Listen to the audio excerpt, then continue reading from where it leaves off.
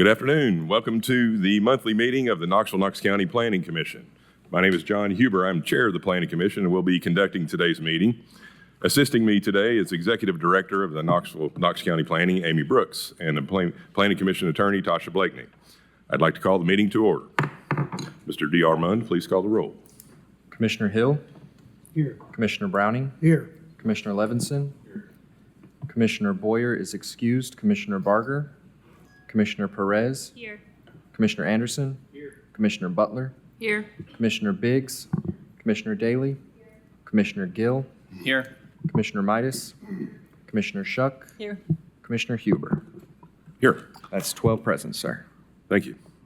Participating in the meeting today with me are planning commissioners who have been appointed by the Knoxville City Mayor or the Mayor of Knox County. We receive no salary and volunteer our time as a service to our community. We will be supported by our professionally trained staff, representatives from the city and county engineering and permitting departments, as well as other agencies. Now a word about how discussion will take place. I hope all of you have had the opportunity to review today's agenda and the agenda package on planning's website at knoxplanning.org.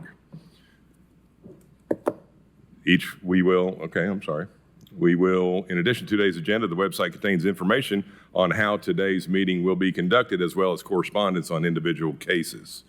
I will call each item on the agenda and read our staff's recommendation for that item. Once an item is called, the applicant or those in support of the application will be allowed to speak first. They will have a combined 5 minutes to speak on the matter. The applicant may defer their right to speak first to the opposition if they so choose.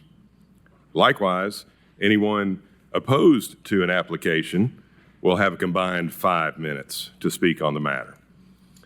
If either the applicant or the opposition wishes to have an opportunity for rebuttal, they will need to reserve some time out of their original 5 minutes. Because of the number of items we have on our agenda today, groups in favor of or opposed to an item are asked to appoint a spokesperson to represent them. All speakers for or against should limit their remarks to the facts of the case.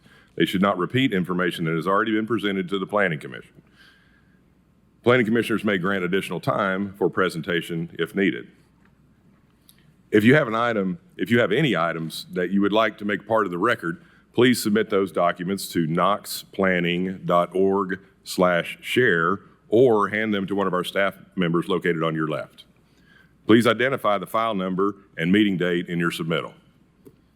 Many of the items we will vote on today will require further action by either Knoxville City Council or the Knox County Commission. For matters that are forwarded to City Council for final action, the applicant or the representative should be present at the meeting at which the request is considered.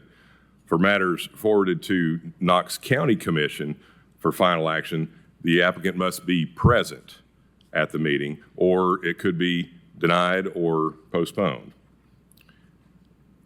If an applicant does not attend, all applicants will be notified of the city and county meeting dates. If you have any questions regarding the meeting date or process, please contact one of our planning staff. Today's meeting will be conducted in the order of the agenda. Please stand as you are able as Vice Chair leads us in the invocation and the Pledge of Allegiance.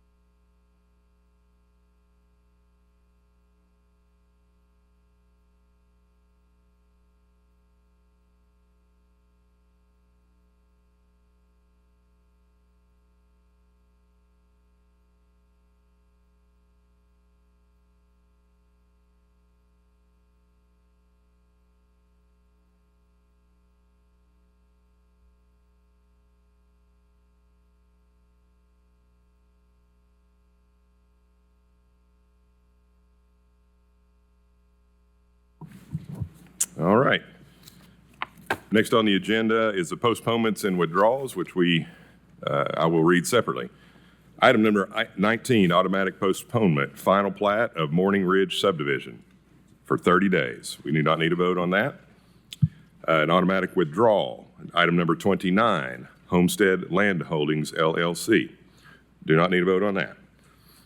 Now we're moving on to postponed items that will need a vote. The 30-day postponement. We have one, item number 53, Knoxville, Knox County Planning. Are there any other requests to postpone an item for 30 days? If you'll turn on the microphone, Yeah. there's a little person button on there. Thank you. There you go. Yes, sir. Robert Campbell, 7523 Taggart Lane. And I would like to postpone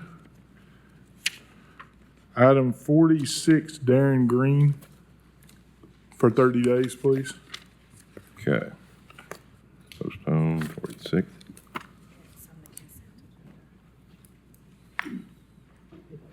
Okay. Darren. I think currently that's on our consent agenda, so we'll Yes, sir. pull it from the consent agenda. And, Yes, sir. And Yes. postpone it. Very And good. I've talked to the neighbor, and they realized it was on consent and actually have an email to that effect if we need to show that. Yes, Very sir. good. Thank you. Thank you. Okay, so that's on consent. So.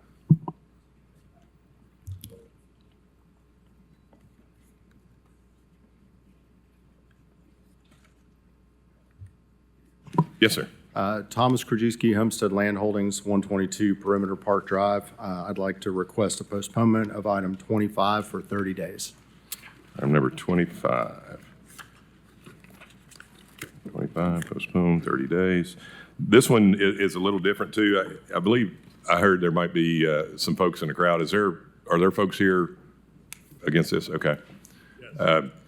Yeah, if we can, what we'll do, given that there's so many people coming down here, we'll listen, we'll do the postponement at the time of that it's read normally versus in the bulk in the beginning, just because everybody came down. Sure. But we'll consider that when we get to item number 25. Perfect. Thank you. Thank you.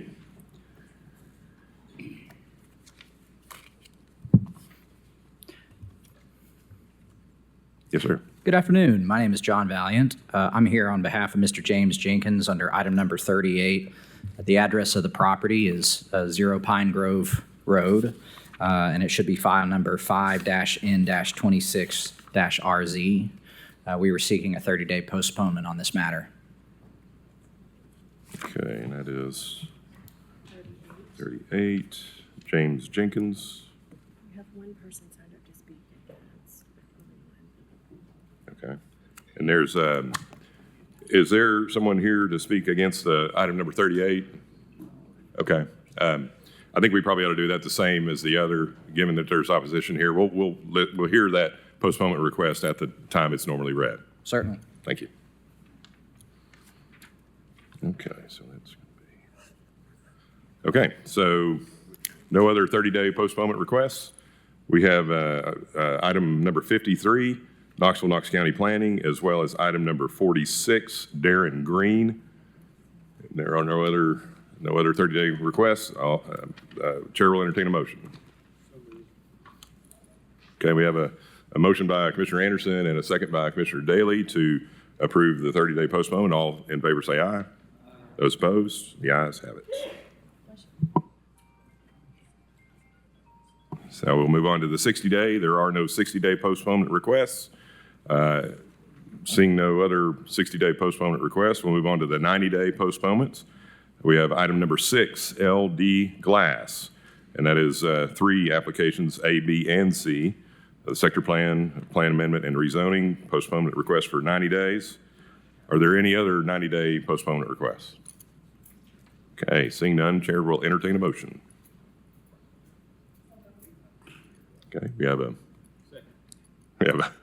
first by Commissioner Daly, a second by Commissioner Anderson to approve the 90-day postponement list. All in favor say aye. Those opposed, the ayes have it. We will move on now to the withdrawals. We have one withdrawal, item number 40, Anthony Yaniello, pardon me. Are there any other withdrawals to be requested? Seeing none, Chair will entertain a motion on the withdrawal. I have a motion by Commissioner Anderson, seconded by Commissioner Daly to approve the withdrawal list. All in favor say aye. Those opposed, the ayes have it. We have one withdrawal from the table. Item number 1, Tracy Smith. Are there any other requests for withdrawals from the table? Seeing none, Chair will entertain a motion. Got a motion from Commissioner Anderson, a second from Commissioner Daly to approve the withdrawals list. All in favor say aye. Those opposed, the ayes have it.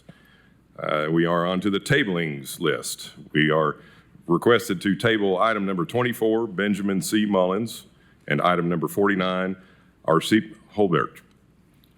Are there any other requests to table an item? Seeing none, Chair will entertain a motion. Got a motion by Commissioner Anderson, seconded by Commissioner Daly to approve the tablings list. All in favor say aye. Those opposed, the ayes have it. There are no items to be removed from the table, so we will move on to the consent list.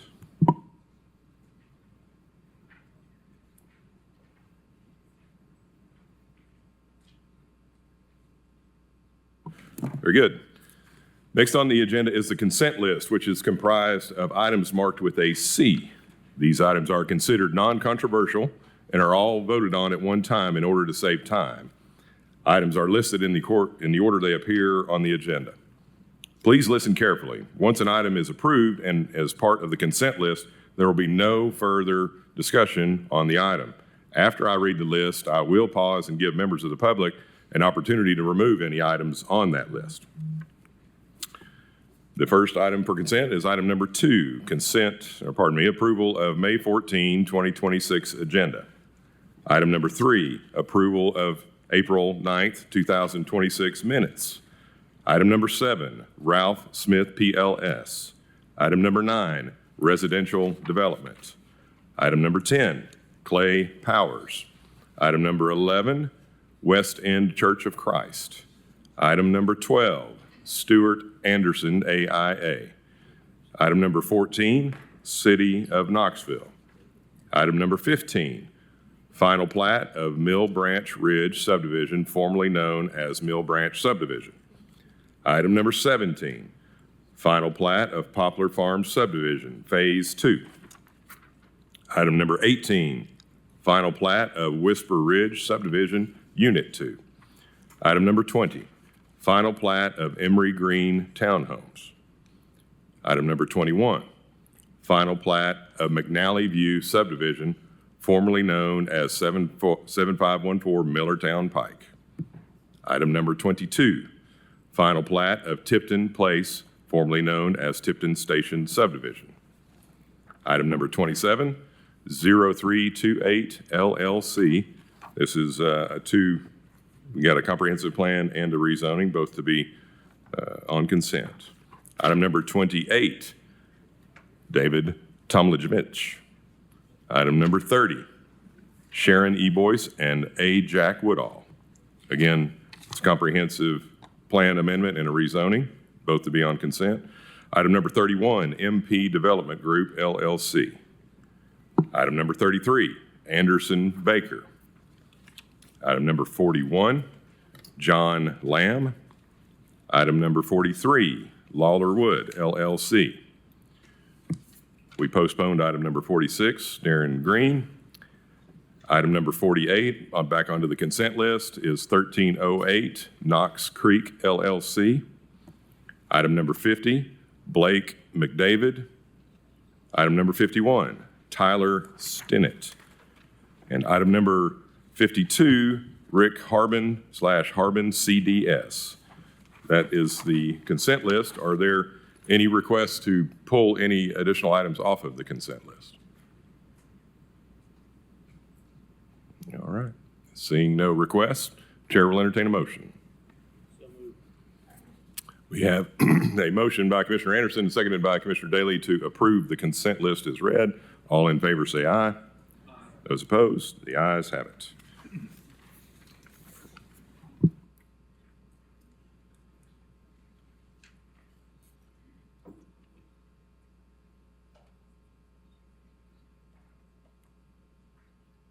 All right, we will jump right into our first review. That's agenda item number 5. It is a re-subdivision of Dean Hill Addition, part of Lot 18 Applicant is Gary L. Roth Jr., location on the northeast side of the intersection of Cheshire and Kohler Ridge. The approximate acreage is .33, number of lots is 1. The staff recommendation is to allow the subdivision plat, this is a variance, allow the subdivision plat to be accepted without surveying the remainder of Lot 18 as created by Dean Hill Addition subdivision plat based on the following evidences of hardship. There are 3 evidences listed there. Has engineering had an opportunity to look at those? Is that under engineering's purview, or is that these variances, or is it staff? It is not under engineering's Okay, so purview. this is a staff review. So staff has reviewed all 3 of these hardships and agrees with them? Yes, that is correct. Okay, very good. Okay, so that'll be the first motion. The second recommendation from staff is to approve the final plat to create a single lot in the RN1 district. Is the applicant present? Yes, sir. Come on down. If you could state your name and address for the record, please. Gary Roth, 6718 Kern Road, Knoxville, Tennessee. Very good. Is there any opposition to this file? Seeing none, you have the floor. Yes, we're just asking for a variance to allow us to record the plat as it is with the southern portion of this lot without having to survey the northern portion. This lot was subdivided in half in 1973, and it's been through multiple owners, both pieces. And the lot as it is now meets all the current planning and zoning requirements. Very good. It appears you have staff recommendation to approve as well. So if you don't have anything further, we'll just take it to commission for vote. Okay. So chair will entertain a motion.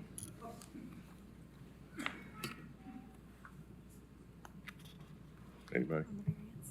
Yeah, on the variance, the motion number 1 would be on the variance. I make a motion that we approve to be accepted without surveying Lot 18 created by Dean Hill Addition subdivision plat for the variance of that. Very good. We have a motion by Commissioner Butler. Do we have a second? All right, we have a second by Commissioner Midas. All in favor of approving the variance to allow, all say aye. Those opposed, the ayes have it. So the second one is for the final plat. Make a motion that we approve final plat to create a single lot in the RN1 district. We have a motion by Commissioner Butler, seconded by Commissioner Midas. All in favor say aye. Those opposed, the ayes have it. Thank you. We will now move on to agenda item number 8. The applicant is HMFIC Property Group LLC. Location is southwest of Hialeah Drive and the southern terminus of Oakey Street. Size of the tract is 3.42 acres. The current zoning is RN1 and hillside protection. The requested zoning is RN2 and hillside protection. Is the applicant present? I am Ben Mullins, 550 West Main Street for the applicant. Very good. So staff recommendation, this is will be one motion, is for rezoning. Staff recommendation is to approve RN2, single-family residential neighborhood district, because it is consistent with adopted plans and surrounding development. The hillside protection overlay would be retained. Do you have any comments? Is there any opposition to this file? Seeing none, you have the floor. Well, staff is recommending approval. I would ask that you follow staff's recommendation on this one. Happy to answer any questions about the project. Very good. Commission have any questions particularly about the property or the staff recommendation? I'd like to make a motion to approve as per staff recommendation. Great. We have a motion by Commissioner Levinson and a second by Commissioner Anderson to approve the RN2 zoning. All in favor say aye. Aye. Those opposed? The ayes have it. Thank you all very much. All right, on to agenda item number 13. Applicant is Ryan Robertson. Location is the south side of Sevier Avenue, west side of Dawson Street. It's 5.7 acres. The current zoning is south waterfront, Henley Gateway, SW6, and SW5, south waterfront, Bell Tower Walk. The proposed use is multifamily. This will be one motion. This is about alternative compliance. I think we've all seen a lot of information about this particular file already in the last week or so. So I anticipate some discussion regarding this request. So is the applicant present?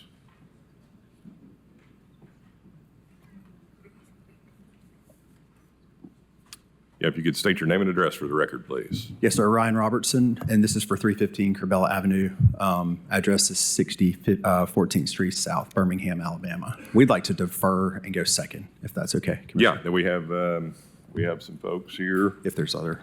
We have two in favor. Now, remember, you have a total of 5 minutes. Both sides. Given the fact that I think this will be a lot of discussion, I'm okay with probably taking them to 10 minutes for each side, but we still need to keep it at 10 minutes on each side. Sure. So you have yourself, and then there's Doyle Arp and Dennis Rose that are here to speak for you, and then there's 4 other folks here to speak against it. My understanding is Rachel Craig is not here, and Janice Toker will be standing in her place. Okay. So you still want to defer your discussion? Yeah, we'll do our 10 minutes after. Yes, sir. Very good. Okay, so is there a Kathleen Mahan available? Or Suzanne Taravella? And it's my understanding that there's been some sort of presentation. Is that accurate, or? We have a statement prepared, and it is 5 minutes. That's great. Could you state your name and address for the record, please? Sure. I'm Suzanne Taravella. My address is 1000 Suzanne Avenue, 37920. I have been a South Knoxville resident for 18 years. I'm a South Knoxville business owner and architect, and I currently chair the city's design review board. Today, I'm here on behalf of the South Waterfront Advisory and Advocacy Group. We are South Knoxville residents from various backgrounds convened to champion the South Knoxville community's commitment to the adopted vision plan and the form-based code, which are the result of a robust public process focused on creating a shared vision for South Knoxville development. We are requesting that this proposal be sent back to the Administrative Review Committee to allow additional time to make further design revisions that align with the vision plan. The vision plan is based on tried and true urban development principles that can be found in the best cities all over the world. Knoxville is fortunate to have numerous examples of these time-tested design principles. The downtown core of Knoxville is a perennial example of sound urban development amid challenging topography, containing private upper levels with ground floors adjacent to the street, engaging and open to the public, while maintaining the walkable urban grid. The code implementing the South Waterfront Vision Plan is form-based rather than use-based. Rather than the use-based code that you're accustomed to seeing. Under the South Waterfront Code, this building could have a variety of uses. The form-based code focuses instead on building size and scale and how buildings address the street and one another. Level 3 alternative compliance review by the Planning Commission was deemed appropriate for this proposal because this parcel has conflicting zoning code designations. Although SW5 and SW6 require the same setback and block size requirements, these don't conflict, and this proposal does not comply with either of those requirements.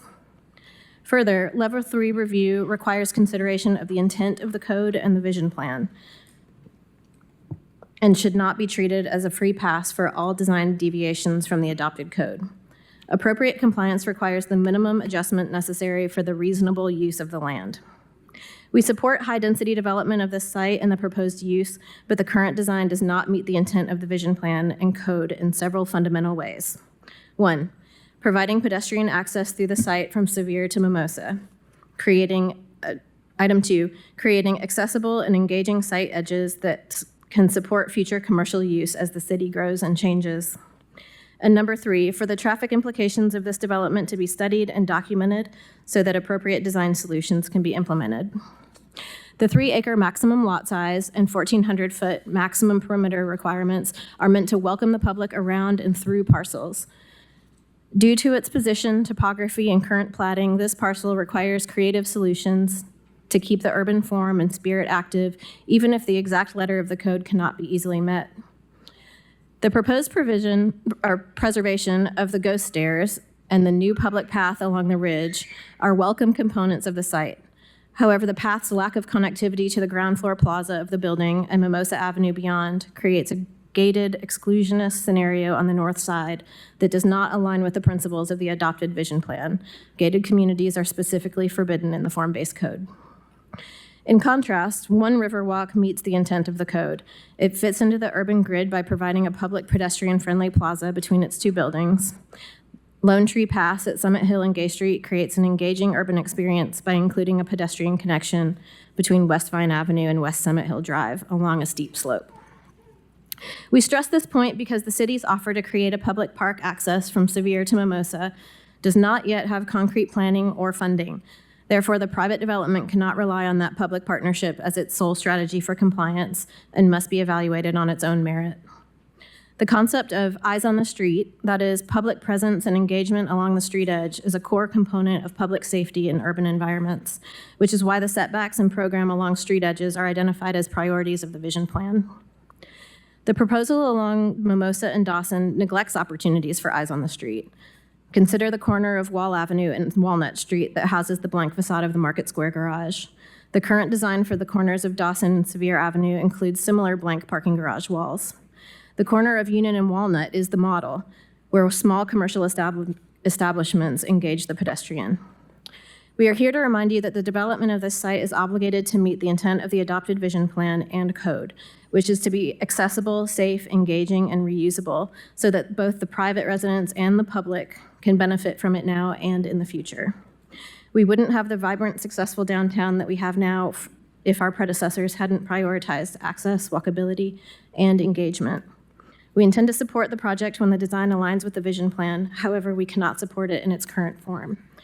Again, we encourage you to send this proposal back to the Administrative Review Committee to allow additional time to make further design revisions that align with the vision plan. Thank you for your attention and consideration of the community's concerns. Thank you, Ms. Tarabella. That was almost exactly 5 minutes. That was great. Is there any other opposition that wants to? Stephen Elliott? Yes, I'm Stephen Elliott. I'd like to speak to it. I'm here on behalf of City Church. So City Church is a direct neighbour to the development. We represent 3 churches that actually meet in the premises as well as a school. Weekly attendance of around 600 to 700 people on site. Personally, I also live in the vicinity. I have been there for 3 years and seen the traffic flows and what has been happening in the area, particularly around the Old Sevier and the pressure that has been faced in that area. City Church is not opposed to development in the area, but what we do want is some consideration to traffic and safety, particularly around pedestrians. The current proposal that we have addressed our concerns with to the developer is very vehicle-orientated. It doesn't go far enough to address parking, particularly the number of multi-bedroom units that are being developed on site. That gives limited street-level activation and not enough pedestrian accommodation in that way. We believe that increased traffic from this development would put pressure on Old Sevier as an area, but also on our parking lots, which are currently facing significant pressure, especially on a Sunday. We're also concerned about the location of the garage entrance and exit, making it unsafe for both our tenants, our congregants, as people are likely to cut through because the parking garage exit and entrance goes straight into our parking lot and down the alleyway behind our church.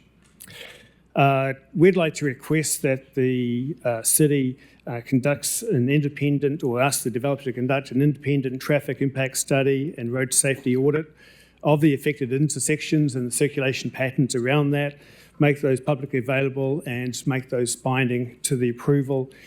We'd like to understand also how the parking strategy currently proposed by the developer is realistic in terms of ownership, the consideration of one parking space per apartment, I think, is unrealistic, and it will put pressure on the surrounding streets for safety concerns of both the children that attend the school, but also those that live in the neighbourhood. We'd also like to see full compliance with the South Waterfront form-based code and vision plan, particularly around pedestrian design and urban access, streetscapes, and obviously development patterns. We believe that this has been set in place and it's something that should be achieved without compromise. We'd also like the city to consider closing the alleyway exit onto Dawson behind the church to minimise traffic flows in and around children, particularly on a Sunday, and particularly for local residents in the area. Like I say, I think we believe that there is a good balance that can be achieved in this development. We just like for further work to be done before we consider it acceptable for our area. Thank you. Thank you for your comments, Mr. Elliott. Again, Rachel Craig, who signed up, is not here. Ms. Toker, did you want to make any comments? We still have a minute and a half or so. Does she Janice anywhere? Ms. Toker? No? Did you want to make any comments? No, thanks. Okay, all right, thanks. Just making sure. Okay, so Mr. Robertson, it is your turn to speak. Yes, we still do have two other folks here to speak for you. Do you want to let them speak or do you want to speak first? I'll speak first, and then I will see how much time we have left. And You have 10 minutes. Pretty quick. Total. Yes, sir. We appreciate the opportunity to present to you all today. CR Endeavors was originally drawn to South Knoxville really for three defining reasons. Its unique blend of accessible outdoor adventures, its close proximity to downtown, and most importantly, the strong sense of community that defines the waterfront. Over the past year, we have worked diligently to design a thoughtfully curated development that honors the history of the prominent Corbella Shriner site while contributing in a way that both the surrounding neighborhoods and the broader community can take pride in.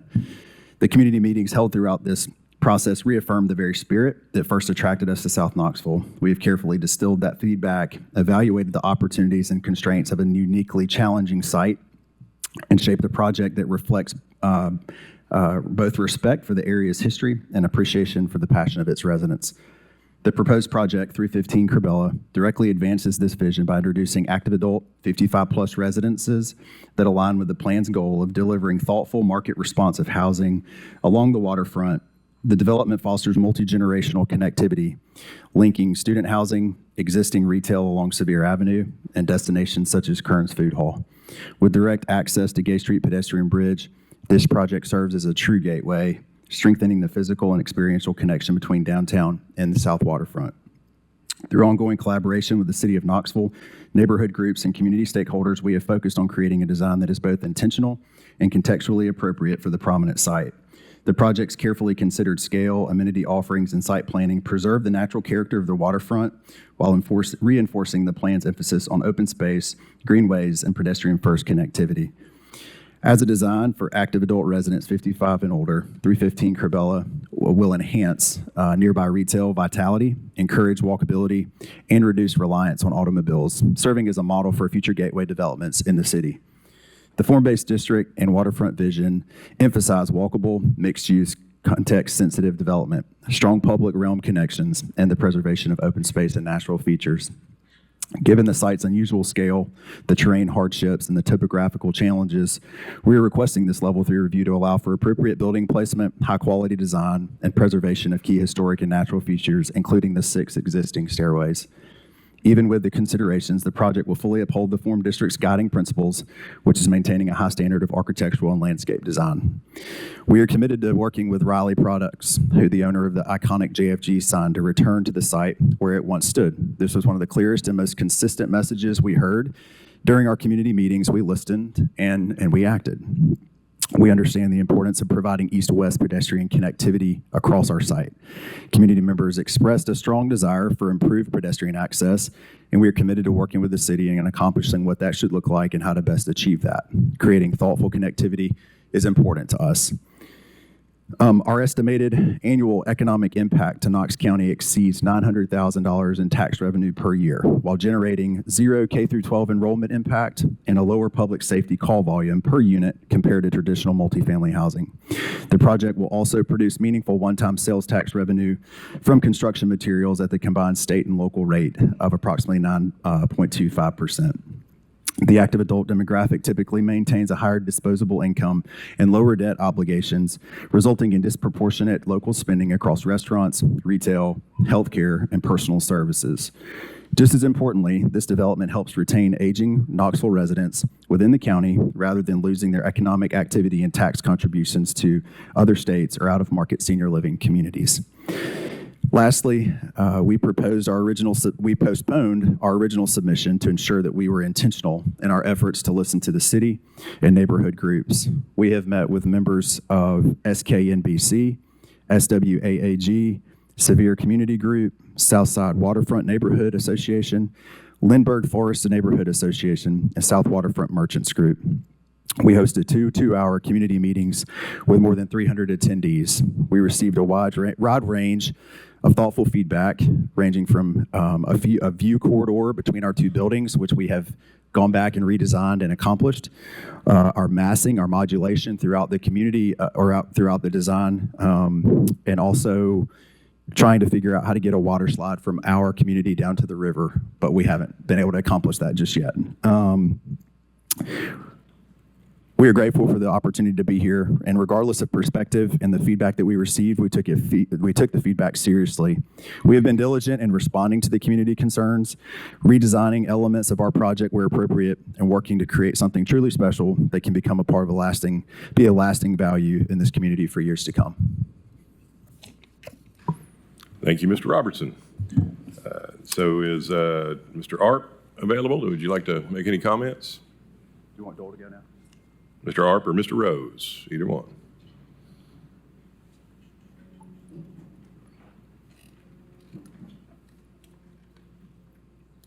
You have a remaining roughly 5 minutes between the two of you. I won't need 5 minutes. I'm Doyle Arp, past potentate of Cabela Temple and the chairman of the sales committee for the temple. I might add that what we envisioned over there at one time, our property never was for sale. We got a letter wanting to know if we would sell it back in '22. And it's evolved into that. We had a contract signed that the people backed out 12 days before the hard money was supposed to hit the table. We started looking, and if you are familiar with that area, it's a lot of student housing in there. And we had offers. And when I sent out a blast to the realtors that had brought clients to the table and told them what had happened to the first deal, there was 3 other deals that came to the table. We dug a little deeper to see what these developers were wanting to do instead of just buying our property. We chose this group right here because of the development that they was going to put on there, not more student housing, because we felt like the market would do that. And with Gay Street being a pedestrian bridge, when they told us as a senior plus 55 development, that brings new money to the table. So that's the reason that we went with CR Endeavors. We left over $1 million on the table in order to get this group into our community, your community. I actually live in Loudoun County, but I've been a member up there since 1982. Got a lot of time invested in that place. And they have agreed to use some of our memorabilia in their construction so the Shriners would still have a place in Knoxville. Defer to Dennis Rose, our present potentate. Thank you, Mr. Arp. I'm Dennis Rose. Yeah, name and address, please. I'm the potentate or president of Cabela Shriners. Cabela Shriners has been a member of this community since Mr. David, can you state your address too, please, if you don't mind? Your address? Mine, property, 315 Cabela Avenue. That's fine. Way. Thank you. I've been a resident of Knox County for 63 years. My first affiliation with that building over there was 49 years ago because this group sponsored a youth organization called DMLA. And I was able to join that organization. So I've been in that building for 49 years. I'm not an outsider. I'm one of you. And it actually has just fallen on me to actually be the president of the organization when this happened. We have always been a member of this community, like I said, since 1919. We were originally in the Andrew Johnson building. We couldn't get away from the river, so we bought enough parcels across the river to where the Andrew Johnson building wouldn't be out of our sight and built a new facility. We feel that our operations with CR Endeavors makes us physically responsible to the city of Knoxville as far as what we want to see as something that would invite other people into our city. Robert Cheek was a prominent lawyer in the city of Knoxville for several years. He lived 2 miles from my house. I cut his grass whenever I was a kid. And we always loved to see Lawyer Cheek come home. And we'd say, "When are you coming home, Mr. Bob? When are you coming home?" He said, "I'll be there in a week or two." He said, "Son, you need to ask your dad why I stay in the city of the Knoxville." He said, "When you get down here in this city," because he had an apartment right down here on Gay Street, just down from his office. He said, "When the city of Knoxville grabs a hold of you, you just can't leave it." He said, "I come to the county every now and then," he said, "but there's just something about this city. Why not be responsible to the outside community and invite them in?" And we feel that our relationship with CR Endeavors has allowed us to do this. We didn't sell to the high bidder, which we've been accused of.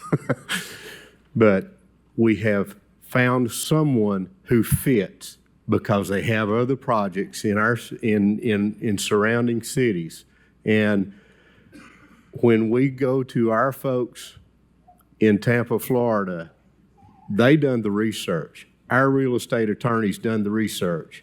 Our corporate attorneys done the research, and they allowed us to pick CR Endeavors. Thank you for allowing me to speak. Thank you for your comments, Mr. Rose.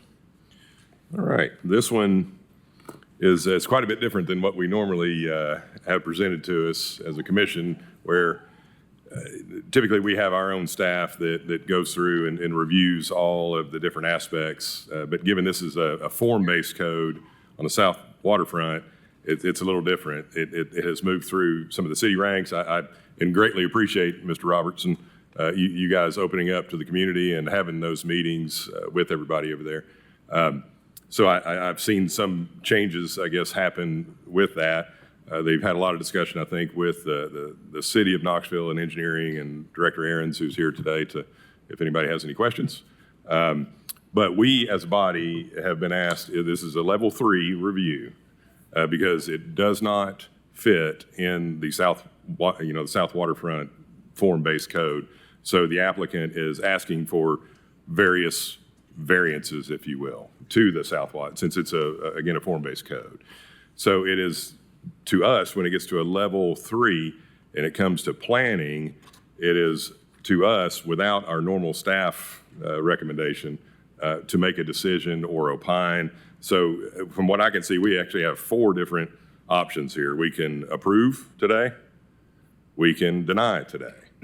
We can approve with comments. We want you to do this, don't do that. Or we can also send it back to the administration and ask them and give them some guidance on what we would like to see as a body. So I just wanted to lay that out. It's a little bit different than what we normally see up here with our staff recommendations.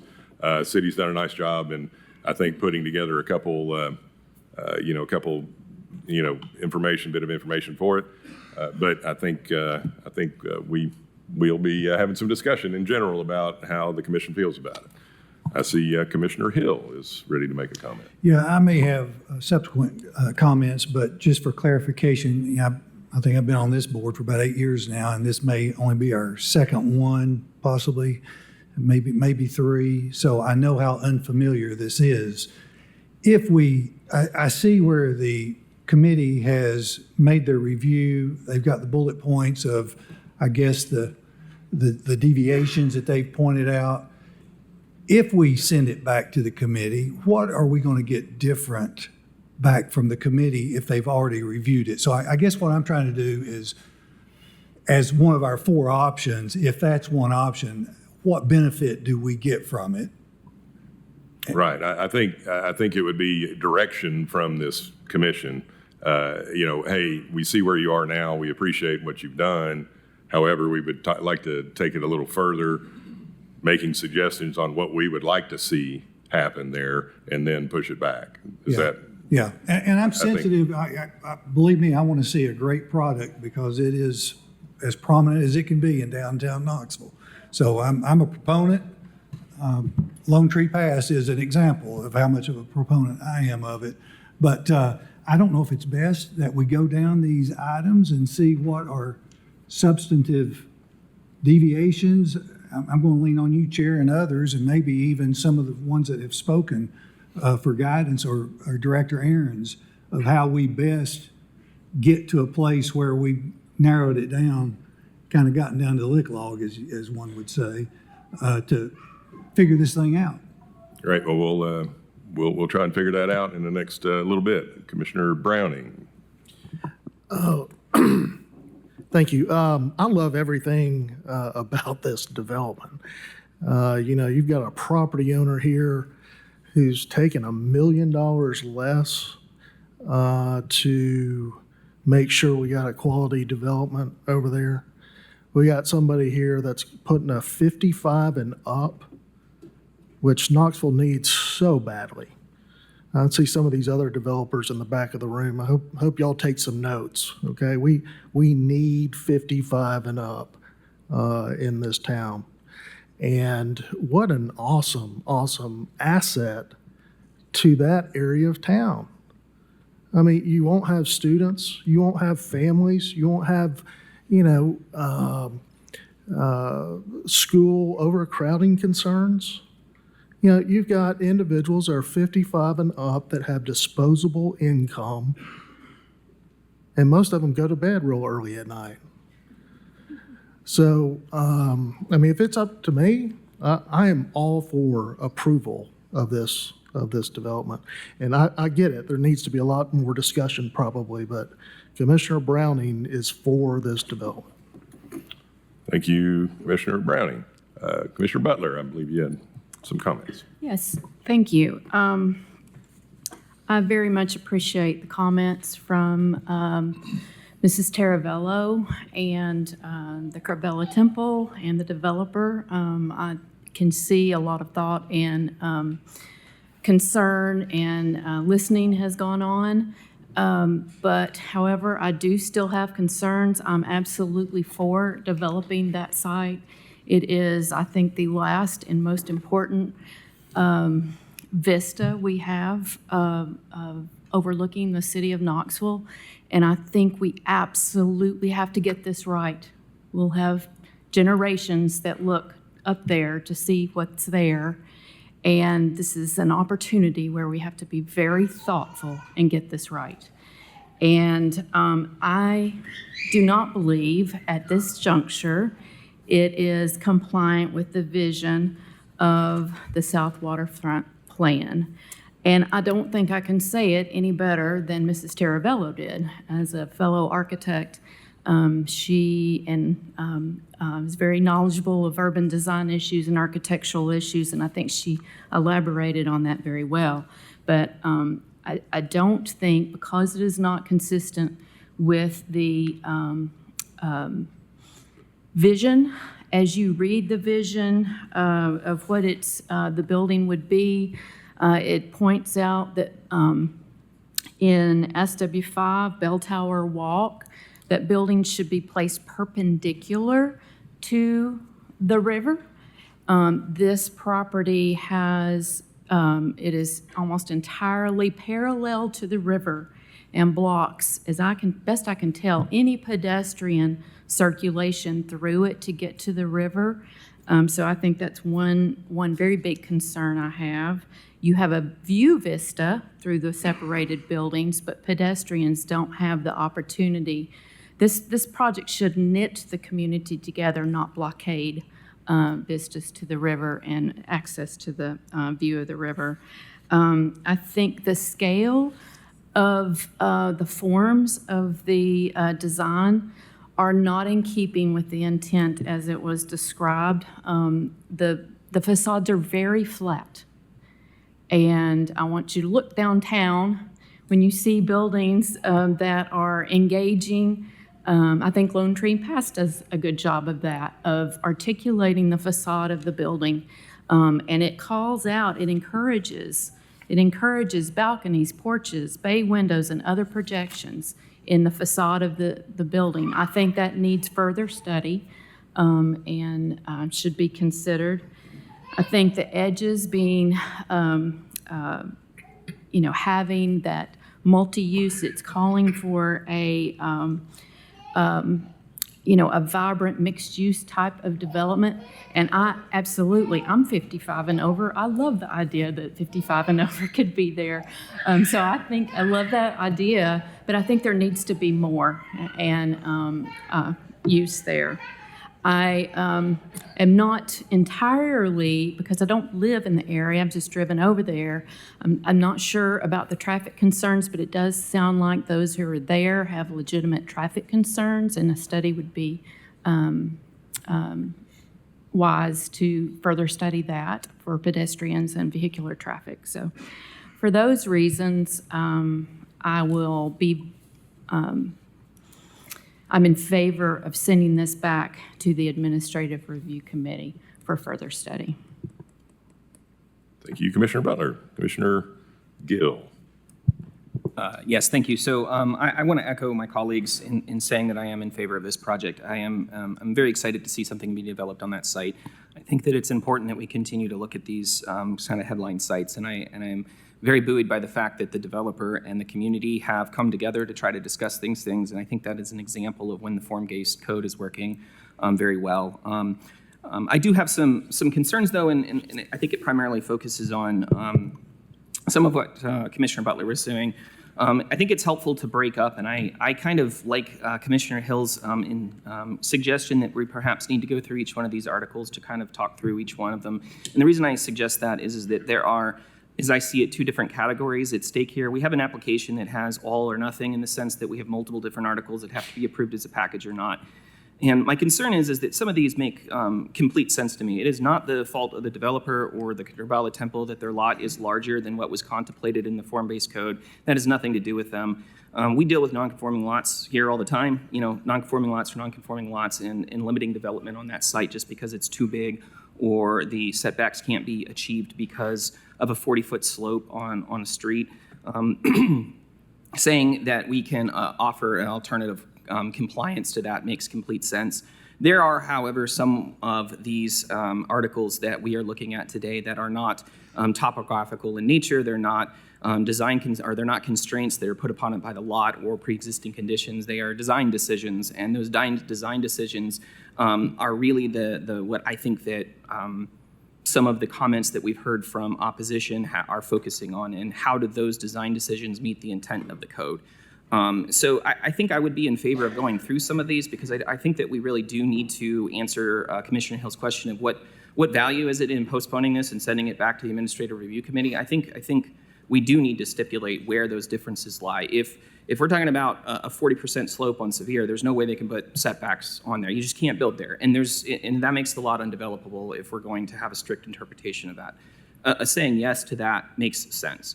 I do have concerns, though, that some of these things are not even fully vetted based on the stuff that we've been put in front of us. I mean, if I'm looking at one of them concerning the glazing, the comments from the Administrative Review Committee simply say the ground floor garage is supposed to be included, and it wasn't. So we have a 71% glazing rate, but they didn't include something, and they asked for it to be included, and that calculation isn't here. And so instead of addressing that, we're saying, well, let's just level 3 that and not worry about it.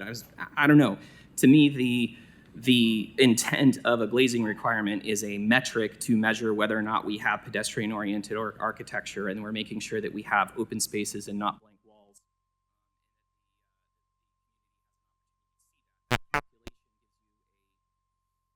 Metric on which to pin whether or not that design is meeting that, and we don't even have a number according to that. And so when we include those garages in, does that continue to meet that form-based code?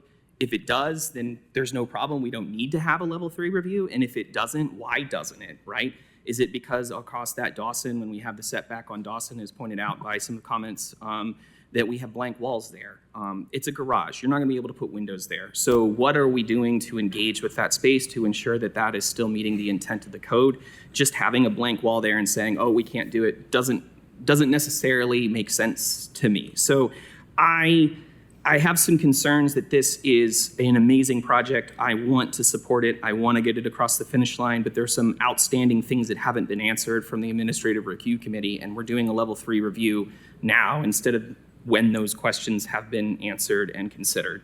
And so I am also in favor of perhaps having more discussion and a postponement if necessary in order to do that. And I would support Commissioner Hill's desire to go through these and sort of identify where those concerns lie. Thank you, Commissioner Gill. Commissioner Biggs.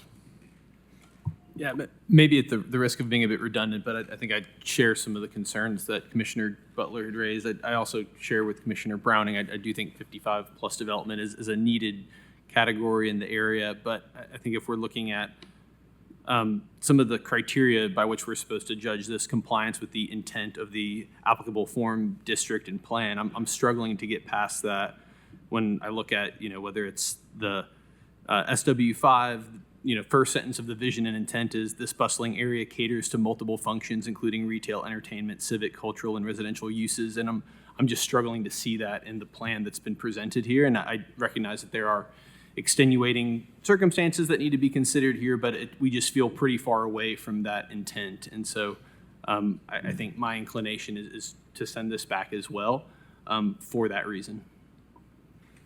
Great, thank you. Commissioner Biggs, yeah, I see Commissioner Hill's lights on. And my only suggestion would be if we do, as a body, decide to send it back, we need to send it back with a little direction. Commissioner Hill. That's exactly what I was going to say. And also, I think we need to be sensitive to the fact I've never seen topography dominate a site and other site constraints like rock. And so I can see there being some give and take on both sides here, but it can't be, it's not black and white here. Perpendicular might be a challenge. I don't know. I appreciate all the comments Commissioner Butler made, and I think we ought to address them. But we have to consider, how practical are some of these requests based on the site constraints and topography. Like you said, Commissioner Gill, the setback, the front setback. I mean, we know that. We're gonna move past that one easily. And this is on the back edge of this form-based code region. It sits very differently. It's somewhat similar to the top of Vine Avenue when you compare it to Lone Tree Pass.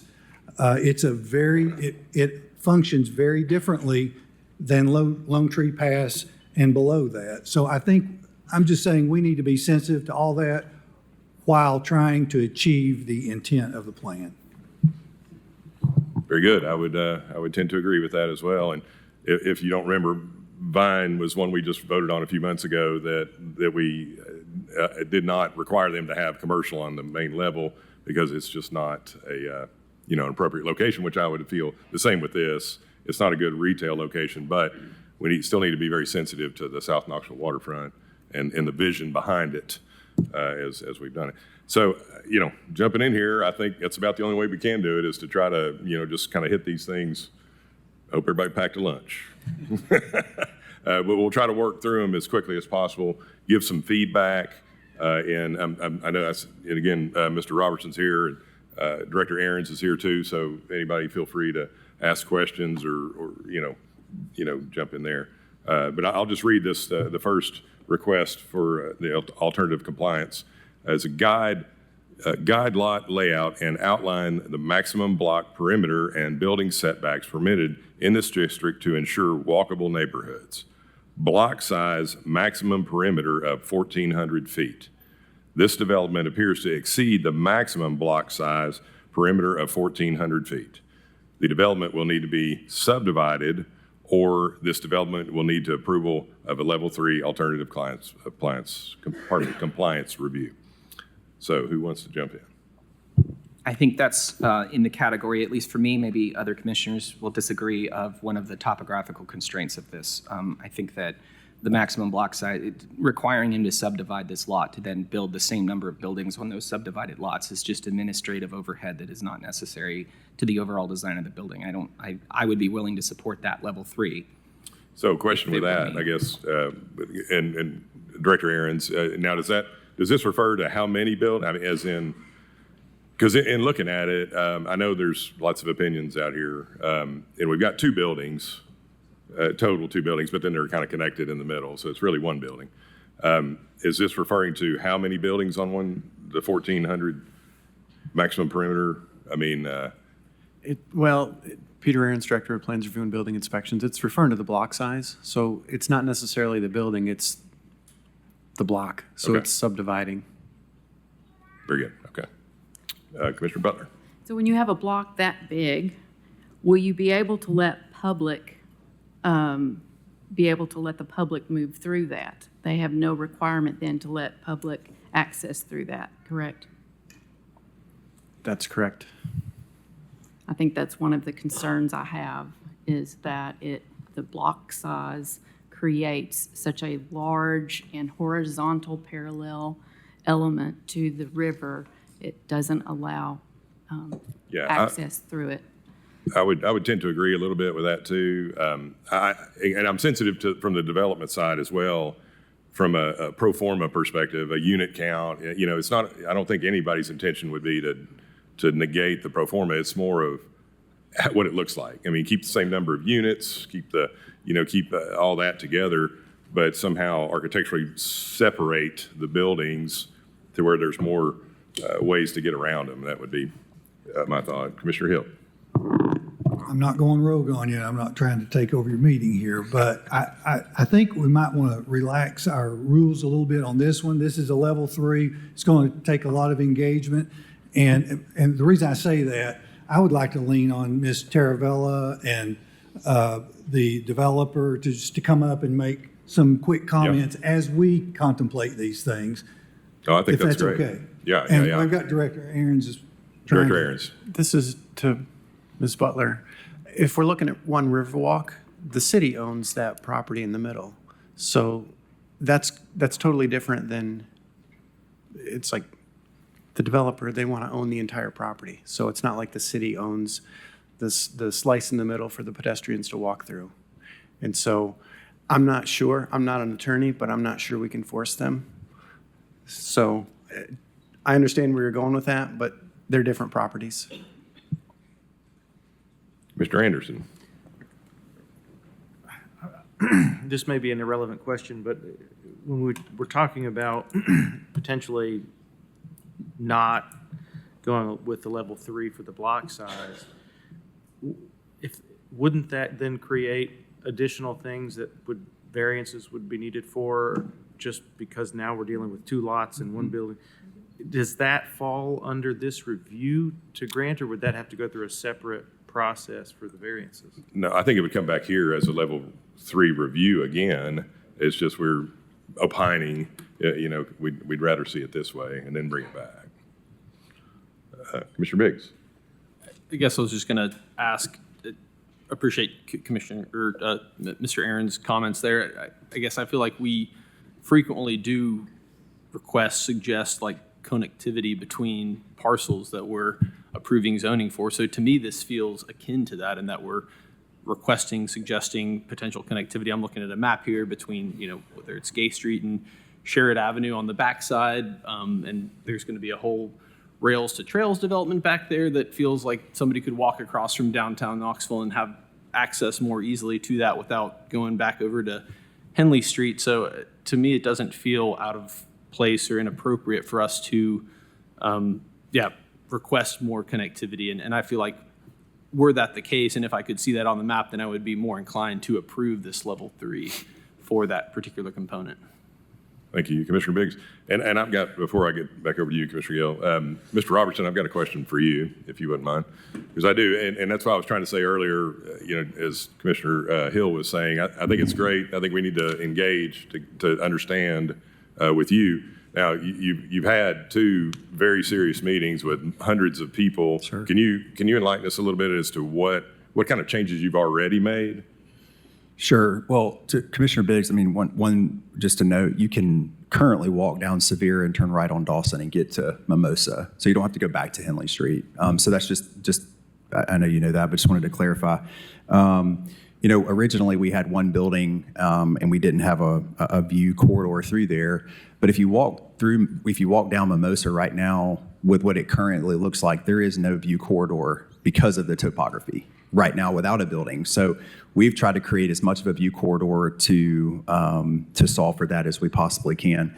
One of the things that has been mentioned is 2 buildings, and I think something that we've tried to be prudent is going 5 stories versus 8, which is part of the waterfront, which you can do currently. And so I think we've tried to be diligent in our approach to not have 7, 8-story buildings that we don't believe would honor the site or look, as valuable as we hope this does and honor the site and the city. And so, the other thing that was brought up just while I'm here is the traffic. I just wanted to read this just because we have other active adult communities in similar locations.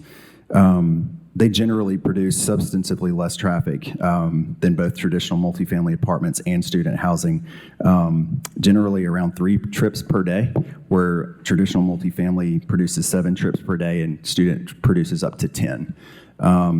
Also during peak hours, active adult is about 0.2 trips at peak hours, where traditional is closer to 0.6.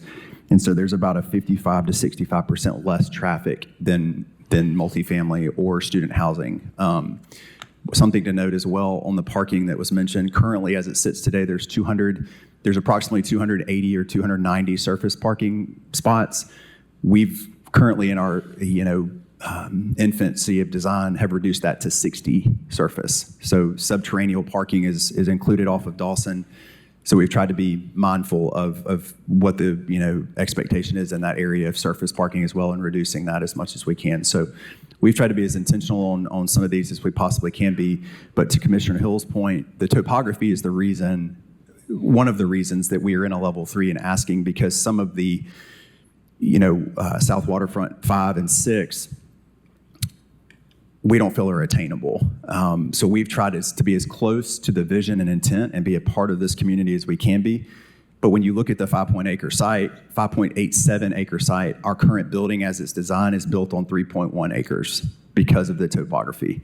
And so I think some of that perspective in the density of being around 200 units versus a 303 flats, or the Levano, which is north of 350 units, we've just tried to really take a prudent approach and not put any kind of a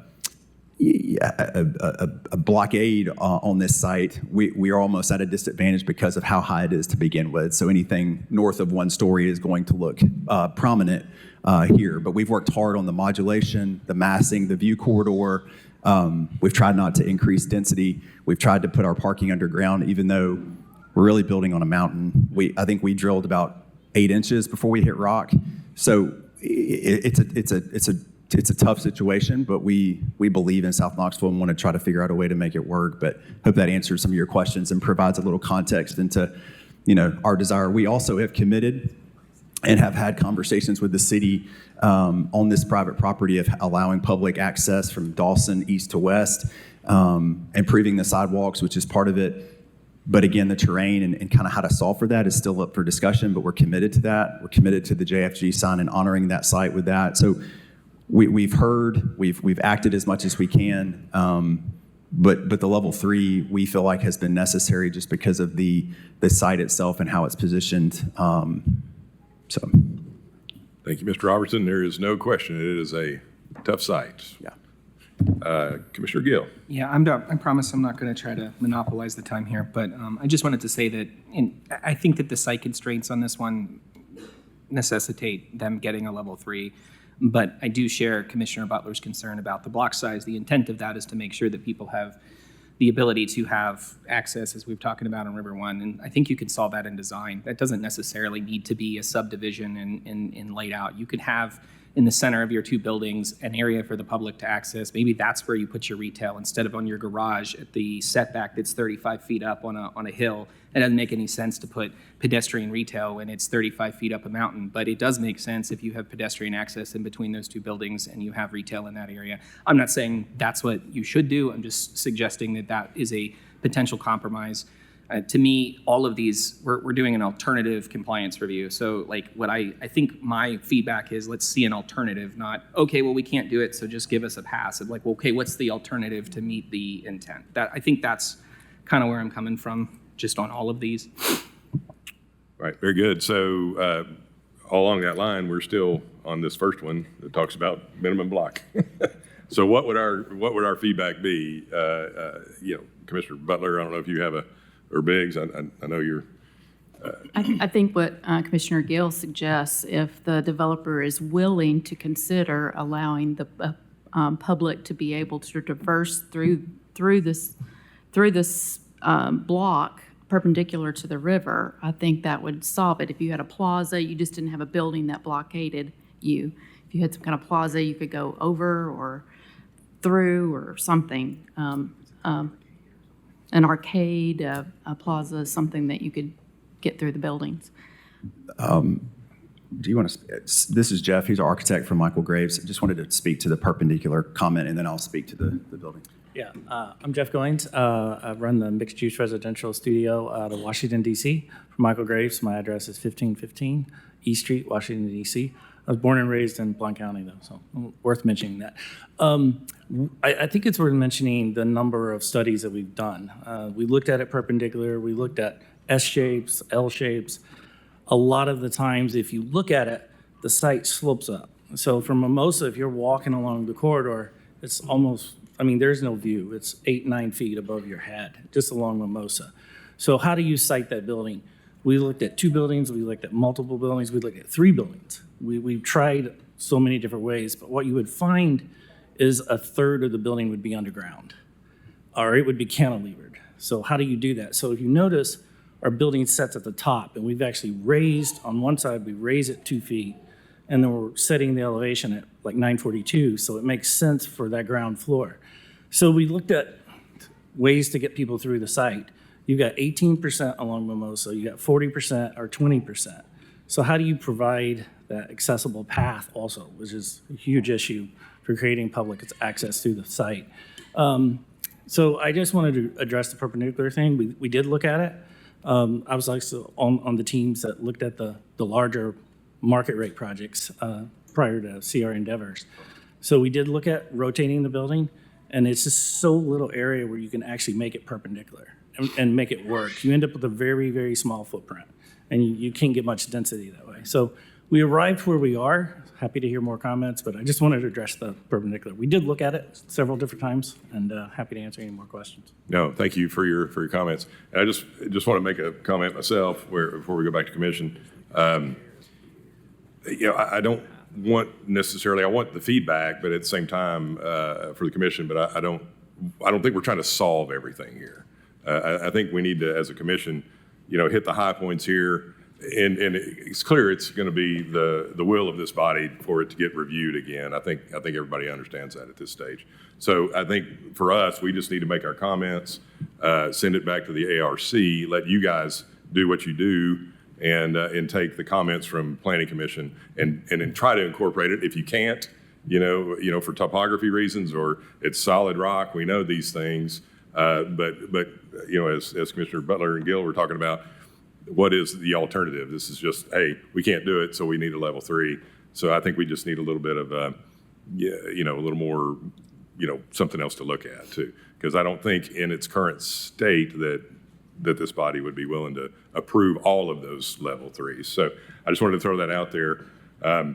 So I'm just going to go on and say, comment could be on the first one with the 1,400 block size maximum perimeter, that commission would like to see more, still more buildings or a separation of the structures, something along that line that gives a little more character and a little more accessibility from the walkability side.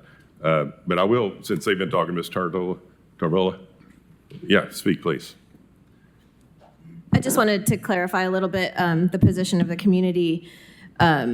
We've had a lot of discussion about the lot size and the subdivision of the lot, and we think that that's impractical and really pretty unfair to the seller. Our focus is on engagement around the perimeter so that the public that not just interacts with this site but sees it from across the river, could potentially interact with it in the future, can enjoy the site, access it, that it's safe. The key word is engaging. We know that ground floor retail is not market practical right now. That doesn't mean it always won't be. We consider this infrastructure. This building's going to be here for a very long time. Sierra Endeavors and their vision for this property is a good one. They're going to be here for a long time. They're not going to be here forever, and they're not going to be here for the full life of this building. And so we want to make sure that the building can be used in the future, like we see lots of buildings downtown. Lots of iterations of uses have happened in our buildings downtown, and this is the same thing. We're trying to bring that same spirit of urbanism to the South Waterfront. So when we say engagement, we mean ideally ground floor retail, but we know that that's not practical right now. So can we build it out for the future so that the accessibility, the ADA accessibility is there, that there is enough room for commercial systems in those spaces so that down the road, eventually when our city grows and develops, that this infrastructure is in place for our growth. That's our objective. In the meantime, interesting lighting, art, other creative things we haven't thought of yet on those corners so that the public can interact with this site, enjoy it, be proud of it, and it still maintains the character of South Knoxville, which is great. We love the ghost stairs staying there. We love the path along the ridge. It just needs to connect. And so when we say connectivity from Sevier Avenue to Mimosa, we mean that the public can come up into the site, onto the plaza, through the building, and then down to Mimosa on the other side. That doesn't have to be a public access way. It can be commercial. I know that changes your pro forma, and I'm sensitive to that, but it could be rental space. It could be,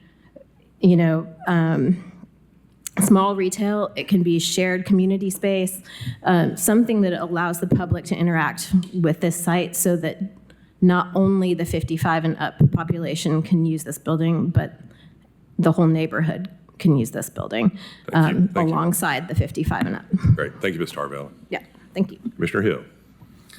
No, I appreciate Ms. Carvella speaking about some of that because it leads into the question that I have, and it's not to take a stance. I'm not taking a stance. I'm trying to seek understanding because, one, I don't think commercial will ever, in foreseeable future, at any point, would it work up there because it's on the outer edge and the topography. So I think that's one that we ought to decide as a group, do we agree that commercial will not work up there? I love the points of interest you talked about artwork and things like that.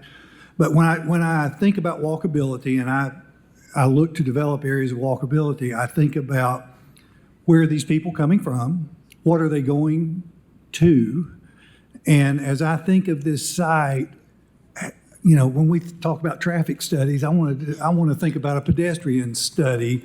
How many people do you think would traverse over this property? I mean, and I'm not that familiar, I've been up there, a dozen times, but I won't say I'm familiar with it. So I'd just like to hear the vision of the people that live over there as to, are we going to see masses of people up there and what are they going to and where are they coming from? I'd be glad to answer that. I live in the Old Sevier community, which is very nearby this. Since this project came to our attention, after the gym every morning, I drive over there and just kind of see what's up. And that parking lot is always full over there, and it's populated by the other apartments that are over there. There are people riding their bikes. There are people walking their dogs. There are a lot of people walking dogs. There are lots of people using the Gay Street Bridge since it's become open again and pedestrian. There's lots of back and forth over that bridge.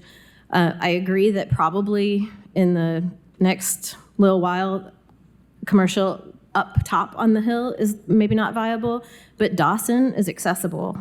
And the corner of Dawson and Sevier is very accessible. There's a lot of people that go down, especially down the hill. It's one way right now, which maybe we'll talk another time about whether or not that ever becomes two-way, but on that's a critical corner for development. It's visible, people are there all the time. Eventually, and again, we're playing the long game here, eventually the site across the street will be developed, and we don't want a blank parking garage on that critical corner. And again, engagement. However we can agree that it's engaging, we can agree that a blank wall is not engaging. So that's our priority right now. There are a lot of people around, and there are a lot of neighborhoods around. The top of that hill further south is full of houses. It's full of pedestrians. It's full of people who ride bikes. So there's not a lack of people, and it's only going to be more people in the future. And for just a second, I'll speak about parking because I live further down Sevier Avenue, and parking is a nightmare on Sevier Avenue. It looks like the fairgrounds in September all the time on Sevier Avenue, even before the construction started. So there's people parking in yards. It looks like game day in the fort. It's a mess. So there's a lot of cars through that area.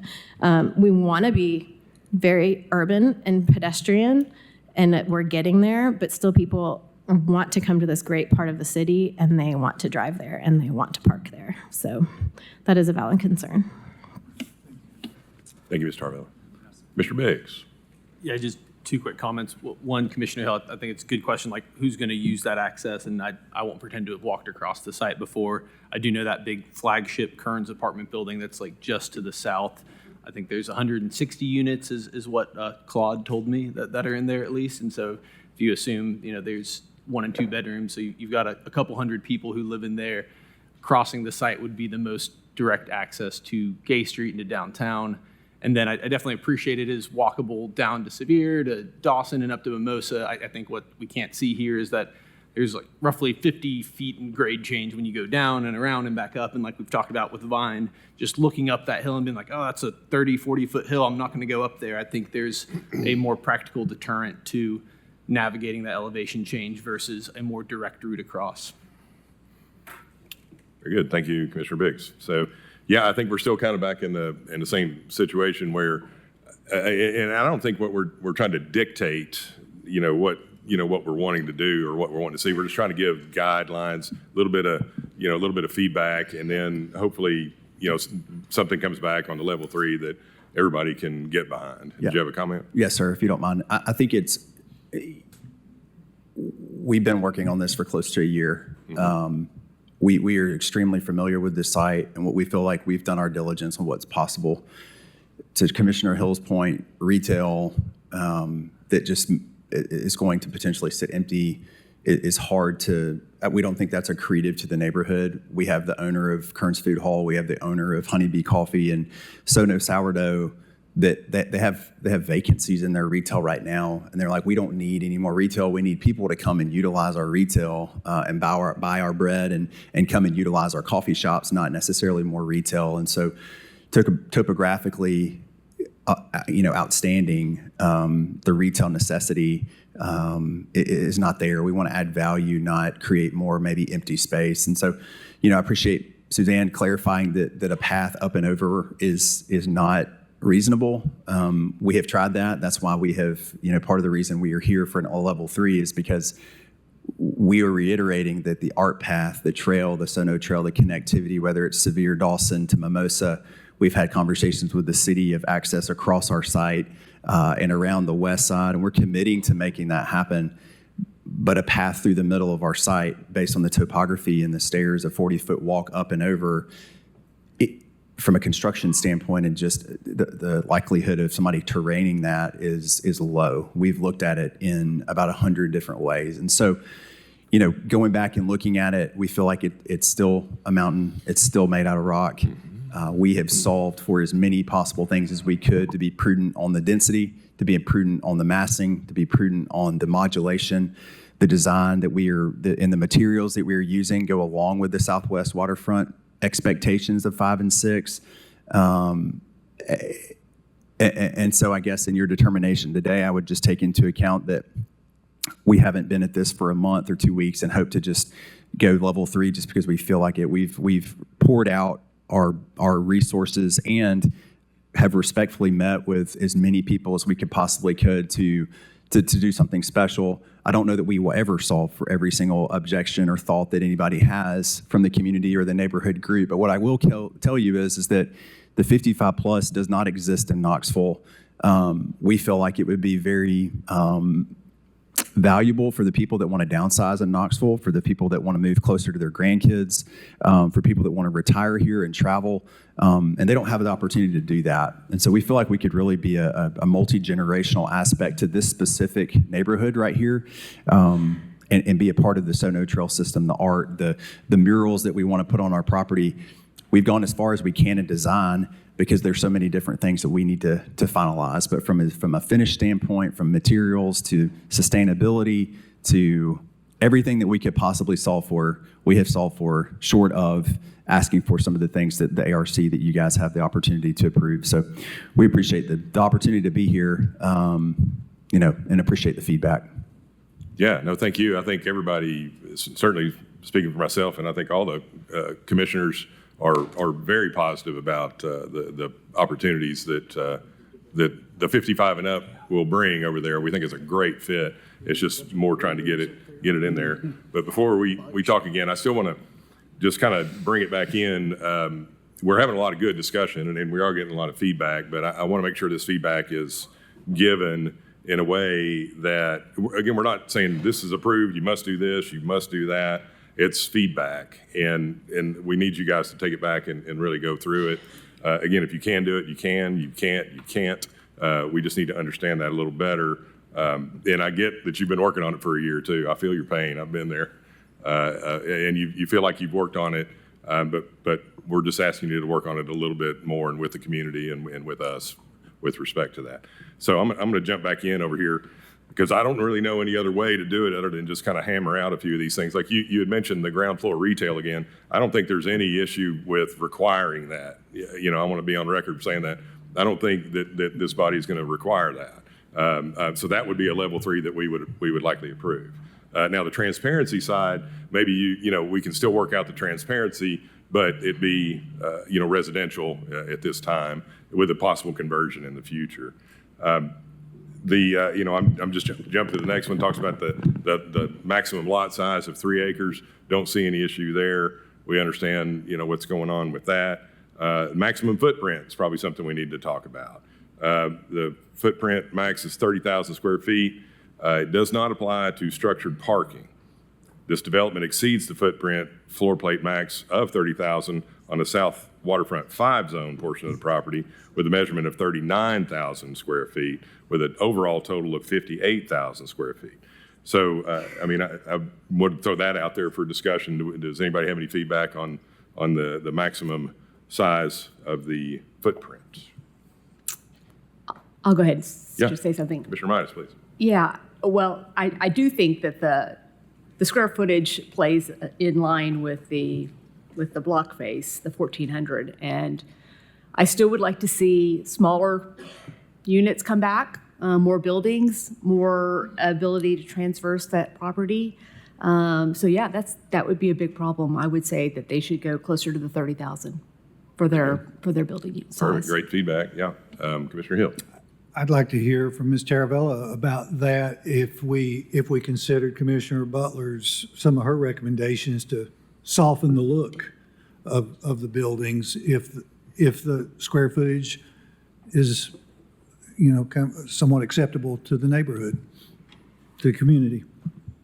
Thank you for that. We've been discussing that quite a bit, and I think that the takeaway, again, is just engagement around the perimeter and making sure that it's an urban experience and it doesn't exclude people. And so just to clarify about the path up and through, we like the path along the ridge. We want it to connect to the plaza and then be able to go through the lower side of the building and then down to Mimosa. So we want that connectivity, even if it's through the building, through a more public-facing part of the building. That's important to us. And I think that that's more important than the square footage that you were talking about, because it's good to have density in urban areas, but it has to be safe and engaging. And so that perimeter engagement is the biggest thing, and that includes being able to traverse the site from the Sevier side to the Mimosa side. Even if you keep, the building contiguous across that site, there needs to be some kind of public access there. Thank you, Ms. Tarbell. Yeah. I think we somewhat got closer there. don't we? Yeah. Well, I've got a question for Director Ahrens. What is the height restriction, or is there a height restriction in South Waterfront 5 or 6? Because I know, I see the architect up here, and we can go ahead and listen while they're looking that up. sure. But my question would be, right, you're already 5-story tall. Do you already have elevators in these buildings? Or? Yeah. So, yes. yeah, we did separate the two buildings. I want to talk about the square footage for a second. It's a split zone. So on one side, we would meet the requirement. On the other side, we don't. So it's kind of a footprint. Like on one side, we would meet the square footage. On the other side, don't. It's S5 versus SW6. But looking at it, I think it's important to understand that we had 5.8 acres. The usable area that we're using is 3 acres. So to try to then meet that requirement by pulling the buildings further apart, it doesn't work, because as you pull the building apart, you're gunning into that 20% slope or even greater on the other side. So I just want to reiterate, like we have studied that, and we've studied that square footage, thinking that okay, if it was one zone, we would meet it, on the other zone, we don't. And it's a lot with a lot of these, it's like we've got 9, but it's really 4, because it's like we're mirroring them on SW5 and SW6. So a lot of them are just doubled over because it's SW5 and SW6. Sure. No, I understand Yeah. where you're coming from, and with the two different zones. I guess my question was geared more towards what we were talking about with the square footage, the maximum square footage on the ground level.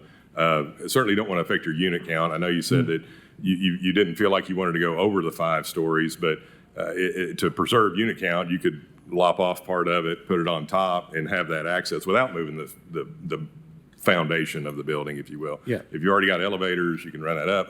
When I went over and looked at it, the Regal building itself is 7 or 8 stories tall, right? Granted, I know it's at a lower elevation, Right. but the building itself and the parking garages associated with it are already, that's there. So it's just a suggestion. This is. I think it's worth mentioning, we did have one contiguous building 3 months ago, and through the community input, we've pulled it apart, and now we have just a common connection on that ground floor. So, But there's not public access between or through that common. No. Yeah, I think that's the real rub. It's a lot. Yeah. Just to clarify on the access, this is a private residence, and so what we've tried to work through is east-west pedestrian access, but to have access through a lobby where folks are renting to live has been hard to solve for multiple reasons, from operational inefficiency to security to monitoring that area, who's walking through the lobby, how do we do that? And so I think if you're thinking about, we would love the public interaction, the east to west connection, we're committed to that. But going through our residential lobby is hard for us to understand, and I think that expectation, if you're really thinking about it, I don't think that's a reasonable expectation to go through the middle of our lobby to access down to Mimosa. So we've tried to certainly solve for that in the Sono Trail connectivity around, east-west connection on our property above the stairs. So we're very understanding of that, but the continued expectation or ask from some of the community of going through our lobby is hard for us to solve for. Yeah, I wouldn't disagree coming through the actual lobby, but I guess, my question would be, can you not just have 2 different buildings? When you said lopping off 2 and going up, the problem is if you go to a certain height, higher than we are, we have to have podium, and unfortunately, we're digging into a mountain. And so going higher means we have to go lower, so to have 2 higher buildings in a mountain, it becomes really hard to pull off to two very tall 8-story buildings in that mountain. Understood. Thank you. Yes, sir. Commissioner Butler, please. I hear what you're saying, but I certainly don't understand why, if we we're not asking to pull the buildings apart any further. You have a public lobby through there. Why you can't have some kind of covered arcade through there and a little bit of lobby on one side, there are multiple twin buildings all over the place that have similar functions on the first floor. So I think it's certainly doable programmatically. It's just a concession and a different way of doing it to allow the public to access that. But I think, as Director Aaron's mentioned, the community that currently has that property is public. And so we're happy to work with the city to figure out a way to have a public, access, and working with them, and we're continuing to do that. But going through 303 Flats, that is publicly owned, that is not private property. Is that correct?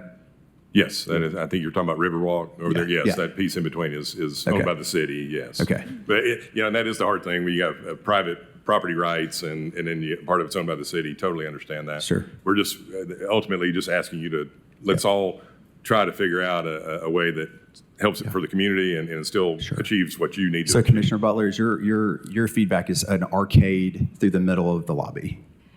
Just to clarify. Yes, you have Okay. you have two buildings essentially when you go up vertically, Mm-hmm. and you've chosen to connect it through a lobby on the first floor, which prohibits the public from moving through that.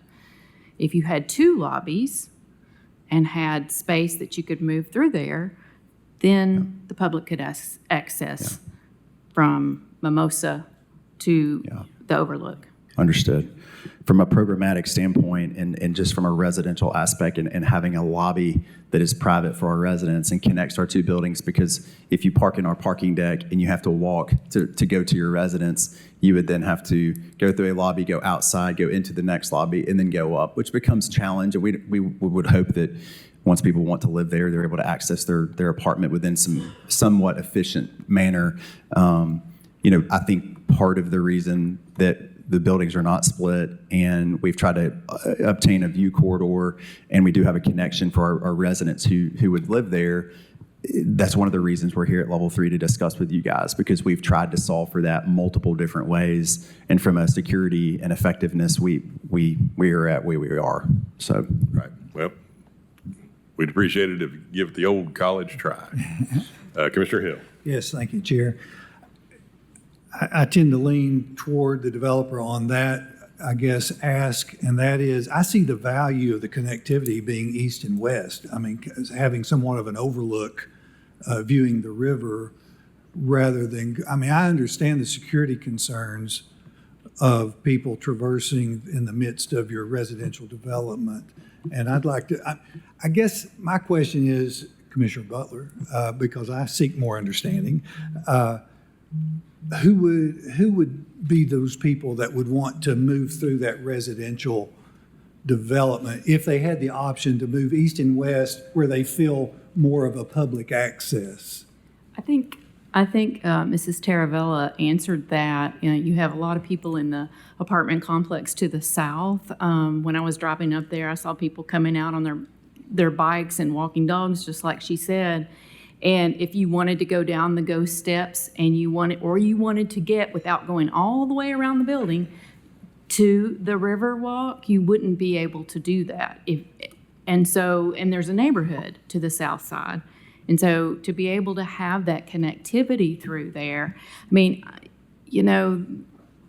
can have connection and security. You can enter a lobby and you can have covering. You could be connected on floors 2 and 3, but not on 1. So the public could just actually go through there. There are programmatic, or you could make that connection on a lower parking level.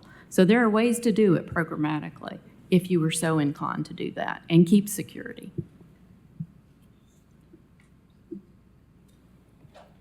Mr. Biggs.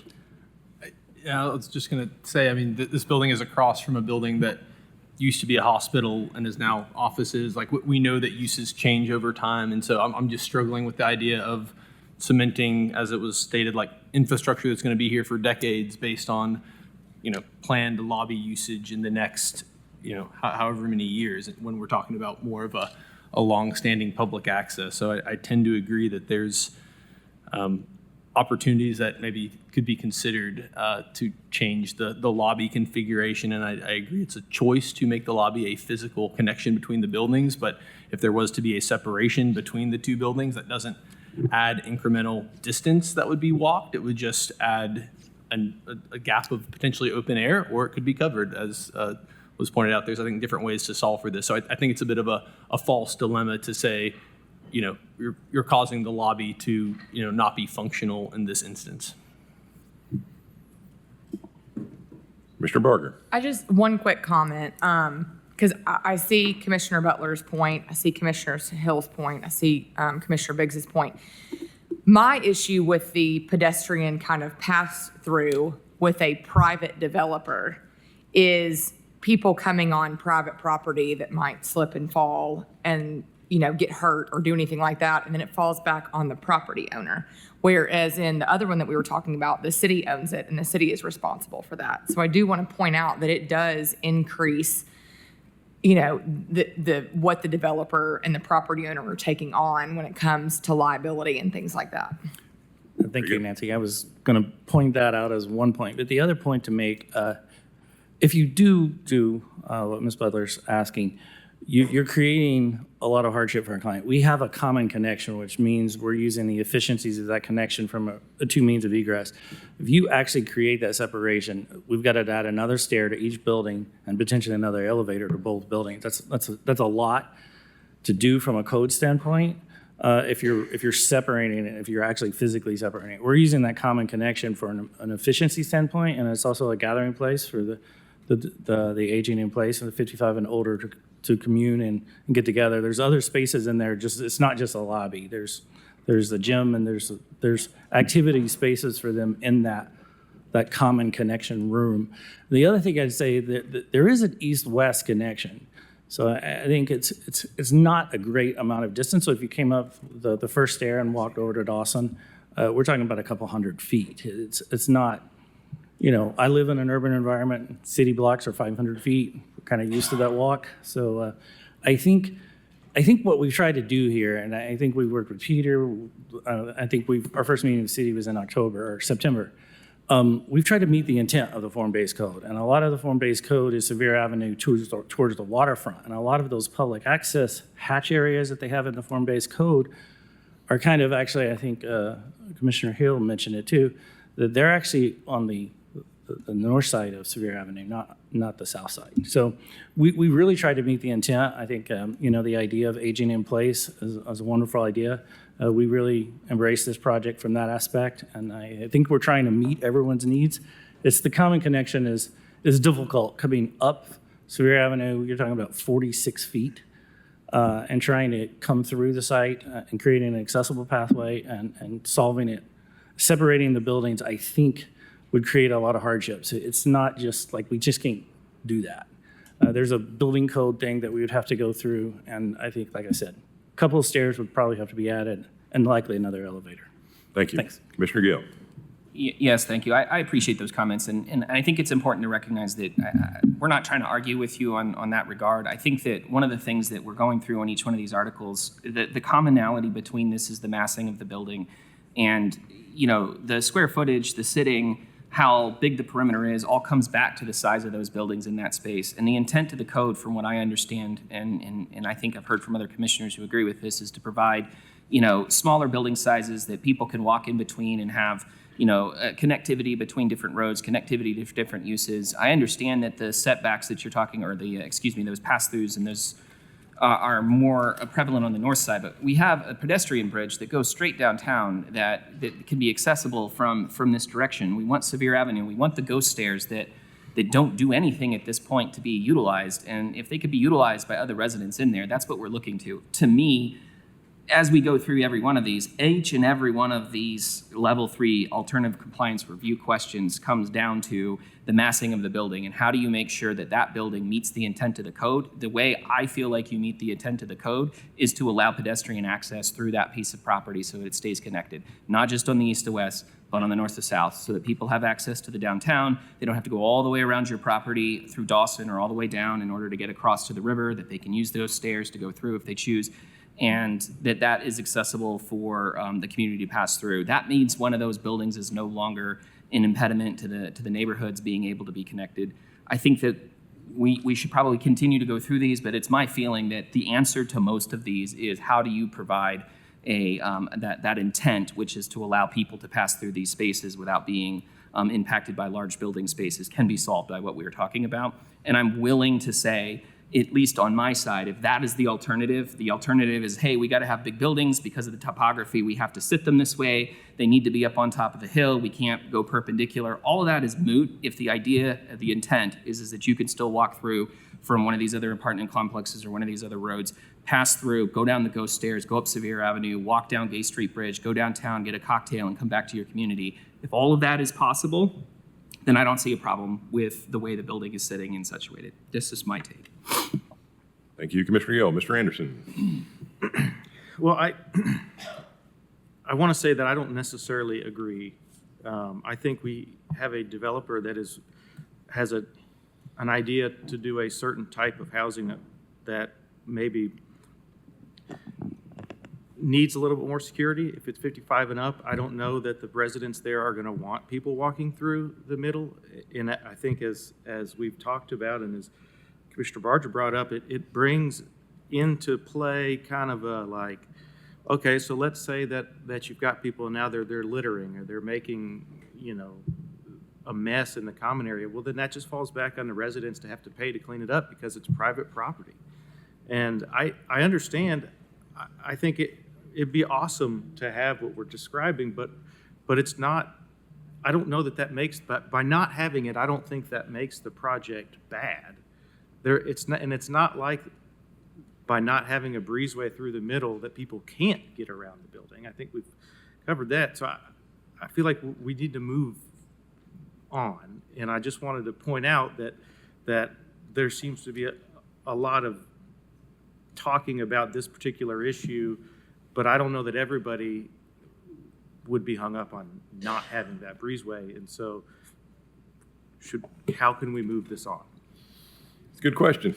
Unless we want to break it up and vote on every single one of these and break them down, but I don't know. I think at this stage, we're just trying to give feedback. It's an all or none request at this point for all of these. So I think the feedback is good. I think we're, a lot of good discussion. I think there's a lot of good feedback coming, but I agree we need to move on from that. So with that being said, the next Article 7.1.3.G.4, the footprint 50,000 square feet does not apply to structured parking. Based on previous discussions, this development may exceed the footprint/floor plate maximum, but without specific details, it is not possible to verify at this time. Please provide additional information regarding this standard. If the development does exceed the maximum, this will need a level 3 approval. So I'm reading that as we don't really have the information. Do we have that information? What are we lacking, Peter? It's on the SW6 side, how big that floor plate is. How big the floor plate is on the SW6 side?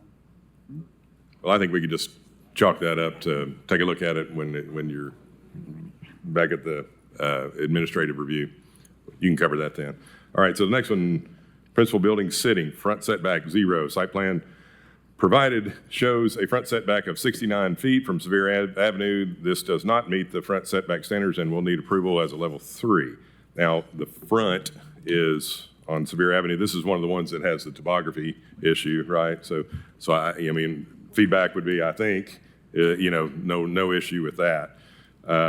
Okay, and then the next one, Article 7.1.3.F.4, principal building sitting, frontage setback at minimum 75% to River Road and Sevier Avenue. The site plan provided shows the building sited beyond the front setback, and therefore the development does not meet the frontage setback minimum of 75%. This will need a level 3 review and approval. Again, I think this is more of the same. Nobody sees any issues with any of that. Article 7.1.3.F.4 and 7.1.3.G4, principal building setting, side setback 25 feet, side setback, building is sited 56 feet. Again, I don't think we're going to have any pushback on any of the setbacks due to the topography. Article 7.1.3.f.6 and 7.1.3.g.6, building entries, ground level, minimum 70% transparency glass at the ground level of the principal frontage. The provided elevations show a ground floor hazing calculation of 71%. However, there is a note that suggests that the ground floor area of the garage was excluded from these calculations. The ground floor area of the garage shall be included in the calculations, and the complete ground floor transparency calculation is unable to be determined on your elevation plan. Please provide a transparency calculation that includes the garage ground floor area. If it's less than 60%, it will need a level 3. So We're right at 62%. You're 62%. Okay, and that includes the garage. Yes, sir. Okay, all right. So again, given I don't think that's too big, but we're not going to approve it right now anyway. Well, they comply, don't they? It's Yeah. Yeah. okay, great.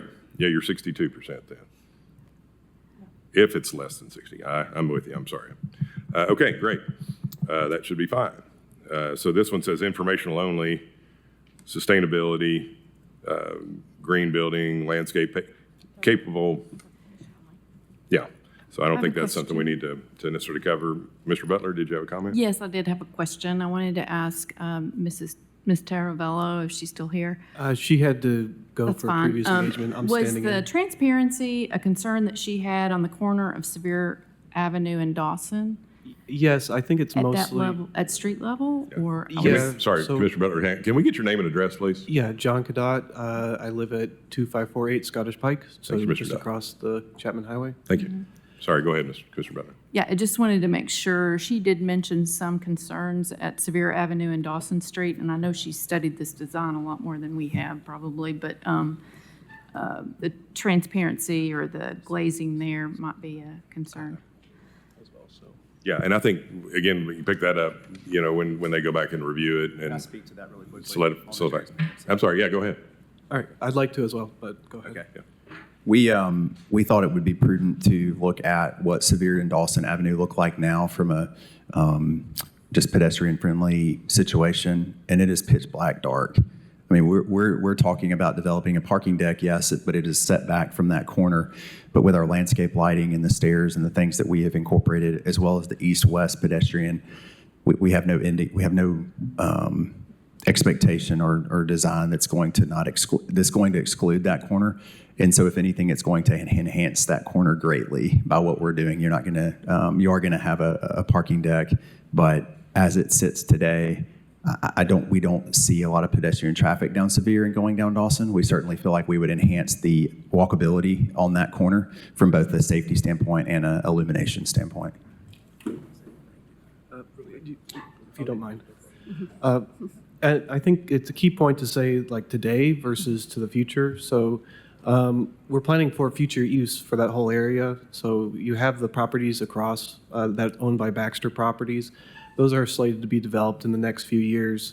And then you have next to the parking lot that's adjacent to the church. I believe that they have intent to develop that parking lot. I think it's going to be church related, but building a blank wall for a parking garage does not add to the, I think that's mostly of our concern is right now it's a blank wall setback from the street that does not have any sort of public engagement. And if you were, sorry, I'm not much of a public speaker, but I'm also unclear as to the true hardship for requiring the setback at Dawson Street and why it's not required to bring it up. I understand that there's some slope in the topography, but it's not nearly as graded as it is on Sevier Avenue. And I think other properties, including One River Walk and the Davy, also had to accommodate to some sloping topography that they had to do some excavation. So I don't think it's outside the realm of the previous developments in the area had to address. Thank you, Mr. Cadot. Commissioner Midas. Yeah, I agree. I'd like to see something happening right there at that corner. I don't know if any of you have gone down Sevier Avenue. messed up. I wouldn't be surprised if there's not a lot of walking and that it's a really dark space there because it's really hard to traverse down Sevier right now with the construction that's going on. But yeah, that's going to be an essential part. And it surprises me that there's not that much pedestrian access. It has to be because of the commercial use, or they're going along Riverwalk to get to that area, because there is just so much development and apartments on there. You know, one thing I want to discuss, and I don't know where to say this, but you know, this plan was developed with a lot of years and feedback from this community, and this is what they want. And I understand that you guys have a development that you want to do and a vision for your plan, but you know, I'd like to think that you could come in and do something with the feedback. I know you're saying that the intent is there, that you intend to, what your plan is for the vision of this plan, but it's not, and the community is saying it's not. You know, I have some concerns. I definitely feel like we need to have an east-west connection. I would like to ask Peter, how did that happen with Riverwalk? You say that city property, was that purchase property? How? I mean, I like the idea of going through the private property, but if it is going to be owned by the developer, I'm just not sure if it's going to be conducive enough to really encourage traffic through there. How can we get to a point where maybe the city can work with them to have some sort of Riverwalk that cuts through so that people can, because I see all those houses back there, they're going to be wanting to cut through that property to get to the Gay Street Bridge in downtown. I don't know how that happened. I wasn't part of the inner workings of how that was acquired. So I'm not sure. But I know that the whole block face was part of that conversation. And I think because the city owned it, we had more flexibility. And so. Because I would assume it would have owned by Baptist Hospital prior to that. Did they? Yeah. You would have to ask the administration. I don't. Well, I guess I would, I mean, it may be in the discussion that you have, if there can be some discussion about what can take place in order for the city to be able to acquire some property through there to allow for that public access, because it's going to be key, you know, for this community to be able to access that Gay Street, Sevier Avenue from Mimosa. I just want to point out there's been other projects that have just used an access easement through their property to allow public access, and rather than having to split it. The Lovano project is one that they provided access to the waterfront through their building. They split the building and have an access easement. And the city owns the? Now it's private property. It's one of those 5+ acre sites that they split the buildings up, but they provided access between the buildings. But the city is the beneficiary of the easement? You have public access through there, yeah, to the waterfront. So that could help answer maybe some of that other issue. So it's a good point. Can we have some conversation regarding that? Before you come back. We have been in continued conversation about that. So we've talked about offering from the steps down to Sevier being public property, and the city just we're gifting it to the city and letting them have public access and do with the stairs and the public plaza what they would like. I'm not worried about the stairs as much as I'm worried about access through the property to the stairs. Well, I just want to clarify too on the Bell Tower Walk and make sure that our specific property is required to have the access through the middle of the property, or is the Bell Tower Walk truly along the riverfront? Because the ones that we're being compared to are specifically right beside the river. We are not. And so I think a lot of what has been brought up is splitting our buildings, going through the middle of them. We understand the desire to have access down to Mimosa. We've had discussions of the property that's next to us that's owned by the city and creating a plaza around the west side of our property to try to do that and solve for it. Because through the middle of our property, as we've discussed, from a security standpoint, from just being completely realistic about what is possible, because if we were all standing on Sevier Avenue, we would be looking up almost a 65-foot slope to where the middle of this property would be. And so I just want to make sure that what the expectation is and what everybody is hoping to accomplish. Everybody knows we have been in continued conversation with the city of east-west connection. How do we solve for the west around our property? You still have going down Dawson to Mimosa. We understand the desire to come through the middle to have direct access to Gay, but it is something that is one of the reasons why we're here. And I hope that we can continue to try to articulate that two buildings on this mountain, and I think, and it goes back to Commissioner Gill, there's like two things. There's massing. Our massing is too big, but we want two buildings and we want access through the middle. But if we have access, then the massing doesn't matter. We don't care how tall it is. We just want to make sure we've tried to be prudent in what we've done in the massing and access of the pedestrian access east and west. And I think there's a way to solve. I think that with your, and I think Commissioner Butler made a correct, you have a very perpendicular building, right? And so if you were to turn to orientation, there would be a lot more east-west access through. It would be easier to be done. But with your current design, it's just not working. Right, and as Jeff, our architect, we've explored that, and I think we would have about 1.5 acres of buildable just based on the topography if we went perpendicular. And so I think what we've tried to solve for is to be prudent in our approach of access around and connectivity through our private property on the, on the stairs and above and a plaza, and working to see what that could be.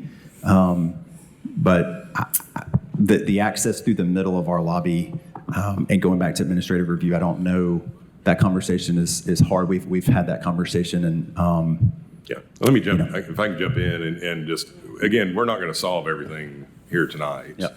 But again, to Commissioner Midas, I think what we're asking you is just take another look at it, and let's, and listen to the community, listen to our feedback here, and see if there is a feasible way to do it. If not, we'll just have to make the decision and have to vote on it at one point or another. Either it's voted up or it's voted down, and then we move on. But in an effort to keep things going, we've been, on just a few of these items for almost 2 hours now, so I think we need to try to keep things moving. So I'm going to jump right in, Commissioner Hill, if it's okay. I'm saying I'm here to encourage you. I think we're really close. I mean, I think that was really the last of the heart of it. Most of this other stuff is landscaping, and we don't even need to address that.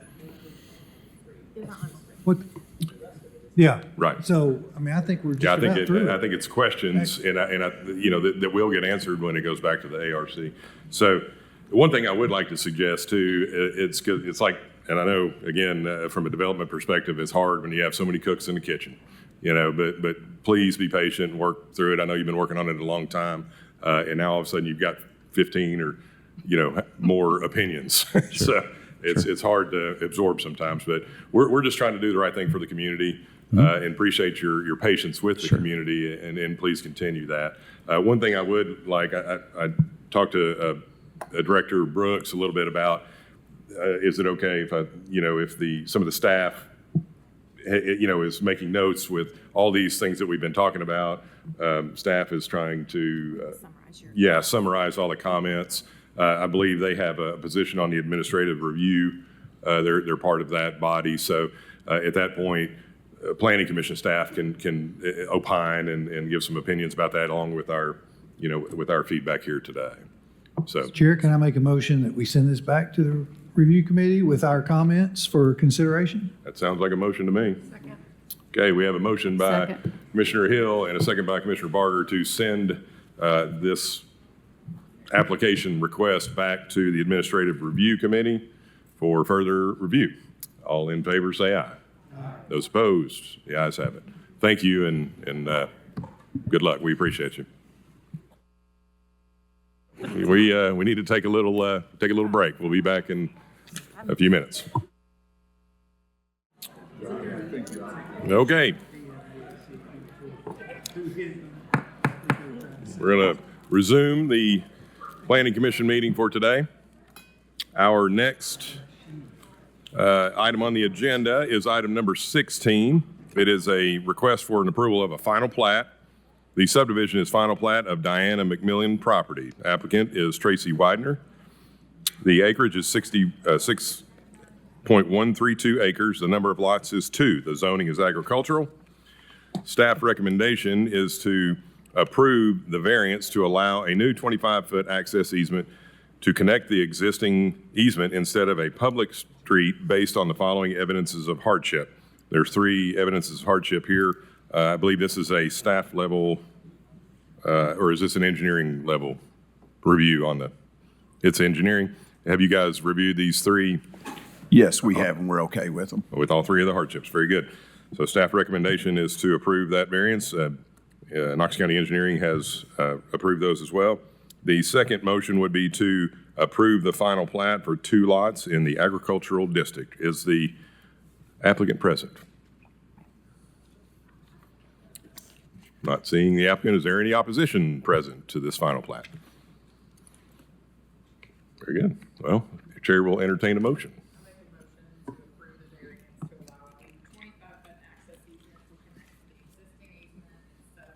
Street, based on the listed evidences of hardship. Great. We have a motion to approve the variance by Commissioner Barger, the second by Commissioner Anderson. All in favor say aye. Those opposed, ayes have it. The second one will be for the final plat.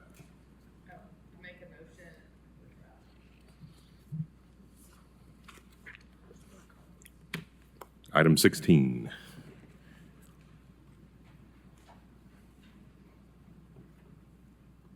All right, I make a motion to approve the final plat for the 2 lots in the A district.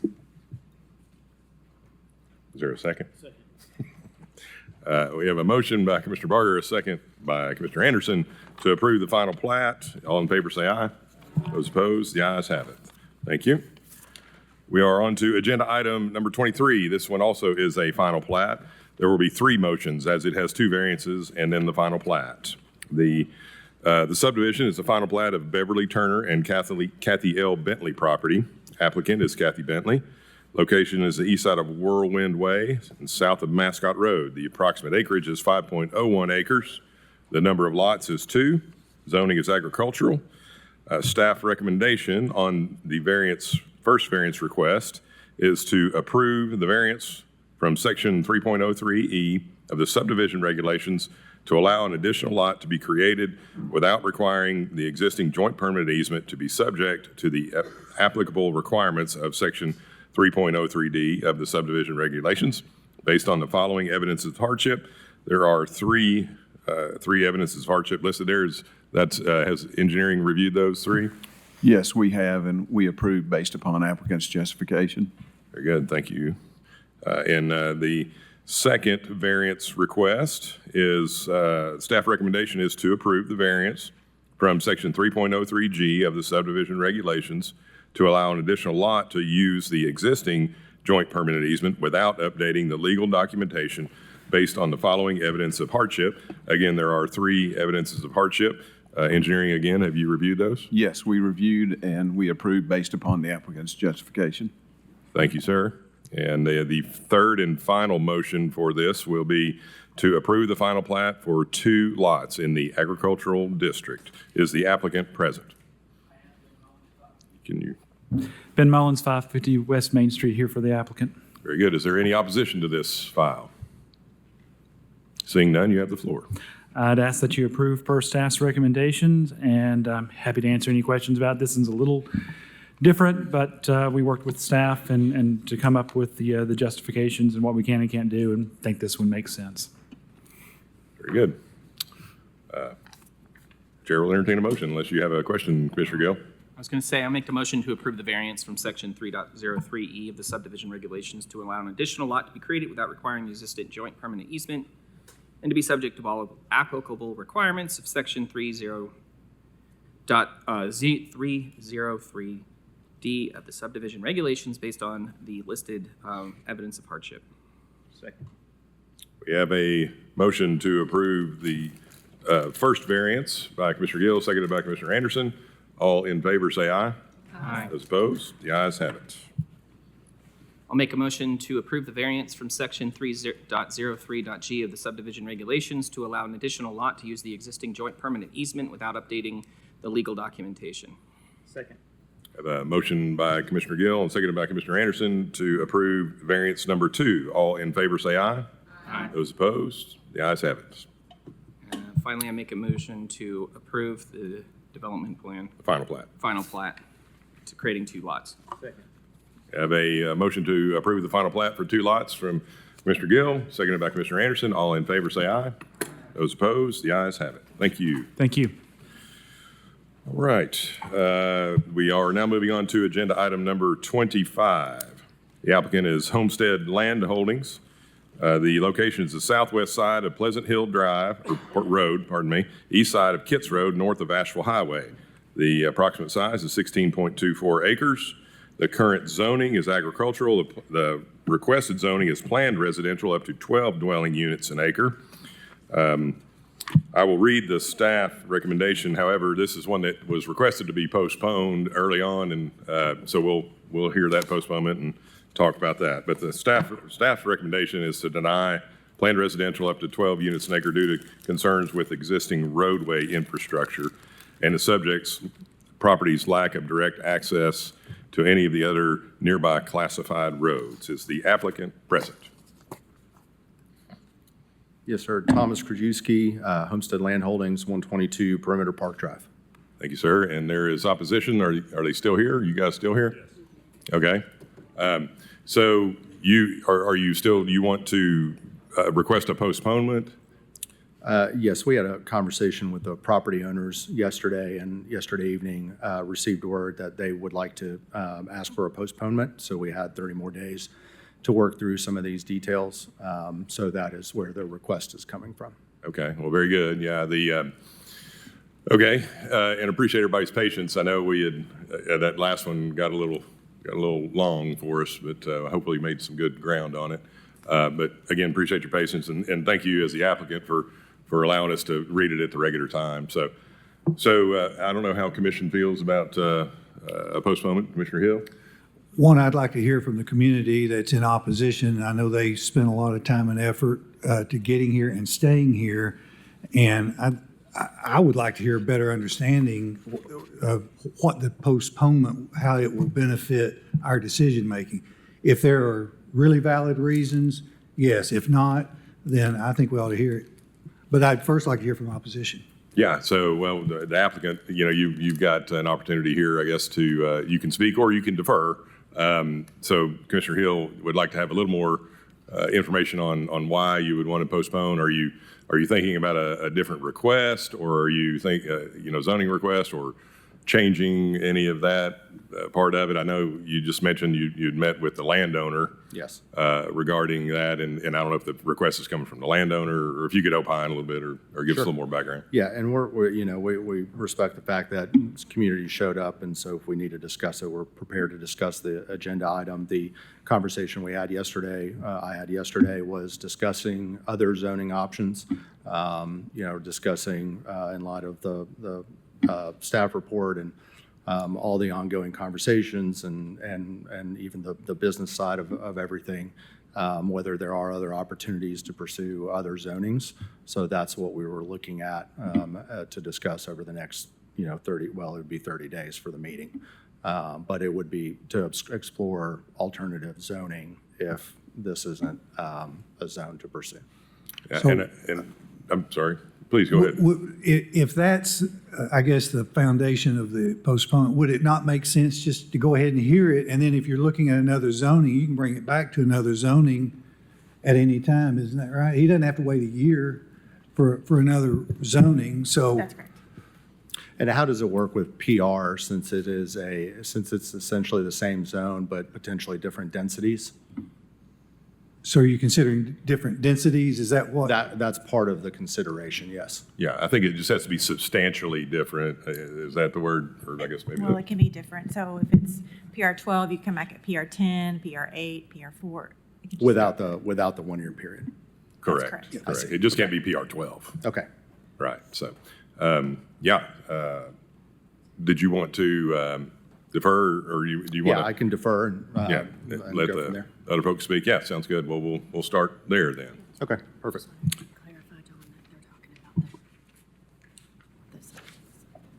Appreciate it. My name is Chris Howard, and I live at 9004 Pleasant Hill Road. I respectfully ask the Planning Commission to follow the staff's recommendation and deny this rezoning request. We are not opposed to growth, but growth must be planned, safe, compatible, and support the roads, schools, utilities, and infrastructure. The staff recommends the denial of this PR zoning up to 12 units per acre due to the road concerns and lack of direct access to classified roads. We agree this request is premature. First, the density is incompatible. Up to 192 apartments would fundamentally change the character of this rural, low-density neighborhood of large lots and longtime families that live there.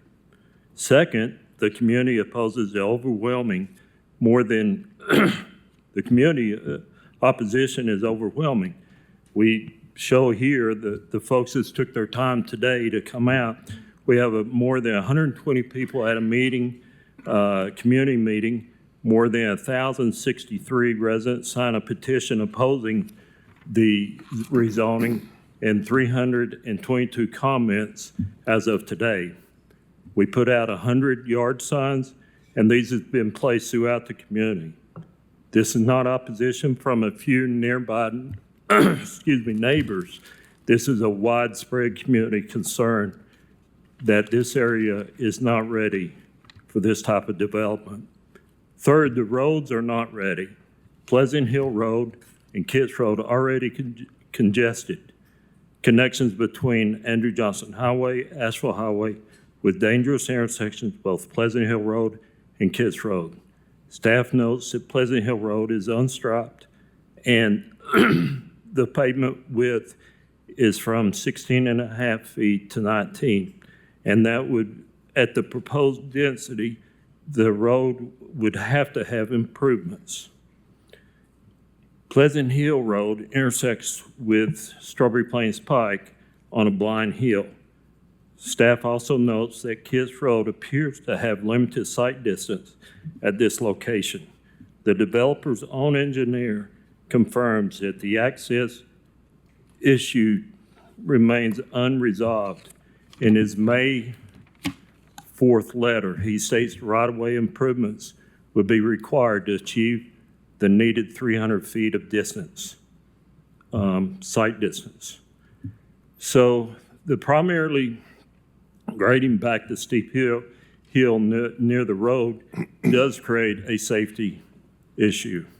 He further notes that depending on density and design yield, a impact study could be required and warrant additional right-of-way improvements. This is important. The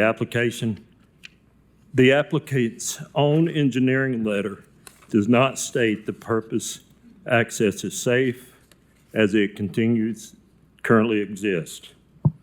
The commission should not approve the high-density zone and ask traffic and road safety questions later. You got about 22 seconds, Mr. Howard. The parents, you also have the school situation where this is in a parental responsibility zone, that there'll be more kids going to the school and safety aspects there. We also have a stormwater environmental concerns, and finally, a broader planning issue. We're not asking to stop growth in our area. We are asking for responsible growth. In conclusion, please follow the staff's recommendation and deny this rezoning. At a minimum, defer action until a small area plan is complete for this property and corridor. Thank you for your comments, Mr. Howard. Is Mr. Anders, is Herb still here? He's still here. So, yeah, if we could maybe put another minute up there for Herb, since he was kind enough to hang around.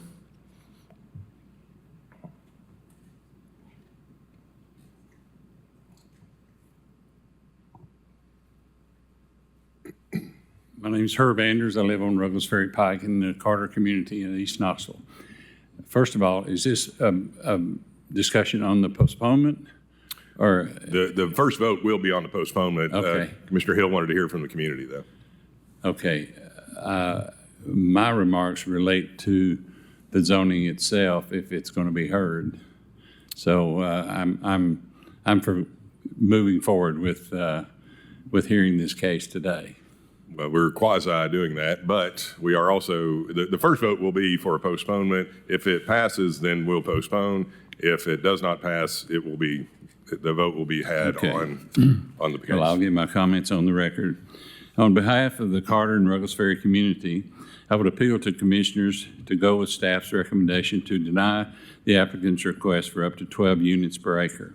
The residents in this area believe that the infrastructure in this area is inadequate to handle this high-density request.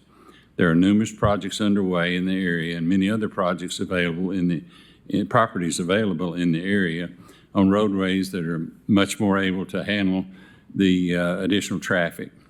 Also, in the Carter Mill area, there are over 250 acres of planned residential property available for development. That being said, I'm requesting that commissioners go with staff's recommendation to deny the request for 12 units per acre. Thank you. Thank you, Mr. Anders.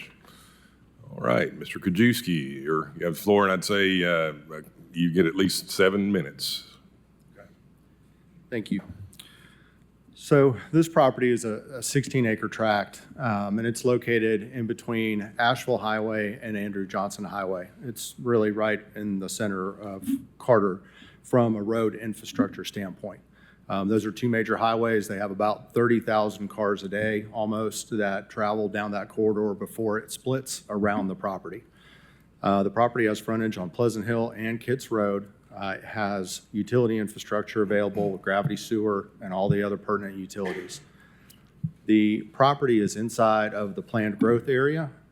The property is also marked as a mixed-use town center place type. It falls within mixed-use town center as a place type. The planning was just approved in 2024 to adopt our planned growth area and to adopt our comprehensive land use plan. Those plans were thoroughly vetted over a long period of time and a lot of money and effort. And this area was deemed to be a growth area, to see growth. The planned residential zoning that we're requesting is related to the town center mixed use. As staff noted, it's partially related. Planned residential up to 24 units is actually partially related to this place type. We have asked for 12 units an acre to have some flexibility in designing a housing product that we think fits this area. Adjacent to the property, you have a commercial corridor. You have commercial property that satisfies the mixed use component of what a town center is. That property is currently an older gas station and an underutilized old bank building that could be redeveloped, along with a lot of other parcels that are already zoned commercial that could be redeveloped. It doesn't make sense to put commercial on this 16-acre tract, and so we're looking at it from a residential standpoint. We did some studies looking at what was needed because the community said that they really would like to see better, more viable commercial in this area. The traffic counts are close. The household incomes are off, but also not too far off. But the population was the biggest factor in this not being an attractive corridor for fast food tenants, pharmacy tenants. Think CVS, think Walgreens, think Hardee's, think Arby's, Starbucks. Any of those amenities, none of those businesses will consider this area until it sees the growth. And so this is a difficult case because this is early in the growth process for Carter. This is an early piece of it, but the planning has been done to support growth on this parcel and in this area. And so the biggest crux where that planning put before us and recommended denial is the infrastructure. What wasn't thought about and mentioned is that Kitts Road has a right-of-way that is 68 to 71 feet wide. This is mentioned in the staff report. And according to our engineer, and I may want some verification from engineering staff, but according to our engineer, that qualifies as a major collector right-of-way size. 70 feet, I believe, was a major collector. Is that correct, Mr. Snowden? Yeah, typically, major road plan, that's, anything above 60 is a collector, and that 70 foot is typically in the range of a major collector. Okay, so the road has the right-of-way to be a collector, but one of the issues that we have is that the road itself, the road surface, hasn't been constructed to the county standards. And that's even before our development. In the middle of the road is Kitts Hill, and that is a vertical curve that doesn't meet the current county road standards. But this road is not on the capital improvement plan, to my knowledge. It's not a road that is to be improved by the county at this time. But part of the development process are off-site improvements. And those off-site improvements are studied and engineered by a traffic impact study that is warranted based on density and the intensity of use. So if you have enough density, you do a traffic impact study. That traffic impact study says what road improvements need to occur. We have the right-of-way to do the road improvements. It exists. It's the size of a collector. And so what we would do is enter in an MOU with the Knox County to improve Kitts Road and really solve two things. One, to be able to do our project, but two, to improve a local road that should be improved by the county, but can't be right now because we don't have the resources to do that. And so we did meet with the community. We had multiple meetings with the community, individual conversations, several. We had a large community meeting, a small community meeting.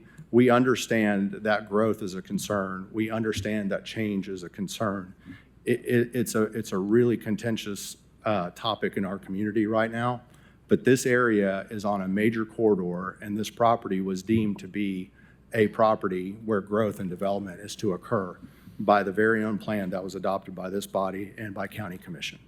And so our request is to approve PR at 12 units an acre if Commission chooses to take a vote on this today. Thank you, Mr. Kajewski. Question for you too, though. And the way I think I want to handle this again is the applicant has requested at the meeting for a postponement.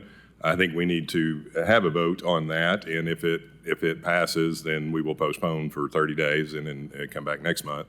If that does not pass, we will consider the application at 12 units, PR at 12 units an acre. But if you are to get a 30-day postponement, is that time that you would use to meet with the neighbors again to talk through a little more of the issues you have? Commissioner Huber, we're really working through the business side of this and finding the right builder, the right person to then build this product. And the opportunity is there to do a couple of different housing types. It could be more of a multifamily type housing type. One, again, that would fit more into the community, not a big 6-story building or what was just talked about downtown. But there may be a single family path here. However, if we're going to do these offsite improvements to Kitts Road, a lot of times you need the density to support the investment in the infrastructure. And so we're at a spot right now where we hear the community, they want to see something less dense. But if you don't have the density to support the cost of the infrastructure, then nothing happens. It just sits there. And so we're working through all of those elements while being mindful of the property owner, because there is a property owner here who purchased this tract a couple generations ago, and it's not a farm. It's not even a hayfield.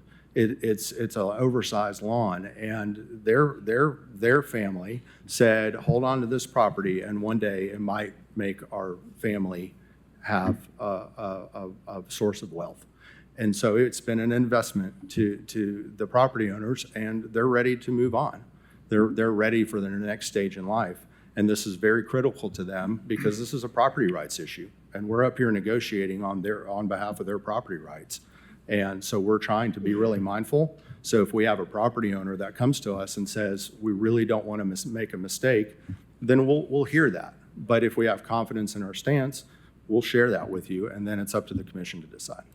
Yeah, no, thank you for that. And I guess my feeling would be, I guess to partially what Commissioner Hill what's the postponement for? You know, I mean, if it's to try to meet with the community and talk about if you're thinking about lowering the density, or maybe you come back and say, well, we've looked at it from every different way from a business and we've talked to the neighbors again, and we just need you to vote on 12 units an acre. Our preferred path and what we see that works best right now is PR at 12 units an acre. Right. So that is what we would like to do. Okay. But if we feel like we need to do something different, we'll look at other options. They may not be the best option, but right now, the best option is PR at 12 units an acre. Okay. Well, all right. Well, thank you for that information. Chair, I see it as a benefit to both the developer and the community to hear it today, because he's going to get immediate feedback as to whether we're going to go along with 12 or not, and so will the community. Very good. Commissioner Gill. Yeah, okay, I can kick us off on that. I think that wherever we move forward with this, I think that for the benefit of the community, a lot of them stayed here for a really long time, and the applicant just threw around some terminology, and I just want to make sure everybody's clear on, and for the community, is that we're going to hear this now, and we're going to be talking about the number of dwelling units an acre. It's going to be on there, but if somebody could pull up the comprehensive land use plan and go to the town center mixed use to kind of show, I think it would be really important as we move forward, whether or not we do a postponement, whether or not we don't hear it, to talk about what town center mixed use is, because a lot of you have shown up in opposition to development in this area. And there's some pictures that are in the comprehensive land use plan on the page 36 of the plan that I think would be really cool to show. And the reason I'm bringing this up, and you'll see this in a moment, is that the land use is intended to be residential attached, multi-family buildings with 2 to 5 stories in height, or office and retail. It's intended to be a very different feel than an agricultural land. That comprehensive land use plan is what we are charged with seeing be developed. So when a developer comes to us and says, here's the plan, it doesn't matter that it's agricultural at this moment. The land use that it's supposed to be intended is this much more dense product. And so the concern that staff has identified is whether or not there is infrastructure that is necessary to support that.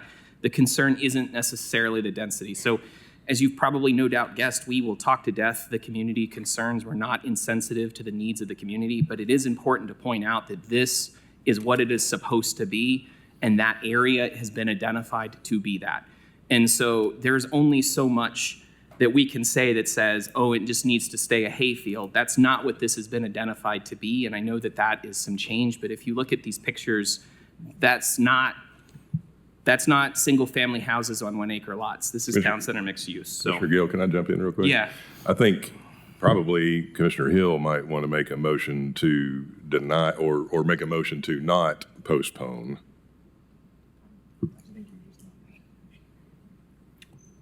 If that's I think it's where we're going. recommended, I'm happy to do that. I think that's where you were kind of getting ahead into the actual zoning side. Yeah, I move to hear Do we have it if that's necessary. All right, we'll get to attorney. It's currently on your agenda. Okay. The applicant has requested a postponement, which is his right. But if no one makes that motion, then it simply remains on the agenda. So if a commissioner chooses to make the motion to postpone, then you can vote that up or down. But if you simply decide to hear it, I don't think it requires a motion because it's already on your agenda. Very good. Well, we'll take that stance then. And I think, Mr. Kajewski, it sounds like the commission wants to hear this today. Understood. If that's okay. So we have heard from both sides, so I'll still open it back up. Commissioner Gill was explaining the town center mixed use. I mean, I could be done here. I just want to be clear that we're not discussing whether or not this is going to be a low density development. This is the issue at hand is PR 12. Is that appropriate for this area, and does the infrastructure meet that? The applicant has suggested that he could solve that infrastructure problem, which is why staff has identified this for a denial. I'm not ready to make a motion either way at this point. I just wanted to make sure that the community who is here recognizes that this is not outside of the realm of what we should be considering. This is where it's identified to go. Thank you, Commissioner Gill. Commissioner Anderson. A couple questions. First question, so it's in the county, so if we vote to approve rezoning, it can be with conditions, right? Second question, is the road infrastructure improvements that the applicant was talking about, does that sound like it would be sufficient?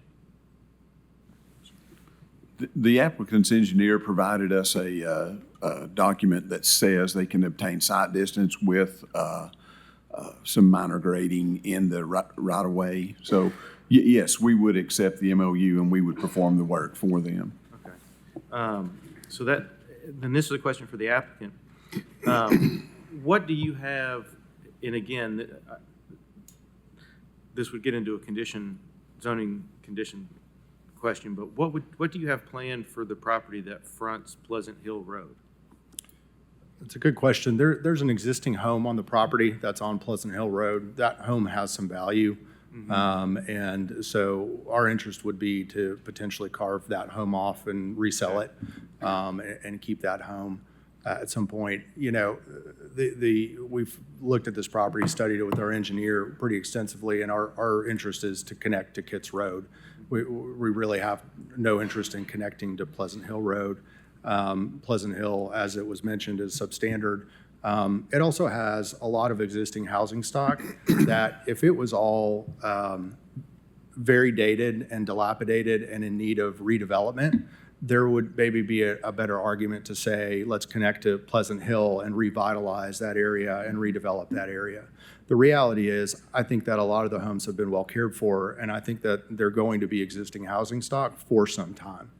And if that's the case, then that's not an area to touch to redevelop at this point. And so our interest is to connect to Kitts Road and not Pleasant Hill Road. And then you have a natural transition from high-intensity use with the mobile home park and the commercial to the west with the commercial parcels to the north. And then you have a transitioning medium density on the parcel that we've requested, transitioning out to a low density on Pleasant Hill. I mean, that is pretty standard planning to do something like that. And so that was the basis of our request to ask for a higher density PR than just a single family neighborhood, to your point. That this is not the place for that.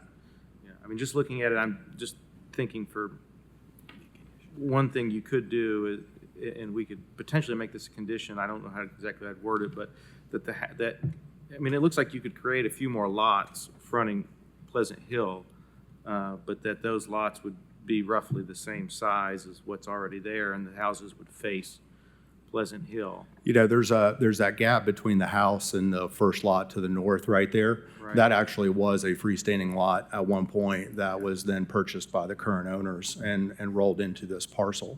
So that could easily be recreated into another fee simple lot right there to be resold as an empty lot. Next to that, to the southeast of the house is a stream. It's a small jurisdictional blue line. We had it doesn't show up in the floodplain or anything like that, but we did have a geotechnical firm come out, take a look at it, verify that it's jurisdictional. It's been sent to FEMA so that they could also review it, and then that will dictate design, really. And so if you look at that element, you know, as it crosses through that portion of the property, it really promotes development of the northern part of the property, you know, and again, that's what's adjacent to the commercial. So why would you not try to put the density on a portion of the property where it fits and makes sense and it's congruent transition between commercial and single family, and then we can envision something different on that south side. Well, I'll leave it up to more discussion, but I think I could get on board with rezoning at 12 with the condition that we talk about the size, minimum size requirements of those lots that face Pleasant Hill, and then the MOU for the road. So let others chime in. Very good. Thank you, Commissioner Anderson. Commissioner Hill. Well, I think in the county, we can condition zoning for one. Correct. And two, in light of this, I guess, new information, Kelsey, do you have any comments that you'd like to add to the report or any other concerns? I don't think there's any amendment at this time that we would make to the report because we have to review the request based on any potential developer, not the specific plan that they might be presenting. I guess I'm speaking more specifically about this new right-of-way information, that the expanded right-of-way or improved right-of-way on Kitts Road, if that were changed as they described, how would your report reflect your recommendation? I think that's something we would need to look into a little more, so that way we would have exact specifics on what kind of improvements would need to be made outside of the general recommendation of just improvements. We might be back where the developer request. I don't know. Commissioner Hill, if I may, just for just a moment, in the staff report under accessibility, just in that first section, there is mention of Kitts Road, and there it does identify that it's access also via Kitts Road, a local street with 25-foot pavement, which is well in excess of the 18 feet that is typically required for these types of projects, and within a right-of-way that varies from 68 to 71 feet. So I think that it was identified, the right-of-way was identified. I don't think that was new information. I think it was possibly misinterpreted and misapplied, because the right-of-way is there and it's in the initial report. There's no new information. Commissioner Gill. I was going to say, can we condition this, if we were to make a motion to approve, could we condition it based on this, the rezone be conditioned on obtaining that MOU, the site distances, and the applicable meeting county regulations for the roadway, so that we don't necessarily have to do a postponement today and that can be looked in, and if they can't provide all of that, then can that be made a condition on the zoning itself, or? It could be potentially conditioned to I understand zoning works a certain way and that it typically isn't conditioned, but I will point out that this is planned residential. And with planned residential, it would have a second step of you seeing it again. Exactly. And so I think that would maybe be a number more appropriate time, possibly, instead of zoning, but I'm not sure. I'm just suggesting that. I'm just making light that it would come back to commission with a development plan. I appreciate that. I guess part of the reason why I think it might be more appropriate here, and I guess this is a question for Tasha, but this is gonna go to county commission after us. Right. And if we open-end it and then just say, oh, we'll deal with this in the development plan, and the community is not comfortable with that, you'll be having this conversation again. So if we are helping to solve that problem now by making sure that Kitts Road is where your actual access is happening and that Pleasant Hill is not going to be touched, and potentially talk about buffer, because I know PR, we have a 35-foot buffer, but we can talk about making sure that the impact of your lot doesn't affect the existing neighborhood. If that can be solved on the front end of this, that will build some goodwill for you, I suspect. But if that's not appropriate based on what we're talking about, then we can handle it at a different time. I understand. So Director Elliott, I saw you kind of motioning a little bit over there. Do you have any comments, or you're just? No, we're just talking it through here. Very good, thank you. And I'll back up and just, if you back up and look at this from, call it 10,000 feet, you've got a large acreage parcel. It doesn't have any hillside on it. That's unusual anymore, has zero hillside protection.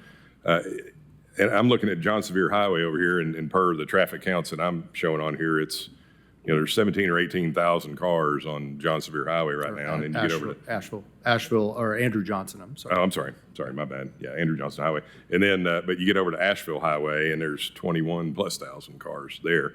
Kitts Road seems to be just a connector between the two, and I think that's probably why there's so much right-of-way accessible up through there for a potential road improvement. But I think the reason I'm saying that is I think that there's a reason that in the comprehensive plan that this was put in town center mixed use. It is a little different because it's unusual because it's off of the road and it doesn't fit perfectly, but I still think it contemplates a higher density. I know it's a very emotional, scenario, and there's it's just growing pains. We have to, look at that, but that's where we came up with these plans and how these plans were decided. I think there is enough right of way there. one form or fashion with conditions or without conditions, I think I could be convinced to be in favor. Anybody else have any questions? Commissioner Midas? Yeah, I think my concern is that it's just not appropriate for this time, given this level of development in this area that hasn't experienced this type of growth. So I will be voting against it. Very good.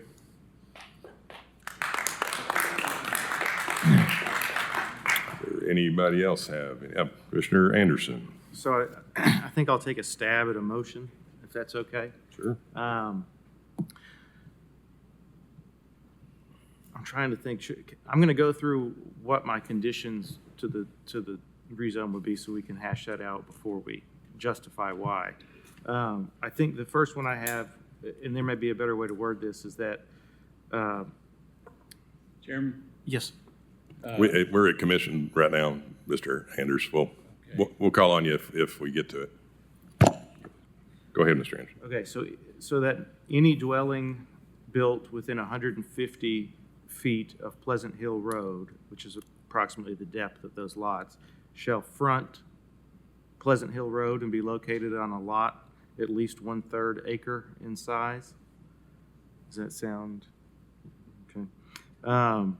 And that prior to any permits being pulled, the developer must provide a speed study to delineate the operating speed of Kitts Road.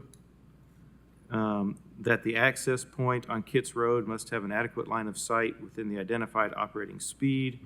And if sight distance cannot be obtained, the developer must provide a plan accommodating necessary road improvements to obtain sight distance that allows work to occur within the right-of-way or within an easement they have obtained. And then that they have to enter into an MOU with the, I guess, County Department of Engineering to make necessary improvements to Kitts Road.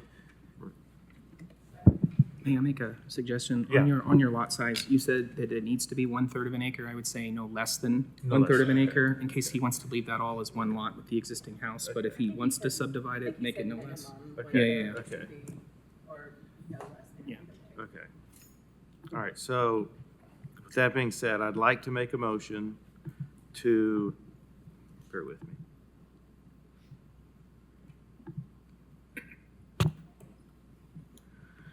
To approve the planned residential zone with up to 12 density units per acre,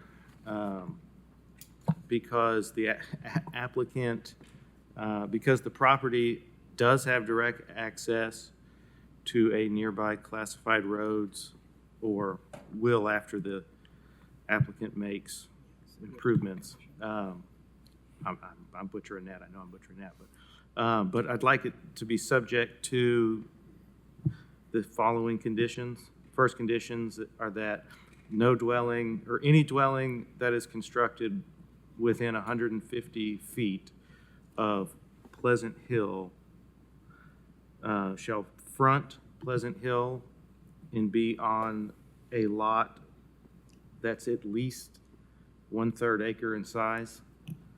And that, that the developer then must provide a speed study to delineate the operating speed of Kitts Road.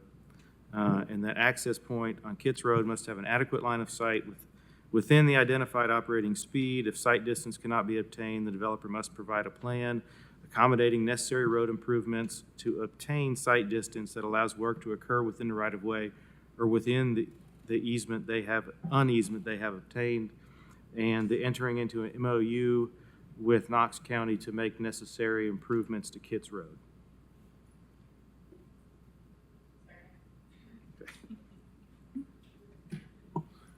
Okay, so we have a motion to approve 12 dwelling units an acre with multiple conditions to try to help protect the community and make sure it's safe pulling in and out.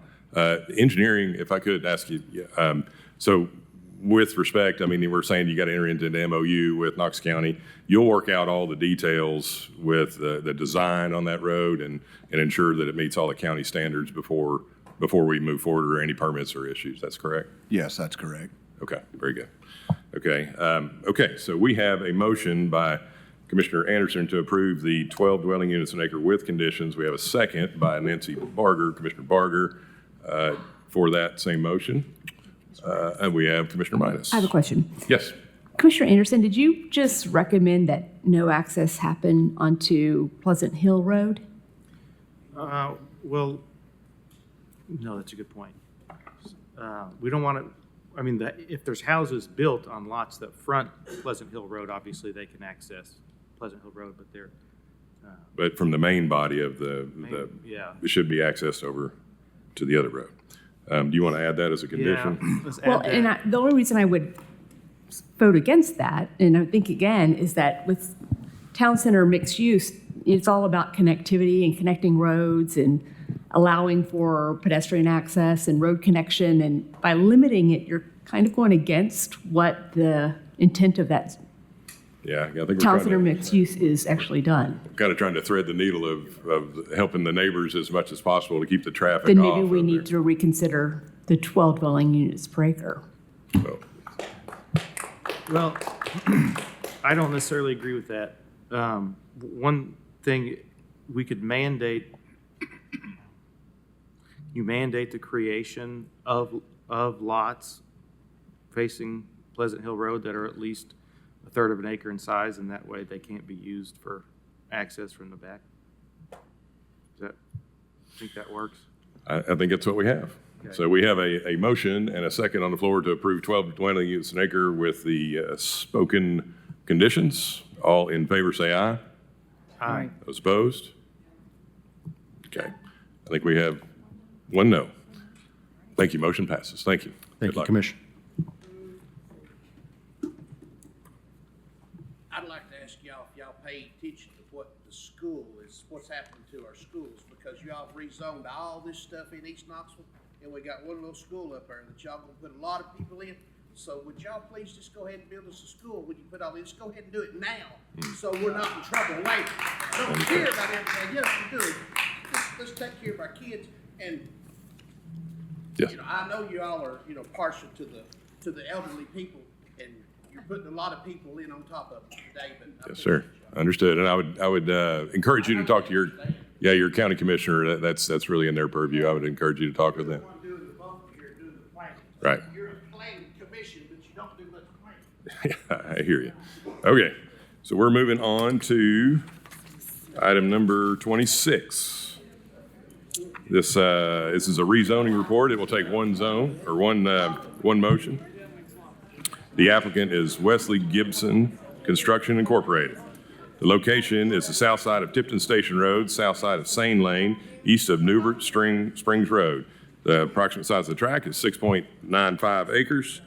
Current zoning is agricultural. Requested is planned residential up to 2.3 dwelling units per acre. Staff recommendation is to approve planned residential zone up to 2.3 dwelling units an acre because it is consistent with the comprehensive plan, subject to 3 conditions. Is the applicant present? Ben Mullins, 550 West Main Street, here for the applicant. Is there any opposition to this request? You do have? Okay, so we are on 26. Is this Mr. Yeager? Okay, so you do have opposition. Would you like to go or? I'll defer, please. Thank you, sir. Okay, Mr. Yeager. Thank you all. Excuse me. You have Little 5 hand- minutes. Little handout if I can get someone to pass it around. And when you get back, if you could state your name and address for the record, please.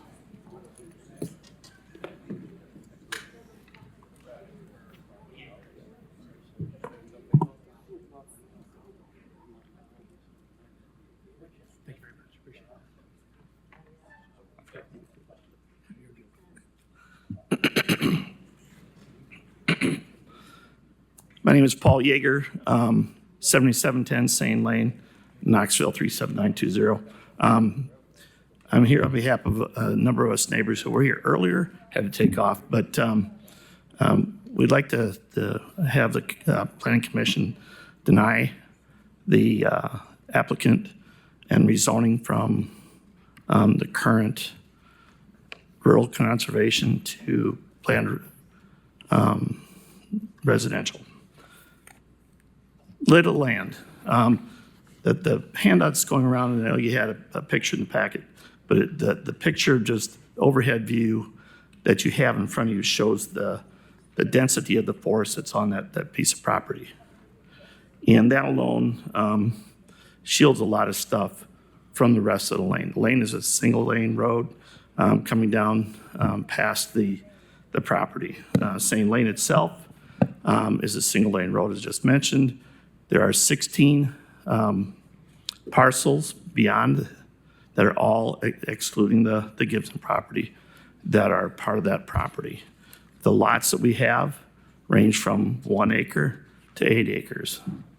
Those of us on the lane, as we call it, have approximately 68 acres of land that we cover with our homes, trees, all that kind of good stuff. As the plan they're requesting is, even with the reduced dwellings per acre, it would increase that, actually that little piece of property, a little less than 6 acres, would double the density, the number of homes and units on the property. So, yeah, it's allowable under the land use plan, but it doesn't fit the character of the area. In fact, if you look down the road a little further to the right, if I had that in the picture, there you go, to the east there is Hawes Road, and Hawes Road is another single piece of single lane road basically. But the development on there in the last couple of years, people have purchased land. The minimum acreage, there's been 4 houses going there, minimum 1 acre. Several other houses being built, either built already or currently being built, are on 5+ acres. So people are buying and we're investing in the areas because we like the area the way they are. Other things that come into play, because this property, the way the topography of it is in the elevation, any lighting that would be in that subdivision, the ambient light would come out among it, and we still get to see stars and shooting stars and things like that where we live. The filtering of the light would just take that all away from us. So that's the lay of the land and how it might or might not fit it. The next couple of pages that are stapled together is a different angle. Same lane again, single lane road, dead end, 16 houses on it now. Understand, of course, that it would have to be improved and widened at some point. But the first picture is facing lane going toward, the first page going toward Tiverton Station. Not an issue, line of sights, both sides. A little tricky, but it's okay, it still would fit.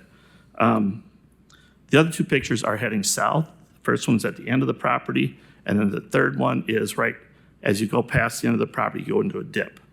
And there's no, if there's a car coming that direction, you don't see anything from there. So you got blind sight. Anybody that doesn't understand the lane, it would cause an issue. We've already had one head-on crash here. Luckily, the speed limit is low enough that didn't cause any bodily injury. But that's an issue. If we have additional people coming on there, visiting the neighborhood, they come into that situation, they don't know what's coming up after them, there can be an issue. So we're asking that you would do one of 2 things: deny the change or add an additional condition onto it, that there's at least 2 access points to the property. One to the north, in case somebody misses that, and then one to the south, they still can get into the development where they would go. It's just a safety issue that we have on the lane. If you've been on it and you meet somebody, it's where do you pull off? And in that dip, there is no pull off. It's like stop, back up into stuff. So those are 2 things we'd like to ask. Prefer denial, but if it's not denied, we'd ask for that modification. Thank you, Mr. Yeager. Appreciate your comments. Counselor? Thank you, and I appreciate Mr. Yeager's comments as well. And I think, if you'll recall, this was before you last month, and at that time, the application was for planned residential at 4 dwelling units an acre. Staff's recommendation for that was to approve the 4 dwelling units an acre with conditions. Looking at the conditions, I think the conditions, and they're the same really as they are now, essentially. But we wanted to go back and look at what could we do with those conditions that we could speak to the concerns the neighbors have. And we came back and actually reduced our request for the density with the same conditions, incidentally. So with the 2.3 units an acre, will allow us to have a reasonable development on that property, but also to do the mandated road improvements on Sane Lane that Knox County Engineering is requiring, that's captured in these conditions. And the 50%, we're agreeing to the 50% being a non-disturbance. We can do that by reducing the density. We can put about 14 units on this property now with this 2.3 units an acre. Access, of course, they don't want access onto Tipton Station. That was one of the conditions last time. So all access will be on Sane Lane.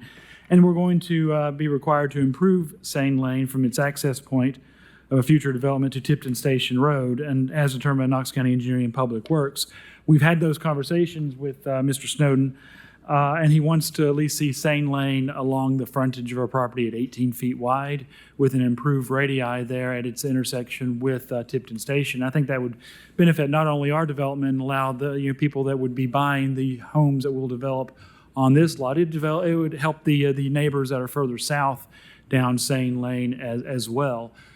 So at least along that frontage, there will be a widening of Sane Lane to the 18 feet with an improved intersection access there onto Tipton Station.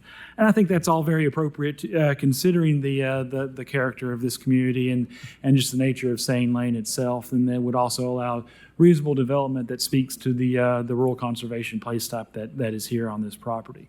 So that's why we postponed. We came back with a better plan that will be before this body either next month or the month after. I don't know if Mr. Harbins has filed his application for that yet or not. But you'll see kind of what we're talking about with this at that time, and there'll be those road improvements and the three conditions that will be met with that application. So with all of that, I ask that you follow staff's recommendation with the three conditions and approve. Happy to answer any additional questions. Thank you, Counselor. I do have a question for Engineering Director Elliott. Can you speak to Mr. Sane's, Mr. Yeager's concern about, having a second entrance or wanting a second entrance, and that, did you follow that part of the conversation? I think I was out of the room, but typically we wouldn't ask for a second access point in a subdivision until you get above 150 units. So this wouldn't be enough lot yield to require a second access point. Okay, very good. Just wanted to try to clear that up a little bit. Okay, so we have, again, this is a rezoning report for 2.3 dwelling units per acre. Staff's recommendation is to approve that at the 2.3 dwelling units with the three conditions, one being that 50% of the parcel shall be left as undisturbed as per the intent of the rural conservation place type. Are there any questions or comments from commissioners? Yeah. Commissioner Gill. I have a question. Help me understand why we are conditioning access that has to be on Sane Lane when it's a tiny little road and Tipton Station is not. Why are we doing, that might be a question for Mr. Elliott. If you look at the frontage onto Tipton Station, they would need a variance for the intersection spacing, which would create an unsafe condition. So we would rather see them improve Sane Lane and access Sane.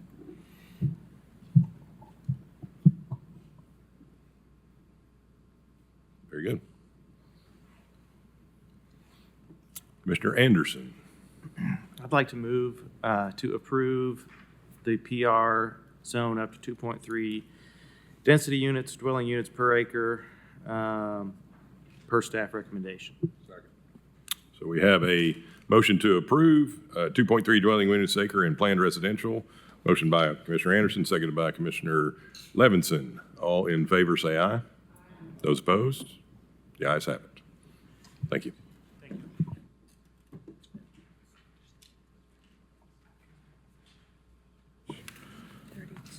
Okay, we are on to agenda item number 32. Applicant is Juan Rodriguez. The location is the northeast of Michaels Lane, north of Chapman Highway. Size of the tract is 1.11 acres. Current zoning is agricultural. Requested zoning is RA residential. And let's see, we will have one motion on this The staff recommendation is to approve the RA, low-density residential zone, because it is consistent with the Knox County Comprehensive Plan and surrounding area. Is the applicant present? Anyone? Mr. Rodriguez? Is Mr. Rodriguez here? Don't see that. Is there any opposition to this file? Okay, we had two. Okay, we have Ms. Henderson and Ms. Query. Yeah, come on down. If you could just state your name and address for the record, please. Yes. Brianna Query. I am of the Knoxville Bar with Hodges, Daddy, and Carson. I am here for Mr. and Mrs. Cruz, who own the parcels of property that abut it to the northwest. On that, it's 209, 212, 213, that whole area up there. They're also here as well, but I'm speaking on their behalf today. I'm here to stand in opposition to this for three different reasons. So the first is there is an issue of access to the proposed area. It does not have any frontage on Michael's Lane. There is a small easement, about 12 feet, that is an old wagon trail, and that would not support the amount of residential building that is looking to go into there. Without further easement being granted, that would be on Mr. and Mrs. Cruz's property. So that's the first problem. Without approving this rezoning without looking at the infrastructure there would just be premature, it'd be putting the cart before the horse. The second is drainage issues. If you look at the area of the land and the slope, the properties that are further up on Michael's Lane drain onto this property. So doing the amount of residential building that would be necessary to, that would go into this rezoning could create zoning, drainage issues that would require redirection of water flow and other potential issues. Again, that goes back into the same with the frontage. There's some planning that needs to go in order to make sure that this property can be developed in the way that they're wanting to go. And the third is that while it is consistent with the long-term zoning plan, it's inconsistent with the rest of the properties out there. It's not a super highly high-density area right there. There's a few houses you can see there. So while it's consistent with the overall plan, it's not consistent with the current makeup of the neighborhood. Thank you for your comments. Thank you. Anybody, is there anyone else want to speak in opposition? Very good. Well, this is unusual. The applicant is not here to present his case with respect to the application, but the opposition has taken the time to come down. So I see Commissioner Barger and Biggs. So Commissioner Barger. Well, I just have a question. This might be for planning staff. How do they plan to access the property? I don't know whose case this is. Ms. Warner.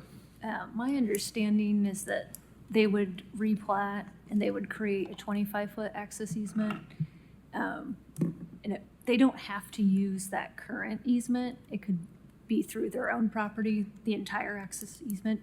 They would have to probably go through that, or they would have to go through that lot 7. So they would have to have permission from that parcel as well.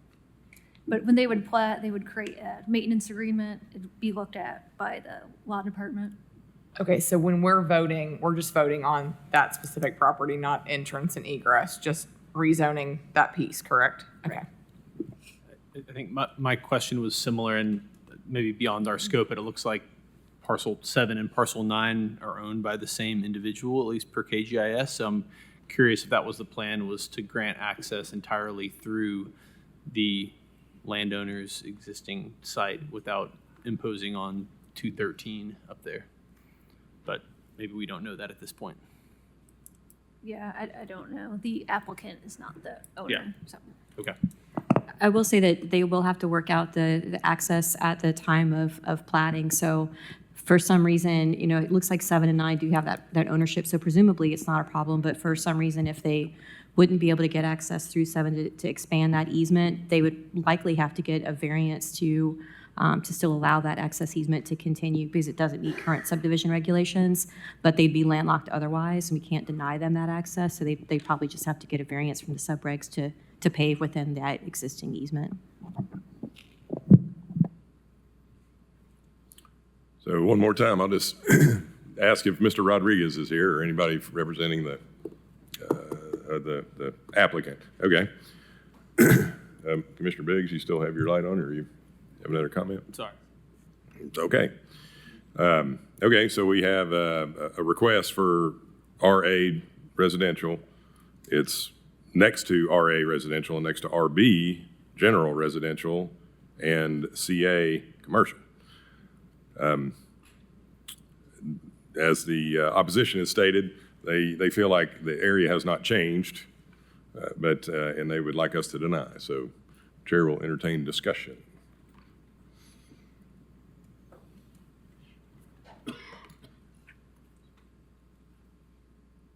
Or a motion.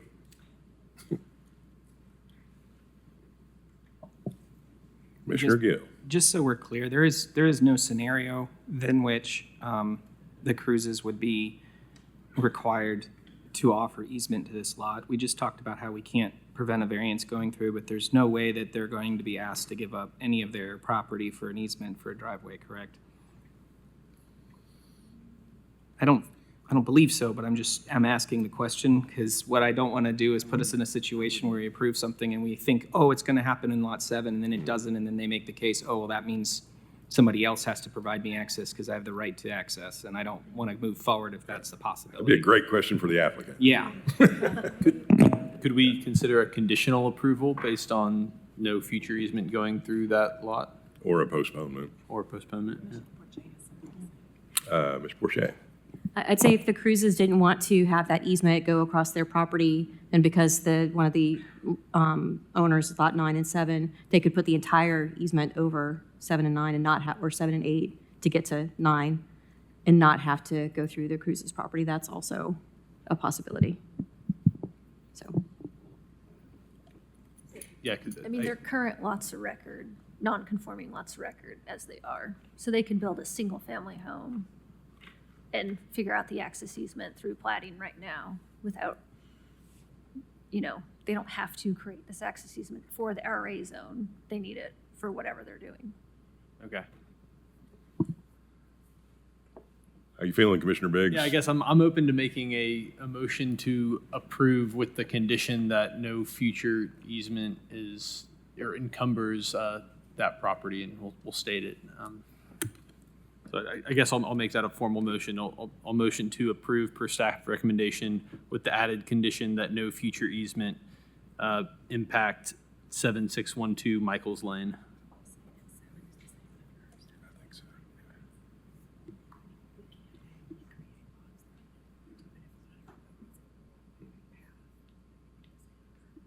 So we have a motion on the floor. Is there a second? All right. We have a motion by Commissioner Biggs and a second by Commissioner Midas to approve with the one condition by Commissioner Biggs. All in favor say aye. Those opposed? The ayes have it. Thank you.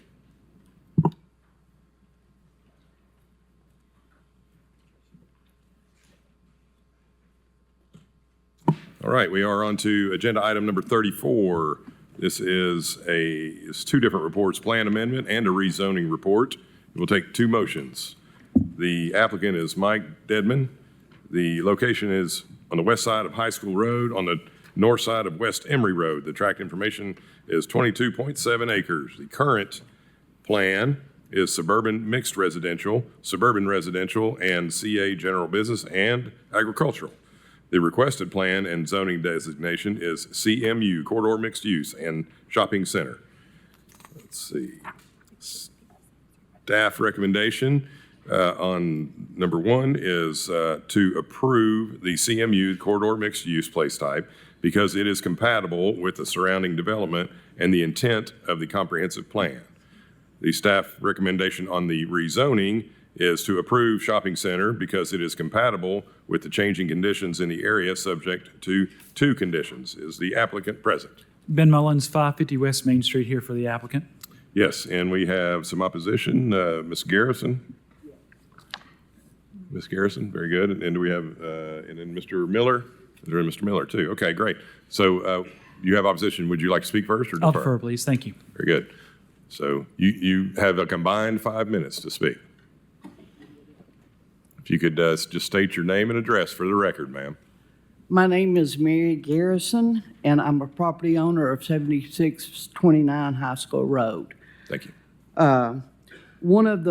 Our main concern is the rezoning of 7625 High School Road to commercial, as it is a parcel of land that was owned by the Howard D. McElroy family, as well as our property at 7629 and all other surrounding properties, and it has restrictions on its use. And I have a copy of the warranty deed that I can show you, but I don't have copies for everyone. And one of the main restrictions for this property is there shall not be any commercial buildings or businesses, and this restriction should last forever. Even if this restriction wasn't in place, we oppose the rezoning of 7629 High School Road.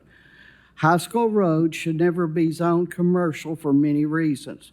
Number one, traffic congestion is already bad. It's a 2-lane rural road, and traffic, it's at a standstill most of the time.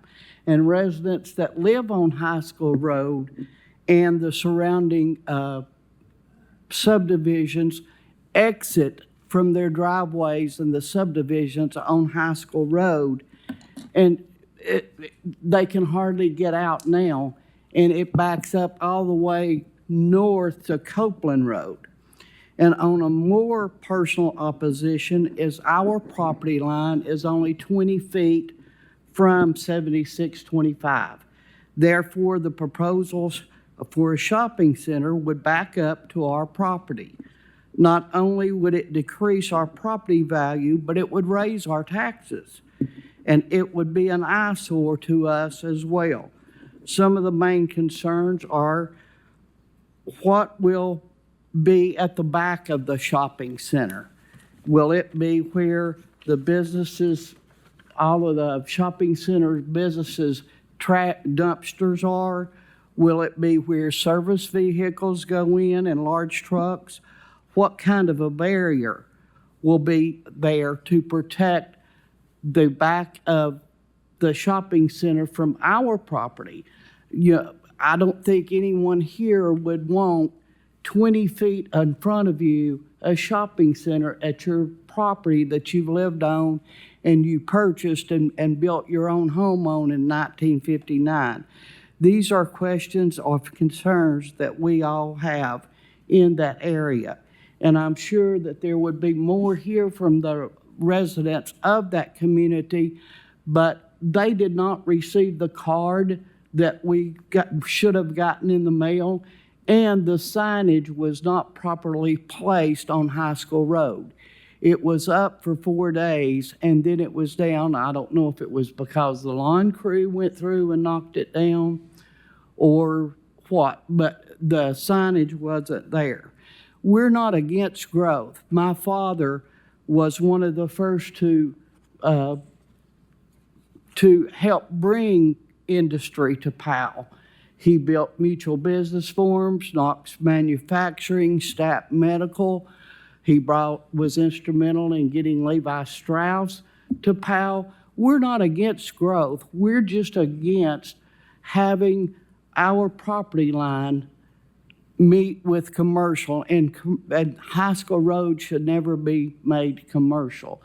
From 7625 to High School Road, that, 500 feet from Emory Road up High School is probably all that should be zoned commercial.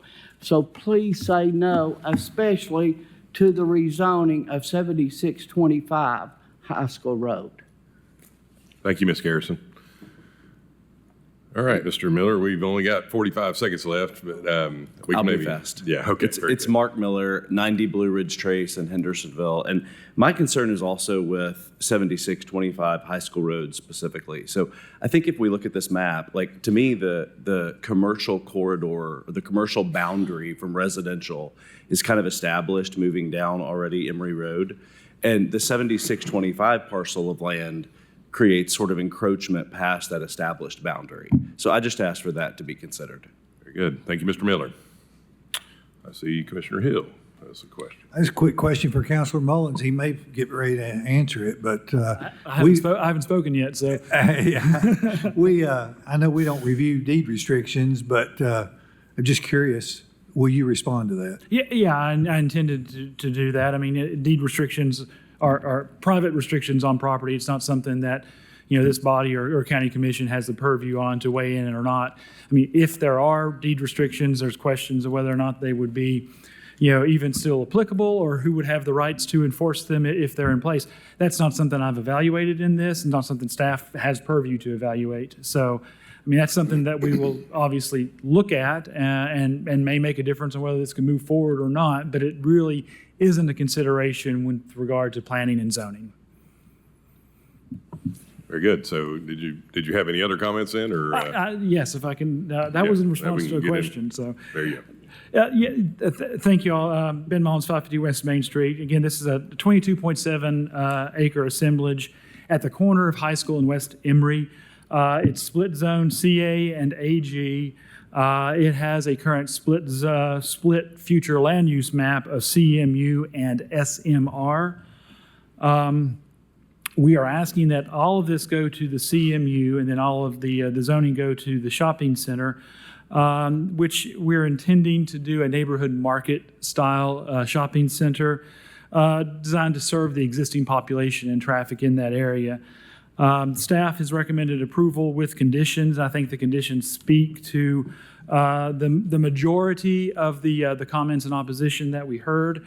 The two conditions really are that we have a traffic impact study that must be included with the submission of a development plan application, and that any roadway improvements to high school identified in the traffic impact study must be implemented at our expense, subject to review and approval of the Knox County Engineering and Public Works Department. I would, even with that condition, if there are also the traffic impact analysis recommended improvements to West Emory Road or the intersection of High School and West Emory, those would have to be taken into account as well. I mean, we follow the recommendations of what the traffic impact analysis shows. And that would really address, I think, the concerns with High School. I mean, this is at the corner. I mean, if this were further north along High School where it starts to get into some more rural areas, certainly would understand the concern. But this is in the area it's transitioning. It's at the end of an existing commercial node.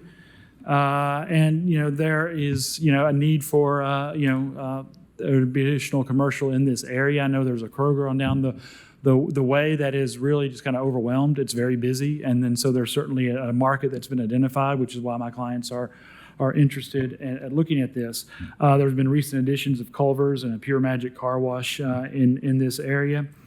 So TDOT data shows there's been even a 14% increase in traffic along West Emory. Now has, I think, close to 19,000 average daily trips. This is not intended to be a destination development. This is intended to be a neighborhood development that's really going to try to intercept that existing traffic that's there and serve the overall community. So again, we are welcome to do the improvements. We want to improve our access to that property as well. That would benefit the people that we think will want to come and do business in this shopping center. It's what our future tenants would want. So those road improvements are something that we welcome and look forward to discussing what we can do. We don't have shopping center zoning very often. It is one of those zones like your planned residential or like your planned commercial that requires, even though there's permitted uses, it requires a development plan. So the concerns about, what's it going to look like with the buffering and backing up to the properties to the north, we'll have to move forward with a site plan that would address those, and that can be further refined through working with staff and engineering as to what kind of buffering, what's going to go back there, and what exactly is that going to look like. Last month, we had a similar type of development in the planned commercial zone, and there were several conditions placed on that to address the concerns of the neighborhood. And I expect we'll have a similar conversation on this property once we're able to move forward with the development plan. So with all that said, we think we can address the concerns. I will make a comment. I don't know how property values can go down and taxes go up at the same time. I think it would be one or the other on that. But, I think we've got years of rezoning data to show that property values typically don't go down next to developments like this. In fact, I think they usually go up, as most property values have gone up in Knox County. So I think that, I understand the concerns of that. That's always a reasonable concern, but I don't think that reality typically bears that out. So with all that said, I'd like to ask that you recommend approval of this rezoning per staff's recommendation and the conditions involving the traffic impact study and potential improvements to the high school road. Thank you. Thank you, Councilor Mullins. So I do have a quick question for, it looks like Ms. Bousquet had reviewed this one. So in shopping center in SC, one, I just want to verify, because we're used to seeing planned commercial or all these planned things. This will come through for a site plan approval. Is that accurate? Yes, so any development, any kind of construction that happens in the SC zone has to be approved with a development plan. Very good. So it will come back in front of us to understand that, number one. Number two, I'm not familiar with the landscaping requirements in a shopping center. Can you, and I'm talking about specifically a buffer, for Ms. Garrison and Mr. Miller, anybody on the periphery of it. Can you tell us a little bit about the landscape requirements in shopping center? So the shopping center zone does require a certain amount of landscaping of densely vegetated plantings along any property lines that are shared with any kind of residential properties. And they have to be within that 50-foot minimum setback of all buildings. Okay, so that's another thing. So there's the building setback is 50 feet in SC? Correct. Okay. Is there any just other peripheral type setbacks required in there, do you know? Not that I'm aware of. Okay. But again, that's something I think we can as a body, we could always add, buffers or anything like that we would want to add in that motion. Anyway, thank you so much. I just wanted to get clarification, make sure that everybody understood that this will come back through, for another viewing. Are there any other comments or questions? Yeah, Commissioner Biggs. Did have just a question about the property at 7625 High School, the one that's residential, because I kind of do agree visually. It looks like it is set back from kind of the, I guess, the rest of the commercial along Emory, and was kind of curious, I guess, why we think that makes sense to include in the rezoning when it's the future land use plan kind of has it remaining in SR. I guess question for staff.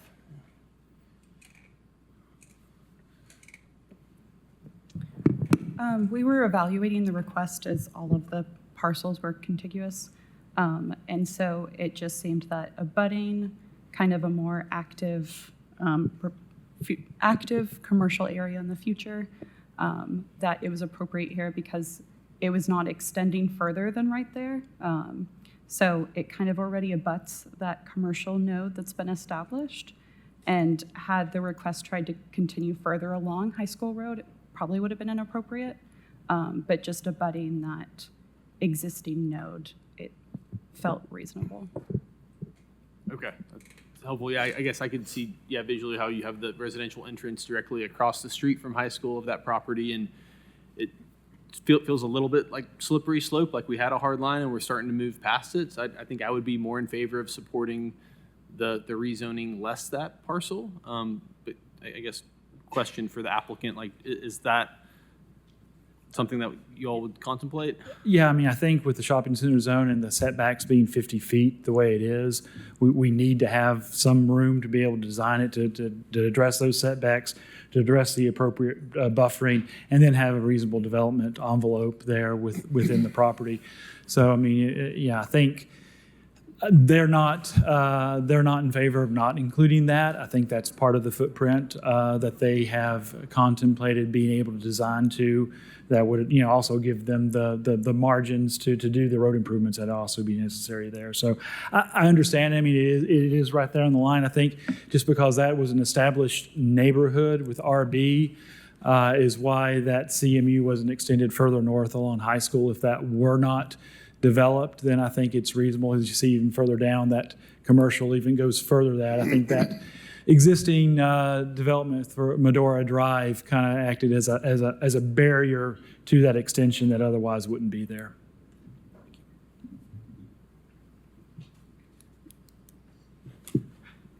Commissioner Gill.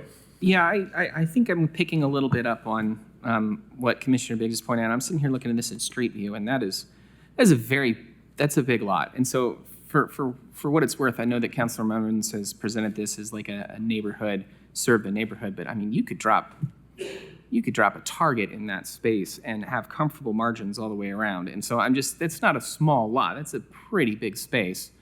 Not to say that that's swinging it. I do kind of feel like that 7625 there, with respect to trying to get your buffers and the like, I understand that, but like that is definitely encroaching up High School in a pretty significant manner. And I have some reservations with that. I have not decided. I just think that might warrant some discussion.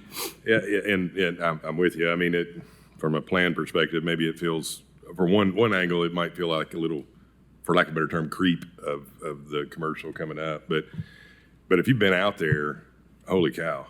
I mean, TDOT is getting ready to, if you're familiar with something called a diverging diamond, that whole intersection of Emory Road, if we've all been up to Sevierville, that big, huge intersection at the Sevierville exit where you're going the wrong way on the other side, and it's made for moving massive amounts of traffic back and forth. So TDOT has made the commitment and the investment. They're actually going to put a diverging diamond. They started the construction on it. But that's how much the area is growing. So I mean, I would tend to agree with staff that changing conditions in the area would warrant probably a little more consideration of that type of service. Commissioner Hill.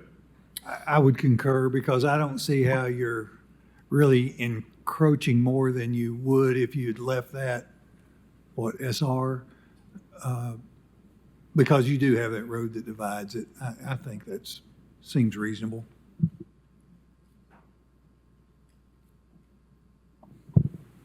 Well, for what it's worth, and Councilor Mullins, I know if this goes the way it feels like it's going right now, when you come back with the development plan, obviously buffering that is going to be pretty important. So whatever development plan you come up, trust that there are several of us who have expressed some concerns with how that is being impactful to the rest of the neighborhood. I am certainly going to pass those sentiments on to my client. I'm looking forward to a very robust conversation about it in a couple of months. Awesome. Thank you, sir. Thank you. I just want to add, we do have standards, but buffering standards when we have shopping centers abutting residential. So I hope we're not suggesting that we're adding more. Yeah. Okay. Thanks. But there is an existing mechanism for that exact purpose. But does that sound like Commissioner Hill wanted to make a motion? Sure. We'll make a motion. Approve CMU place type because it is compatible with surrounding development and the intent of the comprehensive plan. We have a motion to approve the CMU mixed-use place type by Commissioner Hill and seconded by Commissioner Anderson. All in favor, say aye. Aye. Those opposed? The ayes have it. I'll make a motion to approve the shopping center zone because it's compatible with changing conditions in the area, subject to those two noted conditions. Second. Got a motion to approve shopping center zone because it is compatible by Commissioner Hill, seconded by Commissioner Anderson. All in favor, say aye. Aye. Those opposed? The ayes have it. Thank you, sir.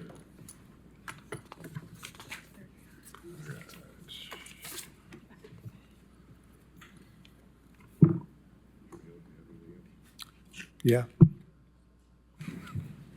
We are now on to agenda item number 35. This is a rezoning report. The applicant is CMH Homes Incorporated, the location on the south side of Tipton Station Road. east of Martin Mill Pike. The approximate size is 20.56 acres. The current zoning is planned residential up to 3.7 dwelling units an acre. The request is planned residential up to 4 dwelling units per acre. The staff recommendation, we only have one motion on this. The staff recommendation is to deny the planned residential zone up to 4 dwelling units an acre because there has not been a substantial change in conditions since the previous rezoning application.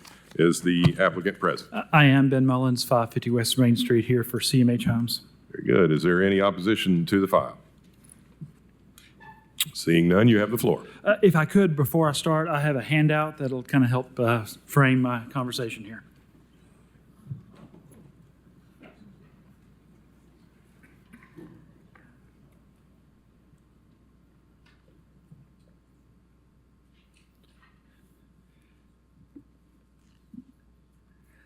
Thank you. Again, Ben Mullins here for the applicant. This is around a 20.5 acre parcel. You may be familiar with it. It came through here for a rezoning in 2023 before Advanced Knox. At the time, the sector plan is what we were calling them back then, had this considered at low density residential, which allowed consideration for up to 5 dwelling units an acre. The rezoning application was for planned residential at that 5 dwelling units an acre. Staff recommended approval for the 5 dwelling units an acre. This commission recommended approval for the 5 dwelling units an acre. There was neighborhood opposition. At that time, we postponed it for quite a while to work with the neighbors. And we went to county commission, and we at that time had fully kind of fleshed out what we wanted to do, which is what's shown already platted there on the property. And that was approximately 3.7 units an acre. So that's what we asked for at county commission, not wanting to ask for more than what we actually needed. The issue with that was that there are 2 large lot homes at the front of the property. And at that time, they thought those homes could be potentially refurbished and resold. And so that those homes there at the front were to remain as part of our density. When we started looking at this is a new product that Clayton Homes is offering. This is close to their home office. They see this as kind of a flagship development. And those existing homes just didn't fit in with the character of what they were doing there. And so what they wanted to do is be able to remove those 2 homes and have, throughout the entire development, have it being visible from Tipton Station, a very unified product, which is why they wanted to move forward. So the request is to remove those 2 homes and re-subdivide this area into 7 lots, which would require a slight increase in the density around, we're asking for 4 units an acre just to be safe, because there's been some kind of question about, exactly how much acreage is there with staff's reports. Again, we're not really gaining any, it's actually with the added infrastructure and construction costs, we're not gaining much, if anything. I think we're actually probably losing a little bit of money, but it's worth it for the branding for the company, which is why they move forward with this application. The area that we're actually affecting with those 7 lots is about 2.5 acres. And so we're actually looking at the effective density for that area would be about 2.8. But we have to consider the entire property, with the overall density of the project, which is why we went through with an application for all the lots that were still owned by Clayton. Looking at staff's report, they echoed all of the justifications for their recommendation for approval 3 years ago. Their justification for a denial is, well, since 2023, there just hasn't been a substantial change in conditions. And I understand that, and there have been applicants in the past that have gotten a denial for a rezoning at a county commission or got less than they wanted and try to go back through, and sometimes there's not always a change in conditions in that. Here, I think I have to respectfully disagree, and I can kind of demonstrate why. Since this property was rezoned and since the property was platted, we went through the Advanced Knox process. The place type that's now on the property is SR, suburban residential, and that's what the first page is on my handout. And then we have the use matrix, suburban mixed residential, second page, allows considerations for up to 12 units an acre. I think that in and of itself is a change condition that our plans and policies have been amended since this zoning came through that would allow more density, more intensity of development on this property than was allowed when it was rezoned in 2023.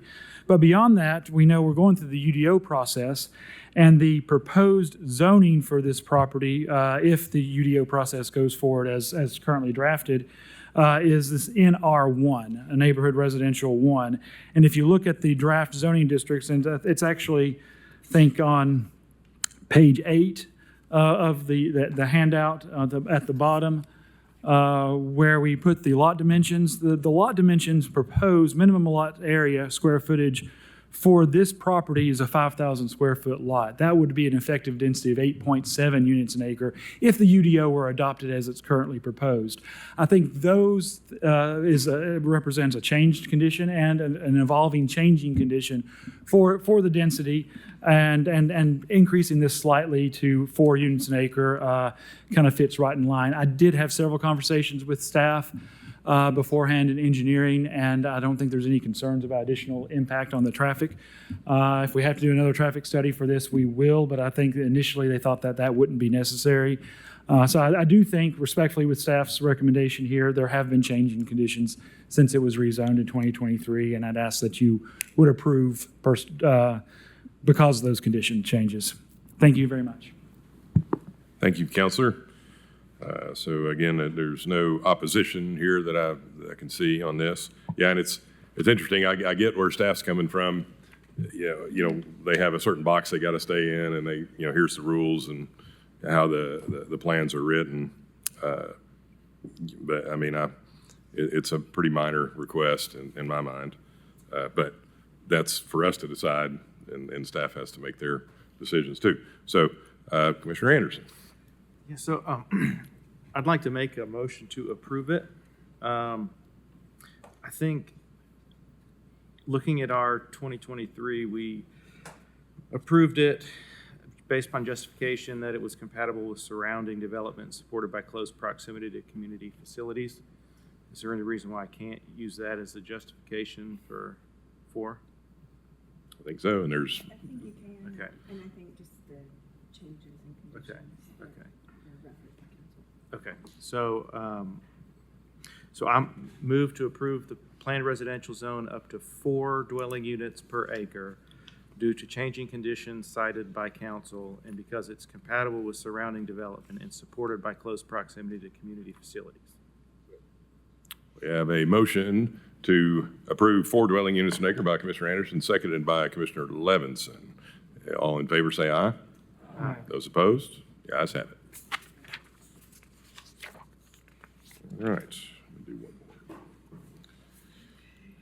All right, I think we're gonna do one more and then take a short break again because it's starting to, we've got a few more to go. So we'll move on to agenda item number 36. And then, so the applicant is Parker Fegans. The location is the northwest side of Strawberry Plains Pike at the southern terminus of South Wooddale Road. The tract is 2.6 acres. The current plan and zoning designation is RC Rural Conservation, SR Suburban Residential, and Hillside Protection and Agricultural. Requested plan and zoning designation is CMU, the Corridor Mixed Use, and Hillside Protection and CA General Residential. The staff's recommendation, we have, this is a plan amendment and a rezoning, so we have 2 motions. The staff recommendation on the plan amendment is to deny the CMU Corridor Mixed Use Plan Amendment request for the portion of the property shown on the agenda map because the subject property does not meet the intent of the CMU place type. The hillside protection would be maintained. The staff recommendation with respect to the zoning is to deny the CA General Business Zone because it is not consistent with the Knox County Comprehensive Plan. Is the applicant present? Yes, sir. My name is Parker Fegans. I'm here on behalf of AGP Renovations. First of all, I wanted to say this is my first time ever having to file anything like this. Sure. And I believe I made a mistake with the plan amendment. This would fit under rural crossroads commercial. Regardless, though, it doesn't change what we plan to do with the space. We would like to build flex space to provide small businesses places to rent in Strawberry Plains, as that is highly lacking. So I don't really think I have much more to say here, other than I guess materially the application says the wrong thing, but our intention does align with the long-term plan. Okay, very good. Let's see, Ms. Bousquet, you had reviewed this one as well. Do you have any thoughts on rural commercial? First off, is there any opposition to the request? I failed to ask. Not seeing any. I'm sorry, Ms. Bousquet. We would have to review the rural commercial request. Right. Okay. Well, so I think we have a choice here. You don't have any opposition. However, staff is recommending denial. Would you want to maybe postpone until next month and let staff review it as rural commercial versus the CMU corridor mixed use? Now, I mean, with the size of the property, does it really make a difference? Well, we won't know until they review it. So I guess I could say you guys could vote today, or they could review it and we could postpone? Either we could postpone or we could vote on it. It'll be up or down. But now if it gets voted down, you could reapply for the rezoning of the, yeah, I mean, it's going to cost My you. apologies. So if it gets voted down, though, we still have the opportunity to appeal directly to the county commission, correct? You would. Yeah, for the same thing, you would have to, you couldn't appeal for, the application is not for what you're talking about. I see. Okay, I'm going to defer to my owner real quick on this one because Okay. he's the one who paid the fee. Okay. Let's go ahead and vote on it today, guys. I'm sorry? Could we go ahead and vote on it today? Vote on it today? Yeah. Sure, happy to. Okay. All right, so we have property again located at 7801 Strawberry Plains Pike. And it looks to be partially commercial and partially not commercial. We try to get down to the file. I'm in the wrong file. So 36. Yeah. 36. Great. Anybody feel free to jump in if you have any comments while I'm. I'd probably, Chair, take one more crack at encouraging him to postpone for 30 days. Yeah, I don't think that's a bad suggestion. And take a look at that other. There we go, comprehensive plan. Yeah, it says, the comprehensive plan is showing it as rural conservation. So I think that's going to be your big challenge anyway. I know there is some commercial there existing, but what's in the comprehensive plan is showing rural commercial. Since we're about to take a break anyway, I'm happy to step out during the break and explain to the applicant what the implications are, if the group is comfortable with that. You're saying leave it open until? That's fine, yes. Yeah. Okay, how about that? I'd love that. We're gonna pause and leave this case open and take a quick break, and you can talk with Ms. Blakeney, and she can give you a little guidance on where we are. Thank you, Mr. Brewer. Yes, sir. I went to law school.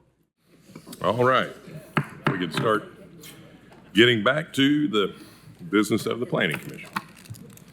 All right, so we had taken a short adjournment there, took a little break. We are still on agenda item number 36, Parker Fegans.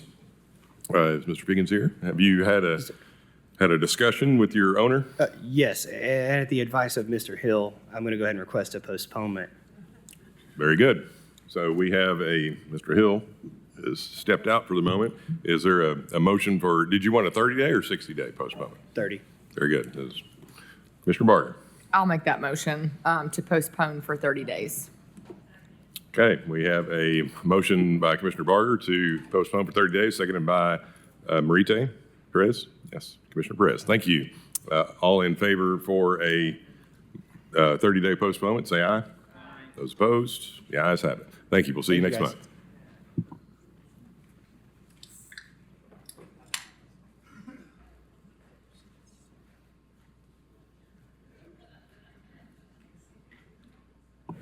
Okay, we are now on to agenda item number 37. Applicant is Jonathan Evans.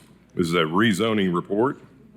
The location is on the south side of Burnett Creek east of Island Home Pike. The size of the tract is 1.24 acres. Current zoning is agricultural. Requested zoning is planned residential up to 2 dwelling units per acre. The staff recommendation is to deny planned residential zone up to 2 dwelling units an acre because there have been no significant developments or infrastructure improvements in this area that warrant a rezoning. Is the applicant present? Yes. Could you state your name and address for the record? Jonathan Stevens, 5129 Ramsey Lane is my address right now. Very good. So is there any opposition to this? Seeing none, you have the floor. Yes. We was just really wanting to try to put a extra home on the back side of the property. The front side of the property has a lot of underground water drainage stuff going on with it. The house that's currently sitting there has over $50,000 of foundation issues on it. Family does live in it, but my mother is going blind, so I'm trying to put a house on the back side of the property. That way, when she actually is completely blind, she can come live with me. But if you would look to the left and the right at the beginning of the street, them properties have multiple houses on there. And we're pretty much just trying to do the same thing. I'm just trying to put one extra house up there. That's it. Gotcha. I see Samil you had reviewed this. So planned residential at 2 dwelling units an acre. You're just trying to get to 2 dwelling units, period, right? I mean, one in the front, one in the back. Is that correct? Yes, I just want one on the back side of the property. That's it. That's Right. all we're adding to it. So is this, would this be better suited as RA or, versus planned residential? I know that's not the request, but, for the application, but would it be viewed differently, I guess, would be my. The rural conservation place type does not allow RA. Okay. It allows the consideration of PR zone. Okay. The property to the east was rezoned in 2011, I believe, before the adoption of the comprehensive plan. Okay. Thank you for that clarification. Mr. Biggs. Just curious, are ADUs allowed in this area? The county does not have any separate provision for ADU. It would just be considered another house, and the lot does not meet the minimum lot size for 2 houses in the agriculture zone. Okay. It's 1.24 acres, and 2 acres is required for 2 houses. Okay. Yeah, 'cause it's kind of tough. I know we would like to try to help. I mean, we can all relate to a family member, with failing health. I don't know, is there any thoughts or any ideas or? Mr. Chairman, if I may. Yes. If he's denied here, he could go before BZA. I believe he came up to my staff and we sent him down here because the first option would always be to rezone. But if he is denied here, then he has no other option going forward. So he could go to BZA and ask for a lot intensity waiver. Okay, and leave it in agricultural? Yes, that's correct. Is there sewer available there on that property, do you know? It's actually septic. It's septic, okay. Pretty sure it's septic. Yeah, I don't know. They might be sewer, I don't know. All right. There are no sewer connection available in the entire vicinity. Say that again, I'm sorry, Samuel. There are no sewer connection available on this area. Right, so do you see a hardship here? I mean, I'm just thinking ahead to BZA. Typically, if they have no other pathway forward, BZA will consider it. I don't know if they would approve it, but he could apply to BZA and that they would at least consider it since there is no other pathway forward. Yeah. So, Commissioner Barger. I just have a question to kind of go off of Commissioner Biggs's ADU. Would a duplex be permitted? It would also not meet the minimum lot area for a duplex. Okay.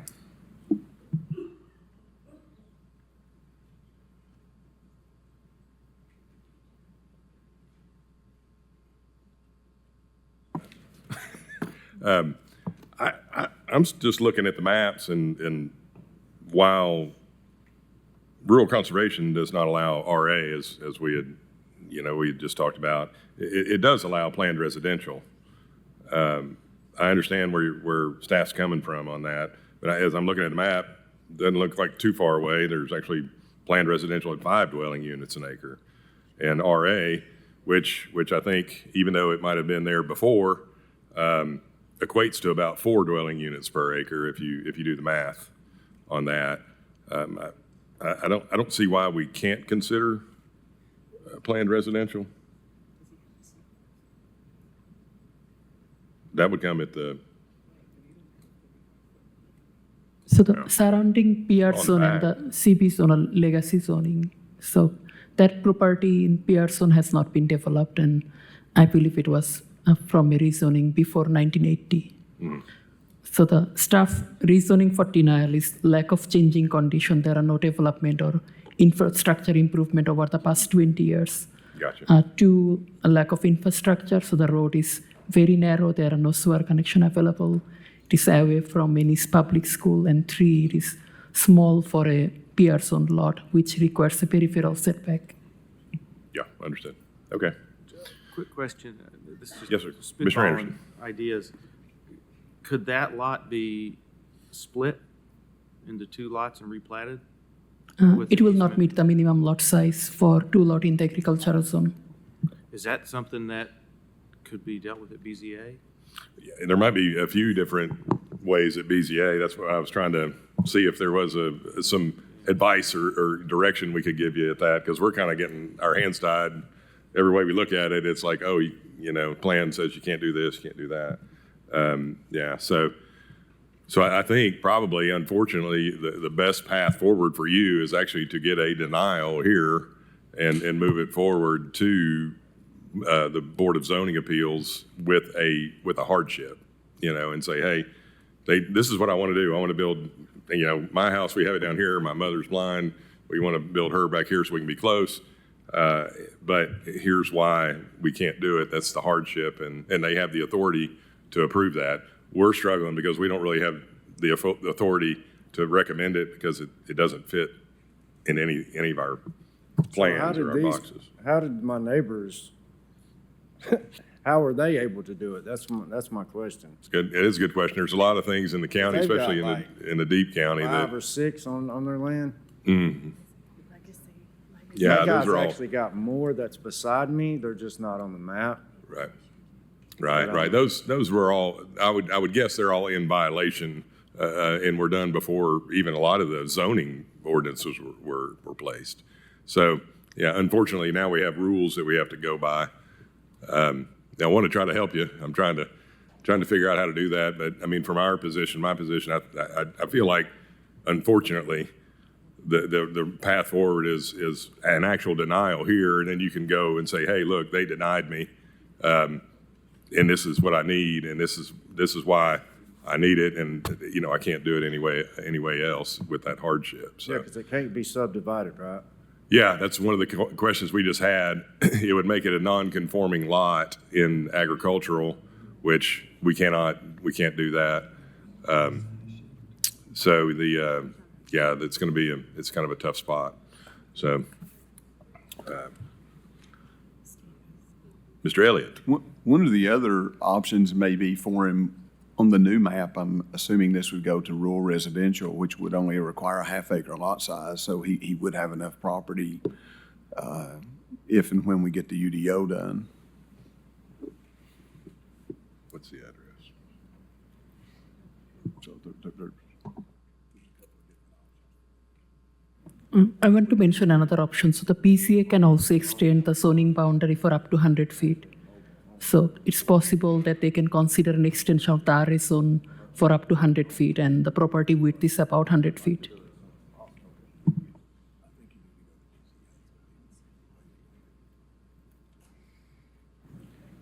I'm going to make the motion.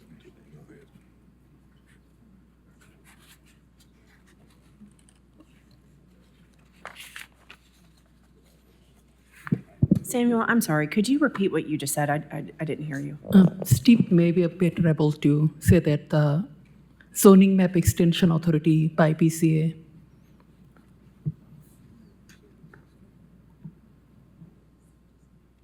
The provision to allow extension of a zone district, but I don't know if it would be permissible here if it's not on their own property. Yeah, I think that would be a stretch if it doesn't split the, I think they can only extend the zone when it splits the parcel.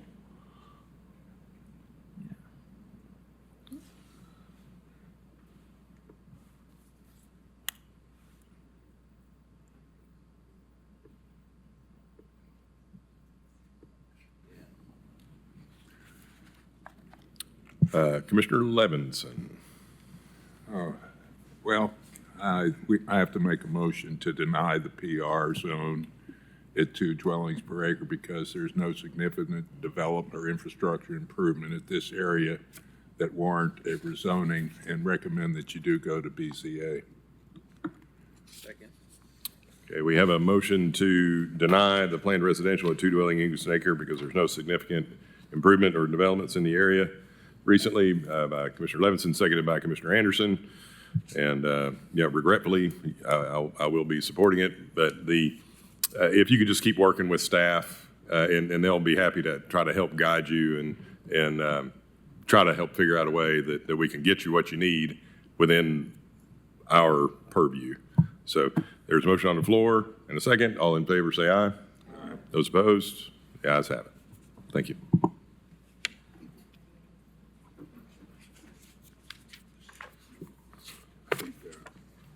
Because I'm doing the same thing. Okay, we are moving on to agenda item number 38.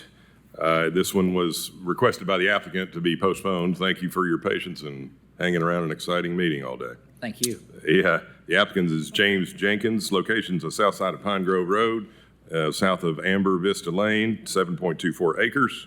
Current zoning is agricultural. Requested zoning is PR up to 9 dwelling units per acre. This is just one report with the rezoning. The staff recommendation is to approve planned residential up to 4 dwelling units an acre. It is because it is consistent with the comprehensive plan subject to 2 conditions. Is the applicant present?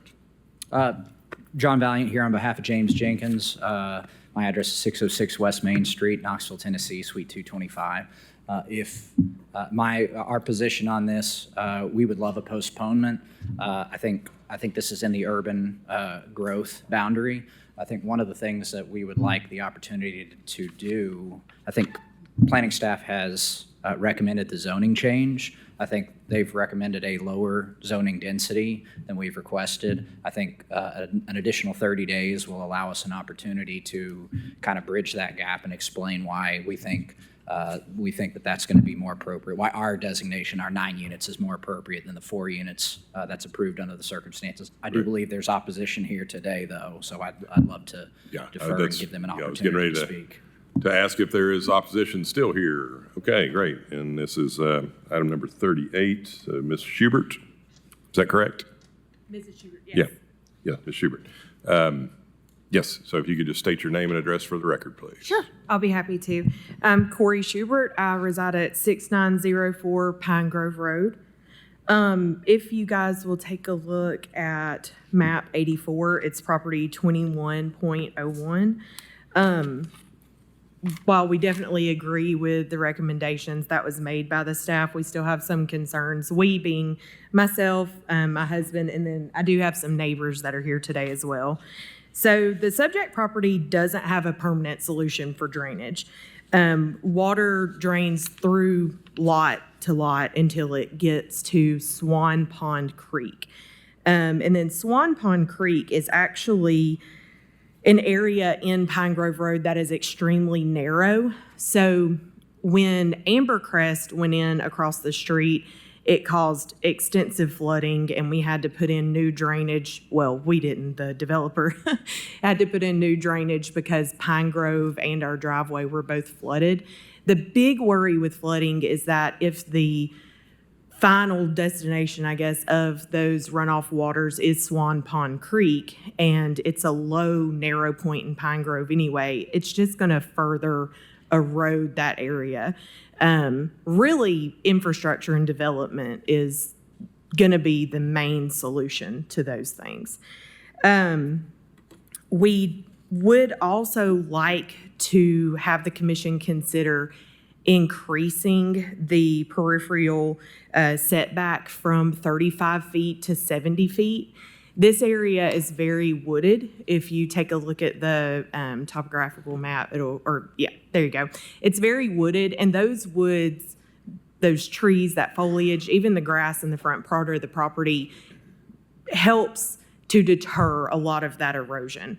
If you go in and cut everything out except for 35 feet down our property line, which is the driveway, and then across the back, I mean, all of that's going to roll downhill.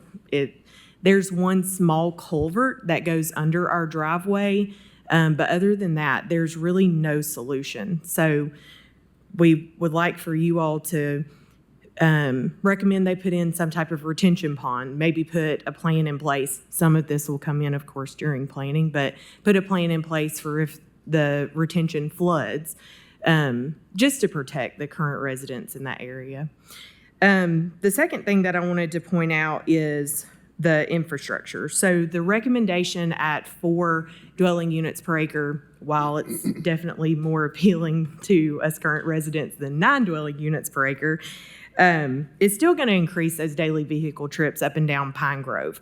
Pine Grove is a very narrow, unstriped road, and adding that 679 more vehicle trips per day it's going to make it way more dangerous during those high traffic times. As someone who travels this road several times a day, that's not something that I personally want to contend with, and the residents in the area don't deserve to be put in a situation where we're having to deal with that. Widening Pine Grove is certainly a great solution to that problem. I'm not against development, but I do want to do it in a way that harbors growth in a reasonable and safe way for everybody who's already there. It's a 15 to 17 foot wide road, and again, the narrowest part is where the intended drainage is going to end up at. Lastly, wildlife displacement. I know Knox County puts a lot of parcels in play for wildlife that is displaced, but having lived on the property behind this for as long as I have, I've seen not only native animals, but protected animals as well use this area.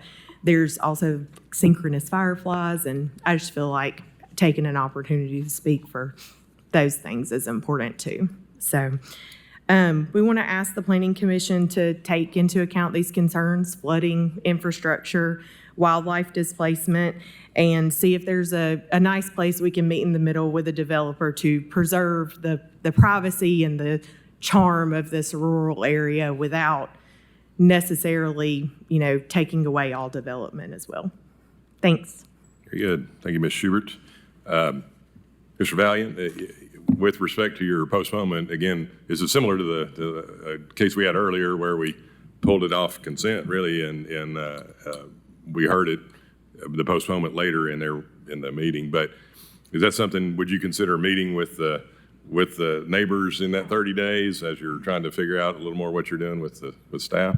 Yeah, absolutely. I think one of the things that we want to do, this, first and foremost, this developer is not a large developer. This is a hometown guy. He's grown up here, grown up in this community. I think that all of the concerns of the community that were just brought up are valid concerns. I think that those need to be, I think that we need to discuss that at the very least. I do think that a development that we're talking about would require a detention pond anyways.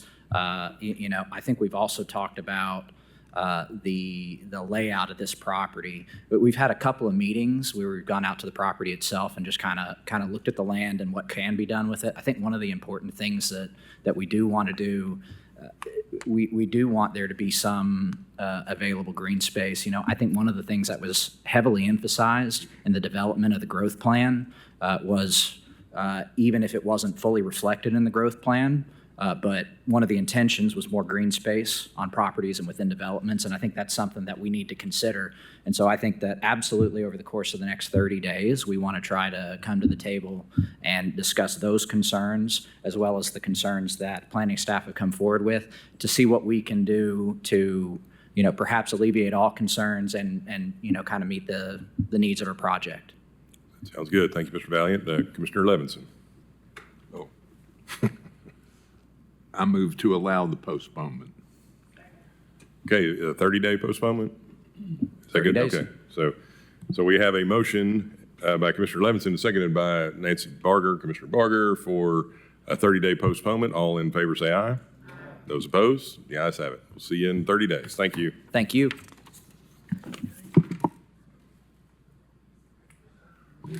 All right, and we are on to agenda item number 39. It is a rezoning report, one motion. The applicant is Noah Hudson. The location is on the east side of Belt Road, north of Ginn Road, south of Spring Creek Road. It's 1.88 acres. It's currently zoned agricultural. The requested rezoning is RA low density. The staff recommendation is to approve the RA low density residential zone because it is consistent with the Knoxville, Knox County Comprehensive Plan and surrounding development. Is the applicant present? Yes, sir. Great. Is Mr. Cook still here? Any other opposition? It doesn't surprise me that somebody had to leave, because it's been a longer meeting than normal. But okay, so I don't see any other opposition. If you could state your name and address for the record, please. Yes, sir. Noah Hudson, True Lawn Land Surveying, 8880 Cedar Springs Lane. Very good. Commissioner Anderson, did you have a comment, question? Well, I was going to make a motion to approve, but I think right? He needs to speak if he wants to. That what? Does the applicant need to? Yeah, do you have any more comments, or you? Sure, absolutely. So my client's looking to rezone this to RA to add 4 additional lots. All subdivision regulations, technical requirements have been met. Just ask that you follow staff planning's recommendation for approval. Very good, thank you. Is that better? Yeah, so I move to approve the RA zone because it's consistent with Knox County Comprehensive Plan and surrounding development. Okay, we have a motion to approve RA by Commissioner Anderson, seconded by Commissioner Levinson. All in favor say aye. Those opposed? The ayes have it. Thank you, sir. Thank you.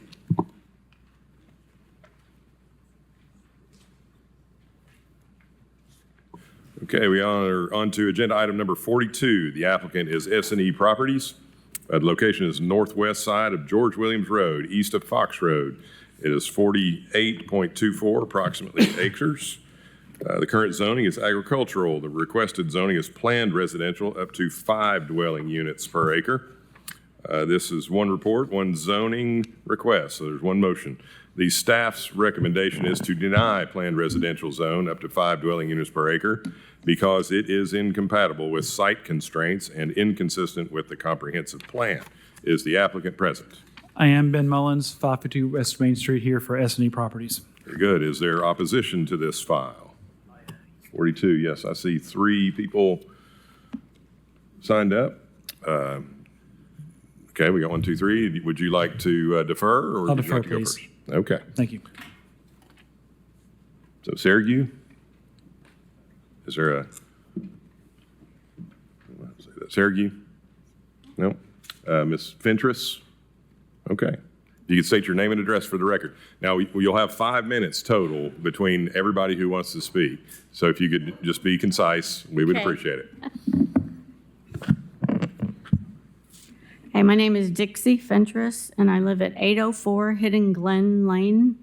I'm not here representing the whole subdivision, but I am the treasurer of the HOA there, so I'm fairly involved. I was a little alarmed to see that both entrances are just to the east and the west of us. The first thing I want to address is the site issues. The letter from the attorney, Mr. Mullins, stated that there was approved site issues after the denial. He addressed every denial in the letter. When I turned left into Hidden Glen Lane, There's an uphill, and I have to wait to see if a car's coming. I do not see how the east side has a site approval facing west. They would not be able to see a car right away coming. A lot of times people speed on George Williams, so that can be a problem. The other thing I want to address is the steepness of the trees and the RC and all of that stuff on the west entrance. I saw an interesting thing online about up in Pleasant Ridge where they had stripped the top. I was reading hilltop things on the county commission site.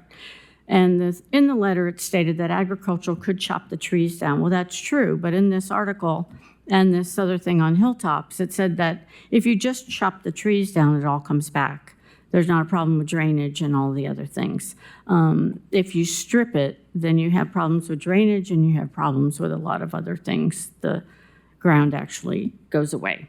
Also, sorry, I need to. Okay. My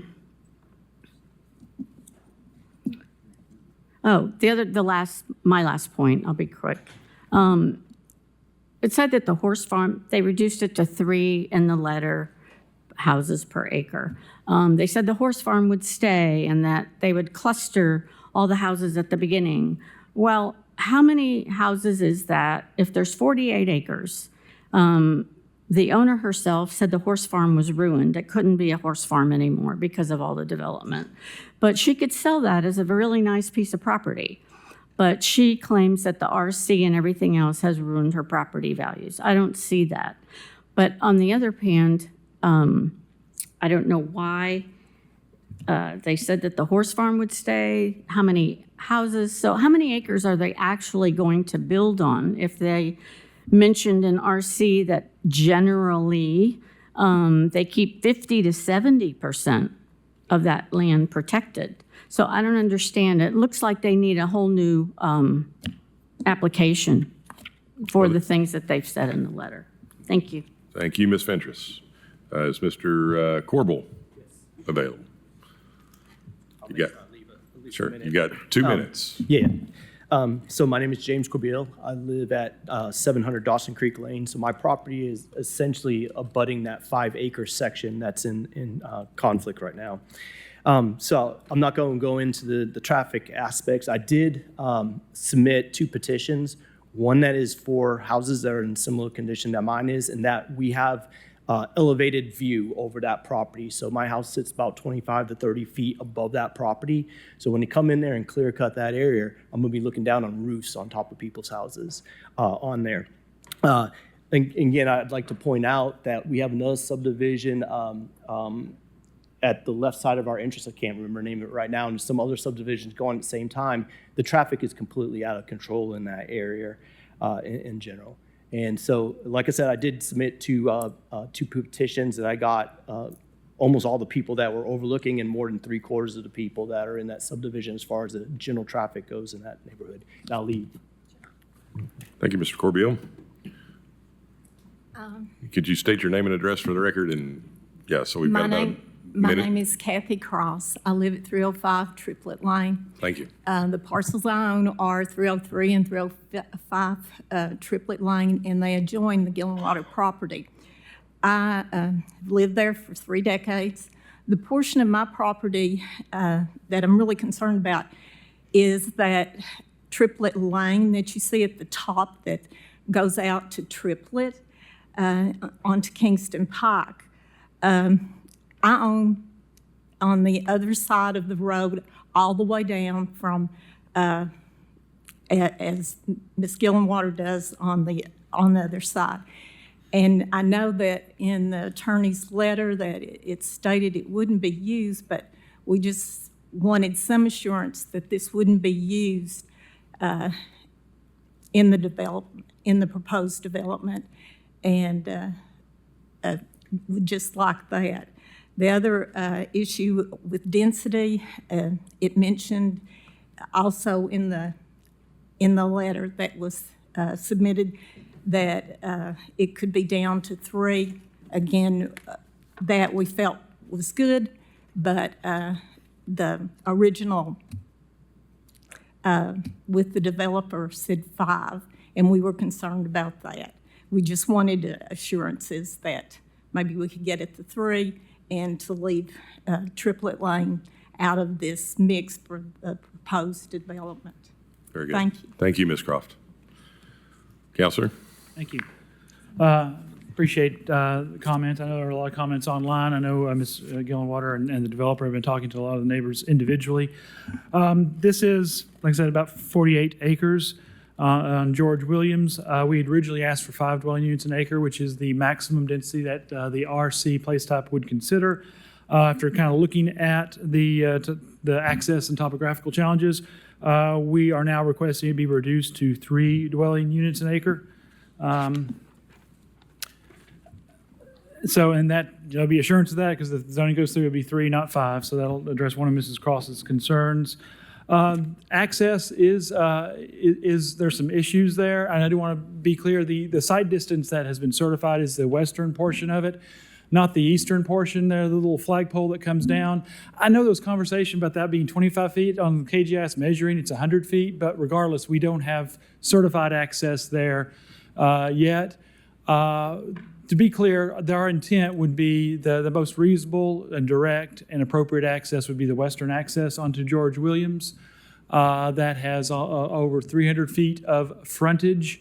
The front part of it is relatively flat. You then cross a gully, and even though you're into hillside, that blue or that green and that yellow is generally slopes less than 15%, which is generally not considered as part of the hillside, but if this were in the city, for example, that would be 100% disturbance budget if we were going under their codified hillside protection.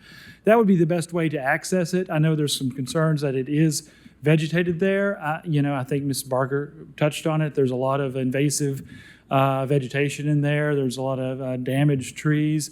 And really that's the only area you could access it. On Triplet Lane, that is a mix between a fee simple and an easement that kind of weaves back and forth. It would not be appropriate. You can't do more than, I think, 5 or 6 units on a joint permanent easement anyway.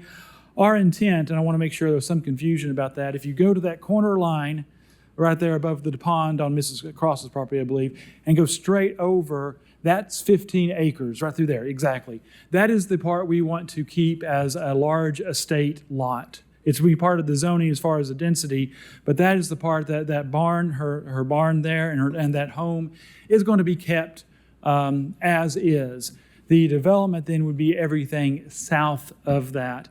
And, when we get to the rural conservation place type, I mean, again, we're still, because we don't have a UDO, we're trying to fit square pegs into round holes with the existing zoning and the current advanced Knox place types. And the rural conservation is one of the more difficult challenges for that. If you look at, we don't have a lot of direction. We just have the one page in the advanced Knox plan that really addresses it. And it does say generally these areas conserve between 50 and 70% of the site as natural open space. Again, that's an aspirational goal. It's not a hard and fast, it's not a you shall do that, it's not required. And I know when we passed this, before we did the UDO, there was a conversation about this being a living document, and that generally the underlying zoning, whatever that is, would apply until we were able to update the zoning ordinance. Those were conversations that were had with the county commission when this was passed. But what we're asking for is permission to move forward with a plan, knowing what density we have, so we can try to speak to the rural conservation.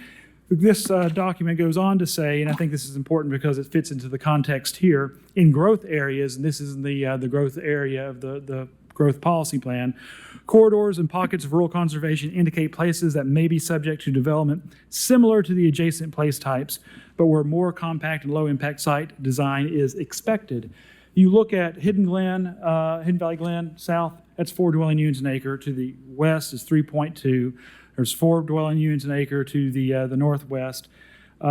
Just adjacent to that's 4 dwelling units an acre for PR. And then catty corner on Heathgate, that's 3 dwelling units an acre. So our request is right in line with the density of the neighborhoods that are opposing this. And we're not asking for more density with that 3 dwelling units an acre. Finally, a couple things. You look at the example characters on the photographs, kind of give us an idea of what type of play stop. You use that very well with the traditional, the town center mixed use. This one right here is a golf course with open space for the golf course. And you look at the bottom, you look at the conservation design, which is what we're trying to achieve with the cluster development versus without allowing the cluster. If it were to remain at the agricultural at 1 dwelling unit an acre, we would be doing 48 units, but it'd be larger lots. And that was not what the intent of the rural conservation is. I apologize. Ms. Gillenwater really wanted to speak. She's a property owner, and I promised her 2 minutes, and I did not give her anything. So I would appreciate if you might give her some consideration, because she was really upset when she learned her property changed from low-density residential to rural conservation. Thank you all. I ask that you overturn staff's recommendation and approve. Sure, and we can give the opposition the same time frame. Yes, sir, we'll call on you in just a second. Yeah, if we can give a couple minutes to Ms. Gillenwater, I'd like to hear from her. And I think some of my comments might help answer some of the opposition's concerns and questions too. Great, if you could just state your name and address for the record, please. Yeah, of course. I'm Victoria Gillenwater, and I own the property being discussed today. I'm simply asking that the Planning Commission grant our request to change the zoning of my 48 acres to just be equal to the subdivisions that surround it. To me, in the horse world, this is known as Scenic View Farms. It's been my home for 51 years. I took over the farm 21 years ago when my parents passed away, went through every bit of estate drama that comes with inheriting a farm. And today it is one of the most, for the last 21 years, it has been one of the most successful horse farms in my industry. When I moved to the farm in 1977, we had 7 neighbors, and they were all farms similar to mine. At one point, we had 50 horses. Today, I have approximately 43 neighbors who join me. Almost all of them are subdivisions, and there are no horse farms left.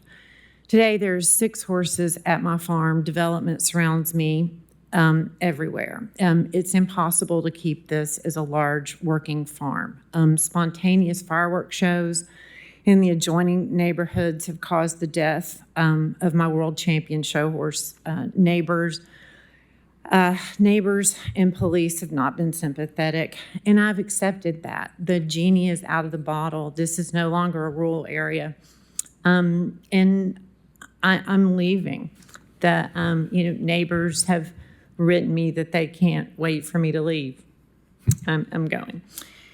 So you got about 10 more seconds, Ms. Gillenwater. I'm sorry. Can you wrap it up? Your time is running out. Let me skip forward to. My farm has been listed for 4 years, and it will not sell as a large horse farm. I've had 11 offers. One developer offered to keep the original house and grounds on the front of the property. That solves the front with the triplet access and all of my neighbors. All of that stays with the front. It can be a small horse farm. That developer is the one who offered to do that. But nothing could have prepared me to find out last week that I had been placed on the RC designation list. If I had been included in that conversation, I could have told you the hillside you want to protect has a subdivision on it. There's acres and acres of dead trees covered in kudzu. There was an 8.5 acre fire that destroyed a lot of these trees that are marked for conservation. I'm wondering who's going to pay for that who's going to pay for it, and I'm wondering why no one asked me. So I'm simply asking that the Planning Commission let me choose a developer who wants to preserve the most beautiful things about it at one of the lowest densities in our area. Those are the best qualities, and I know because I've lived there my whole life. Thank you, Ms. Gillenwater. So we'll need to give the opposition probably 3 more minutes. That was 2 plus a little bit extra. And sir, do you want to approach? Can you state your name and address for the record, please? My name's Dr. Bill Sampson, and I live at 227 Triplet Lane. Okay, I live there. Dr. Milson, hang on just one second. So is Sergio here or no? Yeah, you're fine. Does Sergio, your My first name is Will. I've got a dental implant thing in here right now, so I have a little trouble with enunciation. Okay. But I hear and talk just fine. Maybe you can't understand. That's fine. I just want to make sure anybody who's in opposition gets an opportunity to speak. So Yeah, I got you. I don't want to pull Go it right out, ahead. but it's I'm right getting implants, and it's You're good. Go ahead. not leaving me toothless. Anyway, I've lived there for over 35, or right at about 35 years. It was my very first house. Still live there, love it. Have an acre and a half there. We enjoy it's a cul-de-sac. Most people don't even realize that exists there, but my biggest concern is that Triplet Lane only has a small number of houses on it, yet we have a tremendous amount of traffic already, and these proposed entrances to this project says it's going to come off of George Williams. Well, currently, Miss Gilmore, she comes off Triplet. No, there's no access there. I mean, there's a gravel road that goes straight up a hill, but and, looking out over the future, I see that if given the opportunity to drive off Kingston Pike and go just several hundred yards up and you're there versus going all the way around, and that ain't gonna happen. There needs to be some kind of physical barrier or some, in order to keep people from using Triplet Lane as the back entrance into this new development. And I guess that's my biggest concern is there's already too much traffic there. There's no lines on the road. It's not a very wide road to start with. It's a very private and quiet area, and this whole thing's just gonna just destroy the peace and quiet that we have there. So Understood. that's pretty much what I have to say. Thank you for your comments. Thank you. Okay, you got 1 minute and 21 seconds. I'll do it. John Lyons, 9713 Lantern Way, adjacent to Triplet Lane. I've lived in the area 41 years. Two quick comments. One is that skinny little piece at the top of the drawing is actually an extended driveway connecting 5 total houses to the Scenic View Farms. It's not a road, never has been, it's a driveway. Secondly, if the new or proposed development is connected up to Triplet Lane, it will create a new shortcut from George Williams Road out to Kingston Pike, dumping into a very congested area right there at Franklin Square. And what I would request of you all is that for whatever decision you all make, approval or disapproval, that you include a condition that would prohibit connecting that subdivision up to Triplet Lane, because it would create a traffic problem that none of us want. So thank you for your time. Thank you for your comments. All right. Okay. Okay, so we have, again, getting back to the original application, the way I understand it, we have 48.24 acres. The original request was up to 5 dwelling units an acre. Council and the applicant has submitted a letter saying that they would be willing to reduce that to 3 dwelling units per acre. I think there's, just some discussion to be had. Commissioner Hill. I'd just like to know if the applicant was willing to make that condition, accept that condition. Yeah, and I'm sorry I didn't make that clear. That was part of the reason why we're carving off the 15 acres that include the Triplet Lane driveway. There would not be a connection between the houses to the south of that and Triplet Lane. So there would be no driveway or no connection where there would be a cutoff. The development would primarily we'll leave those 15 acres. That flat area there, and then the part of the second property down there where the access is going to be is where the development's going to be located, and exclusive access onto George Williams, no cut through to Triplet Lane. Very good. And similar to a case we had earlier, I think we could, since it is in the county, we can condition that to make sure we protect the neighbors with respect to that. Commissioner Barger. Thank you. I grew up on a horse farm pretty close to Miss Gillenwater's farm, just a few miles down the road. And horses don't make money anymore. Farming doesn't make money anymore. In fact, I think last month or the month before, we rezoned a farm out in Gibbs with about the same density because nobody wanted to buy it as a farm. Development goes up all around a farm, and especially with a show horse farm, people and show horses don't mix. Fireworks and horses don't mix. Loud cars, horses, teens, parties, all of that stuff. So when you put developments around a horse farm, it puts constraints on what you can use that farm for. With that being said, and this is more of a staff question, the rural conservation almost looks like a spot zoning. If you expand the map for the county land use, there's that and a little part across the street. And like, that's it until you get to the edge of the county. And so to me, it's a little bit odd that would get put on a random farm when some of the rural conservation is already developed to the left of this property, where those 3 roads are, right there. That's already developed. So that's no longer rural conservation because it's been cleared. So I just wanted to let my thoughts be known. I will be in support of the rezoning at 3 dwelling units an acre. So thank you. Thank you, Commissioner Barger. Yeah, it does seem to be a bit of an outlier out there. There is some up George Williams on Eddie Sanford's property up there where I'm sure he wants to keep it as rural as possible, and he probably requested that. It is in a very, very popular section of West Knoxville, and it seems to be a bit of an outlier. Commissioner Anderson.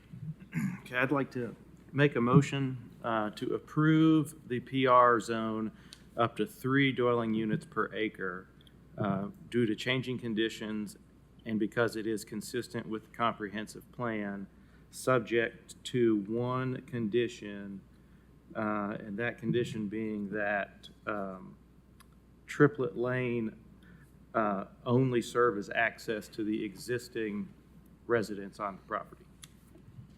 Second.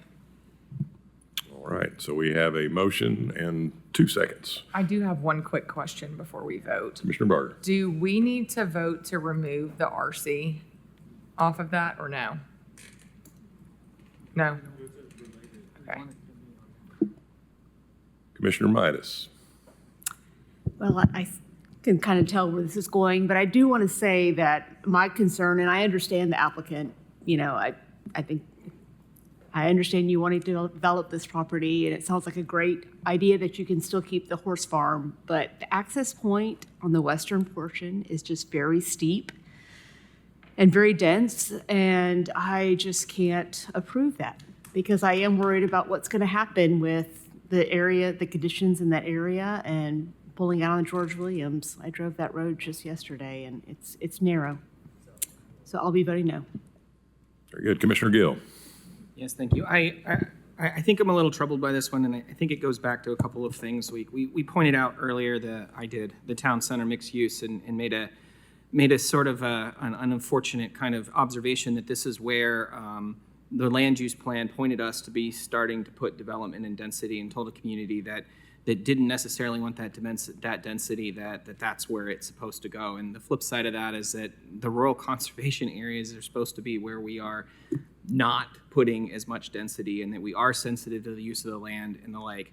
And so in general, I have been vexed by rural conservation, and this will not be a surprise to anyone here that yet again I'm saying this, is like, if we want to put density in urban growth boundaries and we want to put it in our more dense areas, that it is then incumbent upon us to be respectful to these areas that are rural conservation, to try to keep the rural character where they are. That said, there is a case to be made here that the property owner didn't want rural conservation on here, and it was put on there without knowledge, and that it is in a situation where it's surrounded by SR on all sides, right next to the city of Knoxville, and it may not be appropriate place for rural conservation. So, this is a tough one, and I'm concerned that as we continue to face rural conservation, we cannot just keep justifying saying, oh, it's okay, we could put housing here.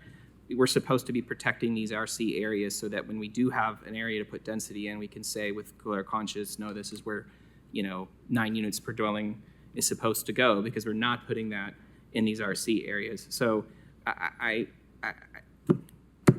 just want to point that out as we move forward with this motion.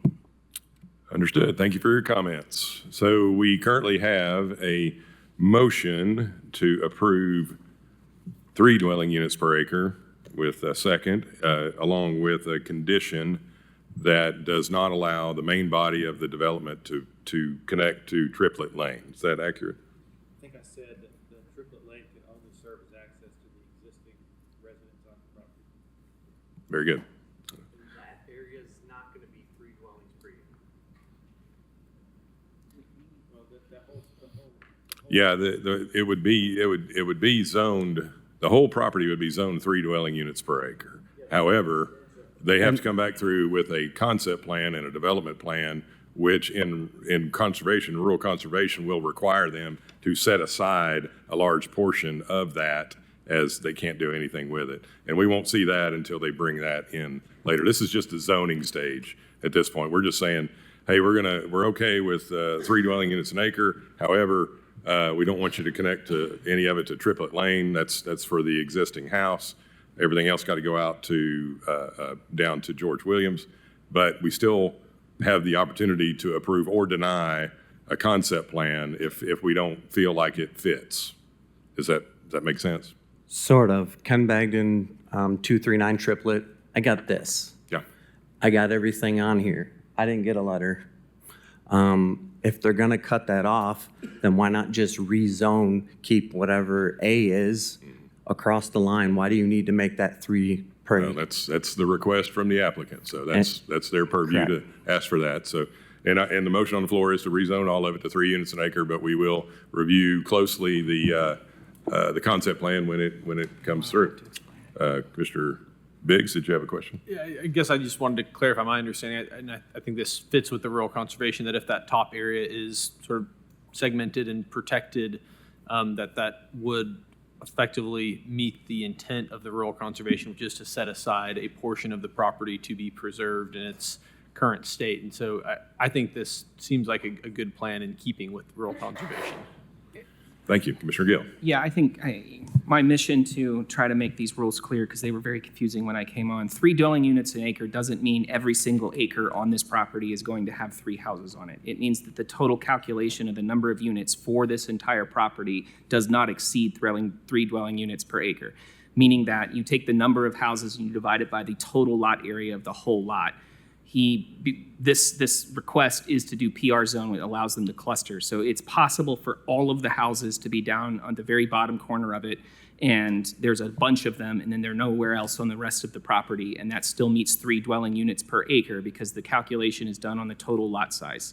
So when you hear 3 dwelling units per acre, it doesn't mean that every single acre on this is going to have 3 houses sitting on it, because then I can understand if you thought that, why you'd be like, well, then how are those houses at the top going to get, if they're not going up to Triplet Lanes? There's not going to be houses up there. They're all going to be clustered at the bottom of the unit, and it's the total. You're saying that now, but later on, someone decides to bulldoze that house. That's not how it My works. point. Yeah. What's to Well, stop them? yeah, that's fine. We've got a motion and a second on the floor. I think we need to move towards just reading that. Okay, so again, we have a motion for 3 units an acre on the floor, with a condition that no access to Triplet Lane. And we have a motion and a second. All in favor, say aye. Those opposed? No. Okay, we have 2 noes.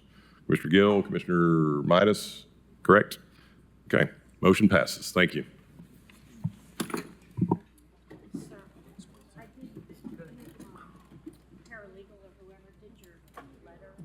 All right, we are on to agenda item number 44.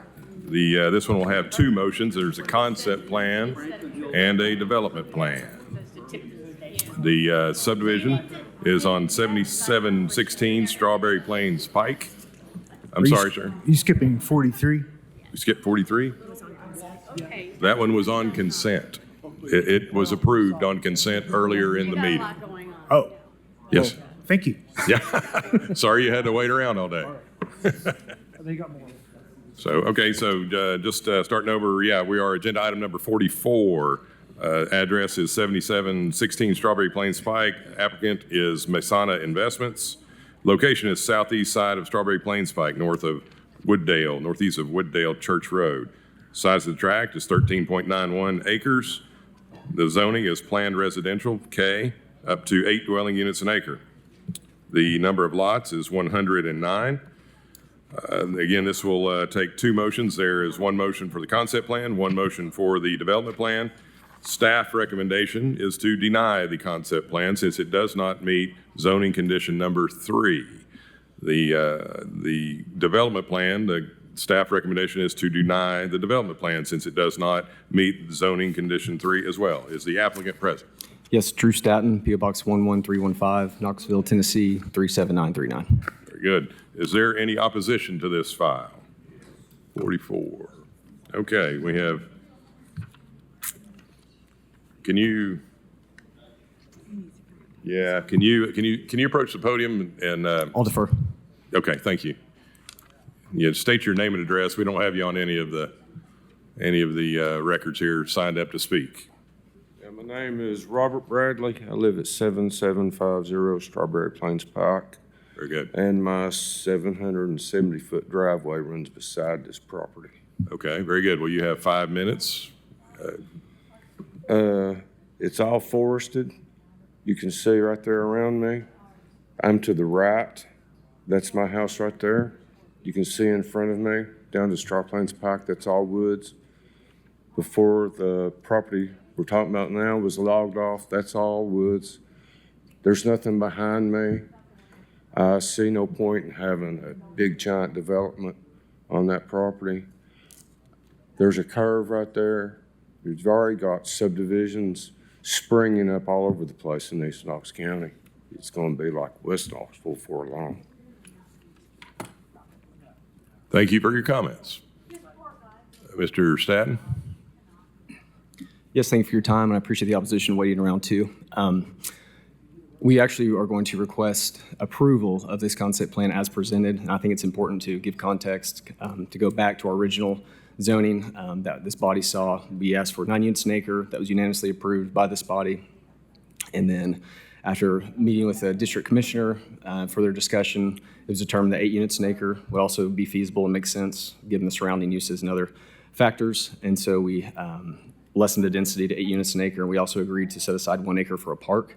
And so we then get to the county commission meeting, and I will note that there was 0 opposition at the county commission meeting. We didn't hear from any neighbors. We did send letters and were not notified and did not speak to any. And so anyways, at this county commission meeting, additional conditions were asked to be placed upon us. A 35-foot non-disturbance buffer that you see in front of you is in place, and I hope that that can mitigate the opposition's concern. Also, we agreed to plant 8 trees, non-native trees. I agreed to that. We agreed to the 1 acre park that would be flat and also quote unquote centrally located. And so I do want to address the flatness issue. I think that was one of staff's concerns. Again, this is very a preliminary concept. The grading plan is not final. And so obviously we'll work through with engineering, our engineer, to make that a flatter park as part of just to even meet the zoning condition. So I want to get that off the table. And we feel centrally located doesn't necessarily mean in the middle, and it was not that was not the condition. The condition was centrally located, and we feel this is accessible, it is centrally located, and does meet the conditions of the zoning. And so we just request approval, and I'm happy to answer any questions. I appreciate your time. Thank you for your comments. Yeah, the way I'm reading it is, it comes down to this: that condition number 3 is centrally located amenities. So that I think that's probably the real question I think that staff had. I understand where they're coming from. They're just trying to, do what's right, and they're interpreting it one way. You might interpret it different. I'll interpret it different than, Commissioner Butler. So Commissioner, apologies. I would like to mention, we've looked at potentially relocating it, and when it comes down to it, we'd be moving it approximately 30 yards, and I don't think that moves the needle or affects the desirability of the neighborhood, and so just wanted to point that out. Understood. Commissioner Anderson, I think you did a little research on this too. Well, I watched, I guess, about an hour-long deliberation at the county commission about the trees, and it was interesting, and I was nicely surprised to see that the applicant had met with, I guess, Commissioner Thompson, and that they had discussed going down and zoning and adding this park, or this area here. And I think that part of that was spurred on because the lots were going to be small and there wouldn't be a place for kids to play and walk dogs and whatnot. So, and obviously I'm kind of along the same line of thinking, which is what exactly does centrally located mean? This is not in the center, right? I mean, if that's what it means, then it's not there. But at the same time, I mean, it is an amenity that's there to the homeowners. It satisfies the kind of the issue with there not being any open space as far as ability to have a playground. And I don't know. To me, it works, right? I'd support it, but I'd have no idea whether that's going to meet everybody else's definition of centrally. Yeah, I think probably what you're alluding to is that it meets the spirit of what an acre park amenity is for a development. Is it central? I think it's central-ish. I mean, it's available to all of them. But is it in the center? No, but it is. I think it's up to interpretation what central means. But Commissioner Butler. I think you're right. I think we might all have different interpretations. When I hear, I've planned several communities, and I think central to me means it's kind of equal distance to all the residents, and some residents don't have to go way on the other side of the development. And then, to me, this feels like this is in the low area of the site. This feels like an area that wasn't easy to develop because there's a sinkhole there, and so they put the park there.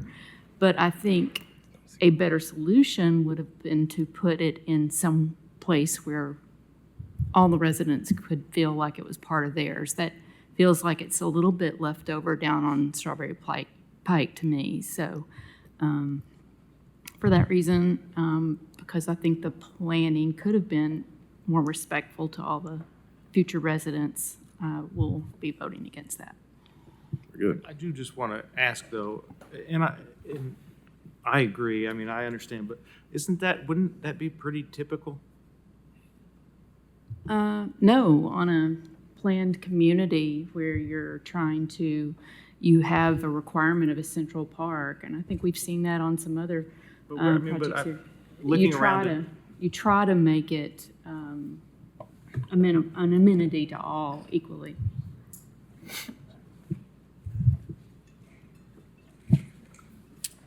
Commissioner Gill. Yeah, I'm leaning towards Commissioner Butler in the absence of other information. I think that this condition was placed on this property, not by us, by a different body. And I know that we have spent a lot of time today coming up with conditions to try to satisfy neighborhoods.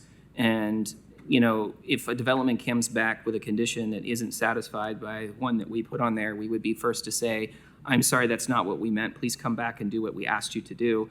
And I am a little sensitive with the idea that another body that we are closely aligned with and closely work with and whose our word matches many times, placing a condition on and us saying, well, we don't know what they meant by centrally, so therefore we're just going to say it's good enough. I mean, obviously, if we pass it today and pass it on to commission and I guess we don't, do we? No, it's BS. So I don't think it meets, and without being able to see what centrally means, I don't think it meets that by the letter of it. If somebody has a better insight as to what centrally is supposed to it entailed, I think I am preferential to how It's written, since that's the only word we have and it wasn't necessarily spoken about in the research.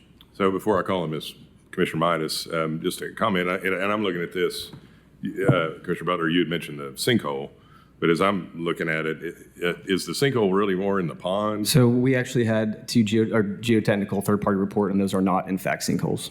Okay, so yeah, I see it on KGIS and the topo. So, but yeah, okay, so there's not really sinkholes over there. So, and you're willing to come in and grade that a little flatter. I know that was a concern that was raised, about half flat and half sloped.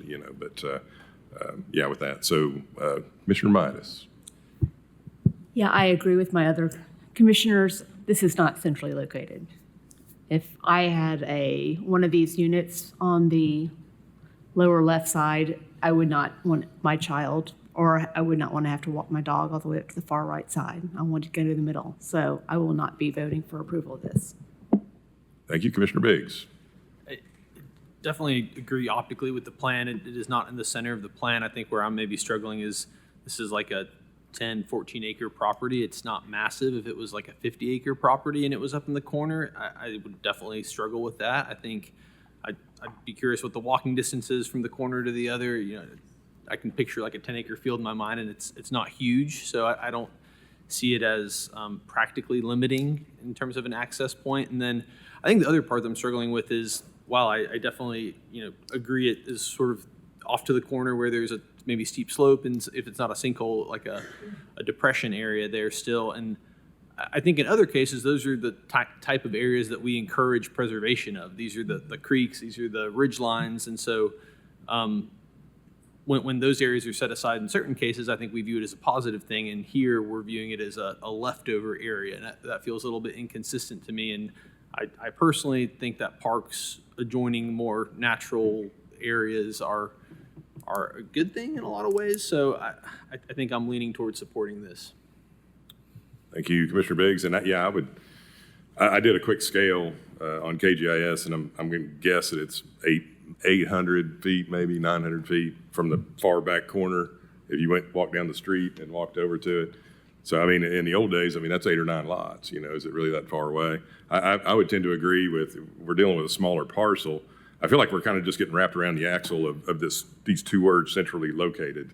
But the spirit is, we have a park. We got an acre park. They're going to grade it. It's going to be a great amenity for the folks that are there. I understand, but I still feel like it's a subjective position as to where that is located. Commissioner Shuck. The plain meaning of center is in the middle. The center line is in the middle. The center point is in the middle. And, I think you could argue, should it be a little bit to the left of the middle or a little bit to the right of the middle? But the upper right-hand corner, I just don't see in any meaning of the word center is in the middle. So I would join the commissioners in denying it simply because it doesn't meet the condition. Thank you, Commissioner Shuck. Commissioner Hill. I must be missing in the report here, but who put the condition on it and when? Because I thought I heard the applicant say it came on after the county commission meeting. Is that? It came at the county commission meeting, yes, sir. Okay, so they put the condition on it. Commissioner Hill, yes, sir. We agreed to a park, 1 acre park, and then it was kind of further tuned by the commissioner at the county commission meeting. So they stipulated it to be, they would approve it based on it being centrally located. Flat and centrally located. Center was never mentioned, or middle. Centrally located were the words. I just want to, sorry. I don't know how I'm going to vote for this, but I do know what central means, so. Yeah. If we make a condition, we carefully word it, we sit here and deliberate it, we go around and round about it, and then we choose our words carefully. And then those words are then what is supposed to impact that final product. This was done by another body who we should respect that did that. And if they said centrally, that's what they meant. Absent them saying otherwise, I would be furious if we put a condition on and they just decide it later on, oh, well, that's not what Nick meant. He meant this, that's the spirit, that's what he meant. And I didn't say that. So I just feel like if that's what's written on the page in front of me, we should defer to what they said. So let's talk about, if you'll allow me, let's Please. talk about the authority here. So it was conditioned on the rezoning. On the rezoning, okay. So we don't have any authority really Well, to. it still comes down to the interpretation, I think. I know, I mean, central, I get it, but, I mean, okay. all right. Mr. Anderson. I want to point out, so during the deliberation at the county commission meeting, I don't think there was really any emphasis on the location of the park. In fact, when one of the other commissioners clarified what the motion was, the word central was not in, essentially located was not in his clarification, and he was responded to that, yes, that's the motion. So, and when we got the report, the marked up report, it didn't have centrally located on it. So, yeah, okay, it was in the original motion. Then there was an hour deliberation about trees. I mean, again, it's not in the middle, but I don't agree that it's normal for a park to be located in the middle of a subdivision on the best part, right? It's an amenity for the people to have. They're getting an amenity. Whether, if they don't want to live far from the amenity, then they can go to live in a community where there are amenities in the middle. But this is the developer has to be able to put this where it works. And there's a lot of discussion in the county commission meeting about how challenging the topography is of this land. And to me, fine. If we don't want to vote for it, then don't vote for it. But I would vote for it because I think it works. And I think it meets the intent of what was trying to be done. And it wasn't something that they necessarily had to voluntarily agree to. Just as a point of clarification, I think in the minutes, it does reflect centrally located. I think in the county commission. It doesn't, but yeah. Can I? So just to make sure we're all on the same page. Yeah, I do want to chime in just briefly about that issue. It is always helpful to have more information, and you did a lot of homework, Commissioner Anderson, to research some what we would call legislative history, but bodies like this one and others speak through their minutes. So I would just encourage, if you decide what you decide, you need to have a basis for it, but it is appropriate for you to rely on the minutes that were appropriately passed by that body, the same as we would speak through our minutes.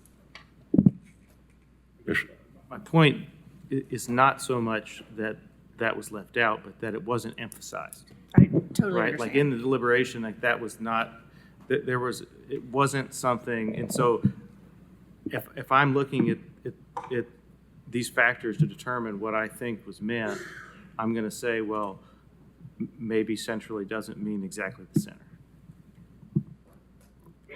Mr. Barger, did you have a comment?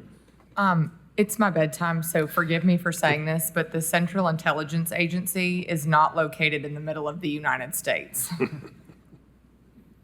Throwing that out there. Commissioner Hill. Oh, boy. You got me off track now. I forgot what I was going to say. It's in the right corner. So, Just in case it doesn't. I mean, I'd love to see this go forward. However, it's hard to ignore. Gosh, it's so hard to ignore when they put the condition of centrally located, and I don't think centrally located is subjective. So I really, I wish they would have said make 1 acre accessible in the development, but not centrally located, because that's where I feel like we're denying the facts. Commissioner Biggs. Just a question for the applicant. Is there any practical reason that the park could not have been located more geographically centrally to the plot? Yes. The topography is very challenging here. There's a ton of rock. And also, I mean, I'd really like to look at the most recent subdivisions that have been passed by this body, and I'd say most of them do not have a 1 acre flat park that we've agreed to do as an amenity. Yeah, and I'll just say, I don't think, the issue's not like, I think everyone thinks it's great that there's a park. It's more just wanting to respect the language and the condition that was put on. But to your point, yes, sir, geological features, topography. Okay, and I guess I'm hearing, but saying we can grade the park, but we can't grade it for housing. maybe that feels a little inconsistent to me. You're saying we can flatten the area where the park would be, but that wouldn't be sufficient to like shift some townhomes up there and put the park in a more central location? I think it's a little more complicated than that. Fair enough. When looking at rock refusals and other things like that. Okay. My last appeal is, and I will be quiet after this, just a reminder that every time we send something to county commission and we put conditions on it, they are taking us at our word that is in our minutes that that's what our intent was. They may choose to disregard that and change it or go with it or not, but that is their purview as an elected body. And they're doing the same by us by sending this back, and they don't have the ability to approve a development plan. That is on this body. And they spoke clearly in their record, and whether or not they meant that or not, it was reflected in the meeting minutes. And when we came on this body, many of us were encouraged to not show up to county commission meetings and speak as an MPC commissioner, because we don't speak for the body, we speak through our minutes. Their minutes say centrally located. That was what was discussed. Whether or not that was the intent or the spirit, that's what its reference are. And if we don't want them to not take us at our word, we should probably take them at their word. I think this is all the risk of adding conditions at a meeting instead of being able to thoughtfully think through them as, and make them a condition. I want to do something a little wild here if I can. Okay, hey, it's already late. What's the difference? Yeah. Would this body care if I ask Chair Oster to come up and give us some context of that county commission meeting? She is here. Yeah, I'd love to hear from Chairman Oster. Hello. Hello. If you don't mind, Commissioner Thompson's here, and since this was in his district, it's probably better, I'd rather not step on his toes. That'd be I'll great. be back here in just a second. Either though, would so- suffice. That's Okay, correct. perfect. That's perfect. We didn't realize we had the actual commissioner here. If you could state your name and address for the record, please.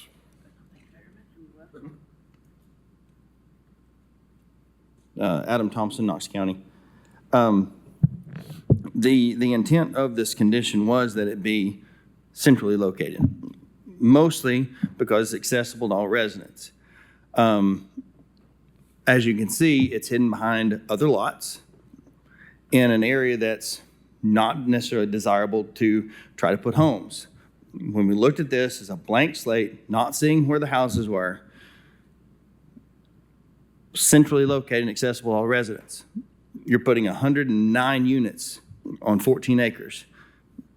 What this was compared to was the townhome subdivision on the other side of the interstate inside the city, where the sidewalks are concrete, the road's concrete, the flower bed's about this size, just to give a designation where your porch ends and your driveway starts.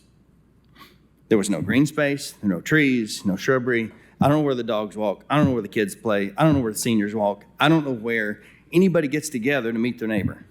So the intent behind this was, if you're going to do a density of 8 units an acre, let's give them a place to actually get out of the house and socialize and walk the dog and not have them crap in everybody else's driveway, right?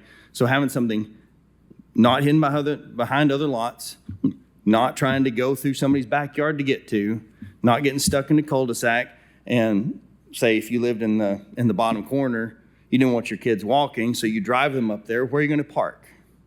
Centrally located was centrally located. Thank you.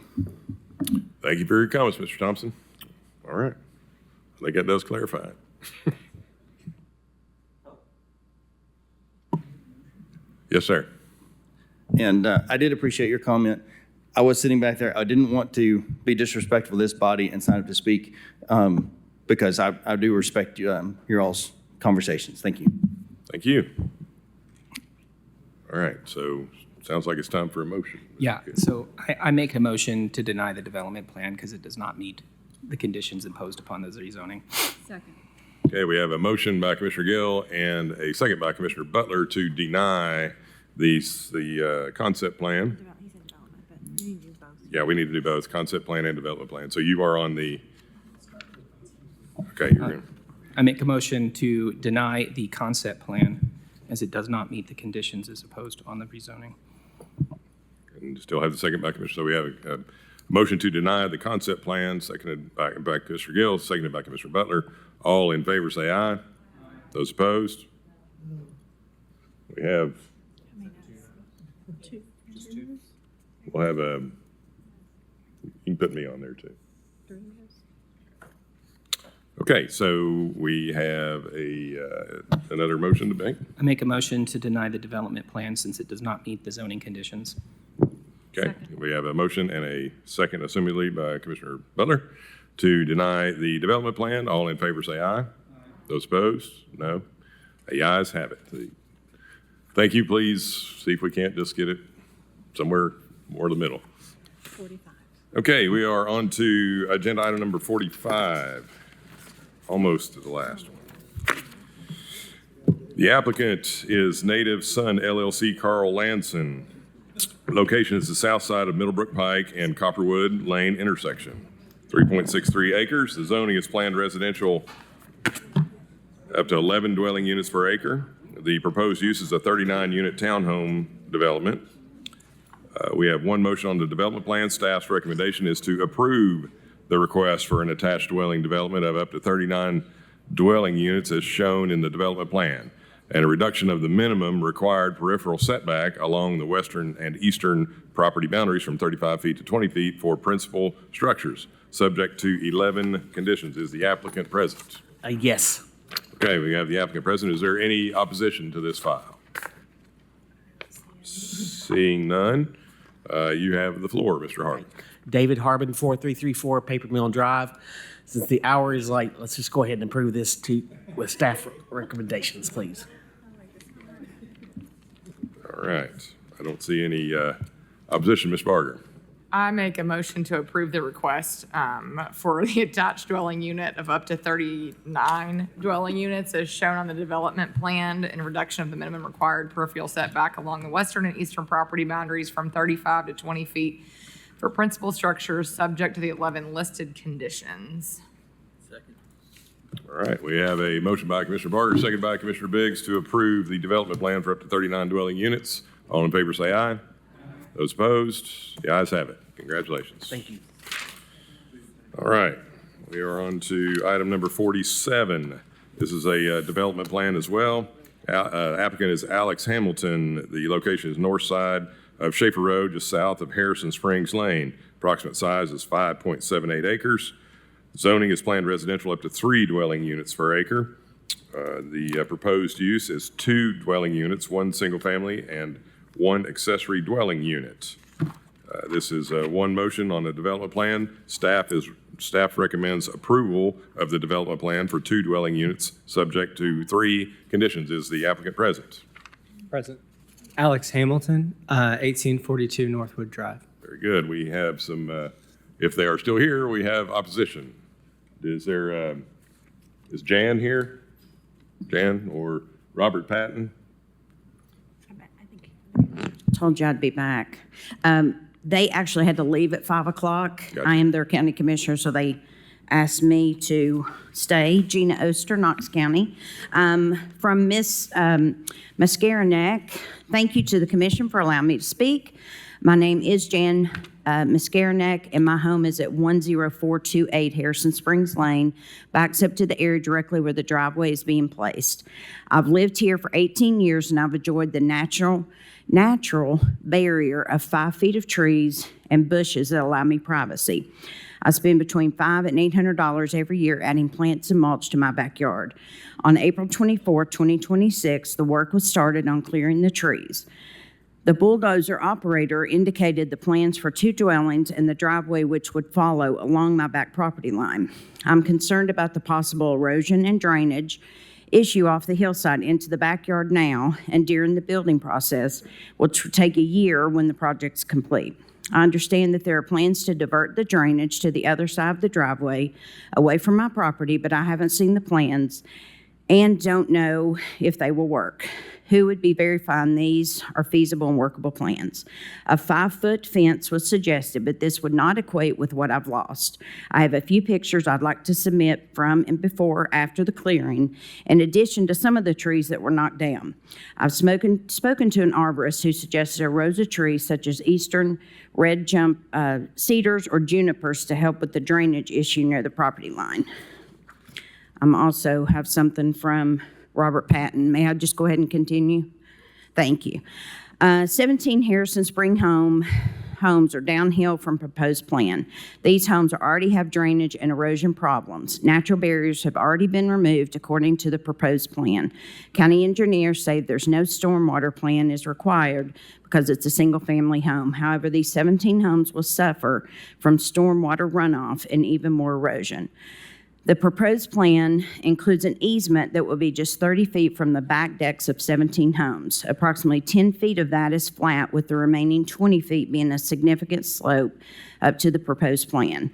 With an anticipated 28 vehicles per day, there's a significant risk to children playing in the backyard with traffic elevated above them with no barriers.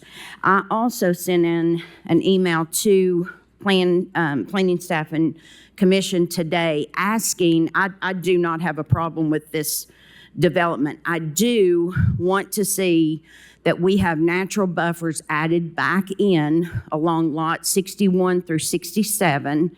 And I've proposed to do 6-foot green giants, or we could do the redwoods offset every 6 feet. Reason that you have to do that is because if they start growing on themselves, they're going to kill themselves. And then they do have access, the driveways do have access to Schaefer Road. That's where we want to do that. The neighborhood does not want connectivity in that. And after speaking to Mr. Elliott, that is a very steep grade. So I'm not sure actually the driveway would work, but I would like that condition that it just goes on to Schaefer Road. And I think that's it. Thank you guys for your time. Thank you, Ms. Oster. Yes, sir. Mr. Hamilton. Yes. So the connection that is proposed to Harrison Springs Road on the site plan, the family does intend to access the property primarily through that entrance on Schaefer. They just wanted to have the option, a second option out, should they need that. As far as, any other comments, I would just, ask that we go with the staff recommendation to approve the development plan. Okay, thank you, Mr. Hamilton. Is there a question? I see Commissioner Gill. Yeah, so I appreciate those comments that you've made, Mr. Hamilton. I just for context, I live on a piece of property that has to have a shared driveway due to access issues similar to this, and so I have an access arrangement and easement with my neighbor to make sure that I can get in and out of my driveway. And I'm not going to act like it's my most favorite thing in the world, but it did make it possible for me to have the house on the situated where I was. And so I think that the neighborhood has come up with some valid concerns about having that access come right behind their backyard. And when you do already have an access to Schaefer Road that could branch off and allow access to both pieces of the property and not cause any of those issues, would that be something that you would be willing to look at, is to eliminate that connection to Harrison Road and just allow access through Schaefer, since it sounds like that neighbor already intends to do that already? So I'm not sure that really would be, that would solve all of the issues that they're really concerned about. Lot 2R1, which is not part of this development plan, is a lot whose access is on Harrison Springs Road. So, really regardless of whether or not this 25-foot strip that's accessible from Harrison Springs Road is approved or not, Lot 2R1 would still have, right-of-way access to that road as well. So I'm not sure that really that concern can be completely mitigated.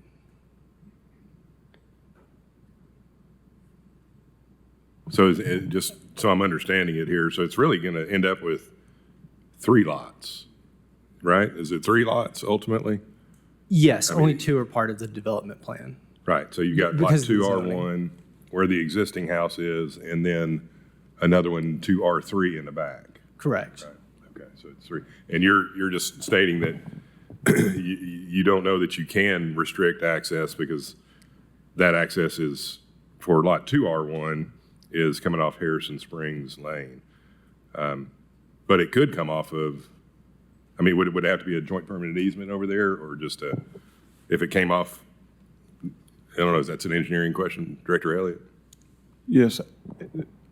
The way I interpret it is Lot 2R3 is creating a new access point onto Harrison Springs Lane. The existing Lot 2R1 does have current access, but they are creating a new access point right there. Okay, yeah, so 2R1 is existing. Is that right? Correct. Yeah, 2R1 and whatever I guess whatever the other lot number is called there. And then, yeah, and then you're wanting to break off and have 2R3. So 2R1, 2R2, 2R3. Okay, just making sure I'm understanding what the request is. Right, but doesn't that mean that 2R1 just has frontage on that street anyway? They don't necessarily need to create a new access that runs behind every single property on Harrison in order to get there. 2R1 can just have direct access as a driveway onto Harrison. And that easement, or that potential road that runs now behind lots 71 on two sides of lot 71 all the way back, doesn't necessarily need to exist if 2R1 is taking its access directly off and lot 2R, what is that one? Yeah, I mean, it looks like, I mean, where they're showing easement number 2, 25-foot joint permanent easement, that is for that, for the lot in the back. That's probably the practical way they're going to try to come in, you know, but I understand what they're saying about we would like to have the, you know, the access down to Harrison Springs to have another way in. But if it's as steep as it looks, it's going to be hard to get straight up that hill anyway. Coming up Harrison Springs, I think that would be a challenge, regardless. I just wanted to ask a quick clarification. It looked like 2R1 is still part of the bigger lot, is it not? That is correct. So it will be a new lot. It's not a separate lot yet. Correct. Okay. Yeah, it is currently not a separate lot.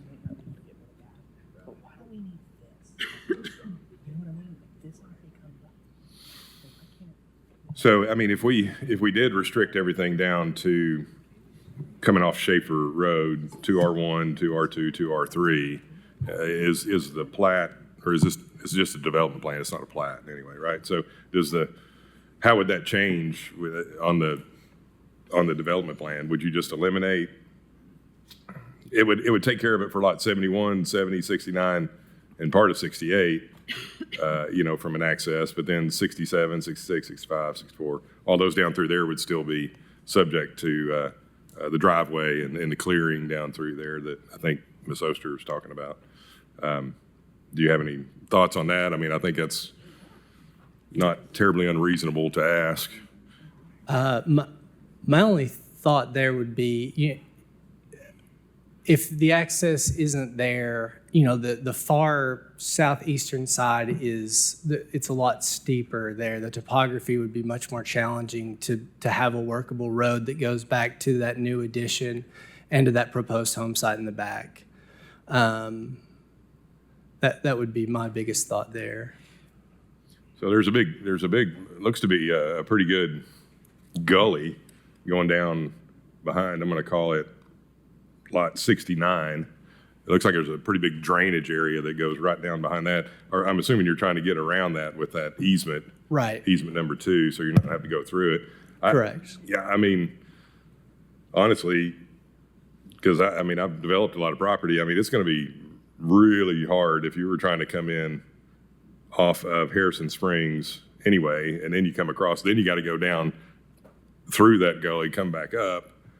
I guess I'm struggling to understanding, you know, the push for that. I think it's better accessed off of the existing driveway off of Schaefer. It's a more practical, for sure. And the intention is to primarily use that. I think this is just really a peace of mind thing for the property owners, that they want to have a second avenue of access. Commissioner Gill. But I was going to say, but I appreciate that they want that, but that also impacts an entire lane of existing neighbors who are already there. So I feel like there's a compromise here to get a plan in place so you can build that doesn't impact all of those extra lots. So I do respect what you're saying, and I understand that completely. But again, so are you saying the easement connects to behind those lots and then comes up and there's nothing below that? There's no connection to Harrison Springs there? Is that? That's correct. That's what I'm saying. Yeah, I mean, ideally, and I realize this is not going to happen based on the topography, but ideally it would not be running behind any of the houses and you'd come on the other side. But as you've stated, and we've looked at the topography there, that's just not feasible. But Right. if you can limit the number of houses that easement goes behind, that would be great. Because, I mean, if you look at lot 71, you got their entire backyard is bounded by somebody's driveway, which is going to have to be kept clear of trees, and people can drive in and out of there. And if I was that property owner what you're describing is an optional to the property owner, optional access point that's secondary, and yet now my entire property is bound in by somebody else's driveway. I think that's it seems like an easy win. If we eliminated that stretch there, everybody accesses it from down below, and the lot R21 has frontage on Harrison and can access it from Harrison instead of that easement on the upper portion of the property. That makes sense? Yeah, I understand what you're saying. Yeah, well, I don't know if because I don't disagree. I think it's just ill-advised to try to even have an access to Harrison Springs. I agree with that. I think it probably should be contained to coming off Schaefer Road. Really, I mean, you could just turn, going back to 2R3, just call it an easement, getting all the way back there, instead of just an easement getting over to the fee simple part, just to clean up the request. But I don't know necessarily how we get from point A to point B if we just say, well, we come back with a better plan with this feedback, or do we try to say, plant these trees over there every 6 feet and eliminate that? I think that'll get a little messy. Would you be okay incorporating our feedback and coming back? Yes. Okay. So I guess this will be another, probably a postponement, then you can try to clean up the development plan and resubmit. And I would appreciate and suggest that you try to show some of that landscaping and the things that Commissioner Oster had mentioned for her constituents. So Move to postpone. Second. all right, we have a 30-day postponement. Is 30 days good for you guys? Yeah. All right, we have a motion by Commissioner Hill for a 30-day postponement, and seconded by the rest of the body, by Commissioner Browning. All in favor say aye. Those opposed? The ayes have it. Thank you. And I guess we have one more thing. Commissioner Daly, can you give us a quick report on what your findings were? Yes, so the nominating committee is going to nominate current Chair Huber and Vice Chair Levinson for next term. Okay, and I'm very flattered after this meeting. That you, Maybe we need to reconvene. yes. So I'm not sure how I call for a vote on that. How do you don't? Oh, that's it? Oh, great. That was easy. Thank you. One more very quick thing. Commissioner Boyer became a grandmother yesterday. Yeah. So that's why she's not here. Thank you. We are adjourned.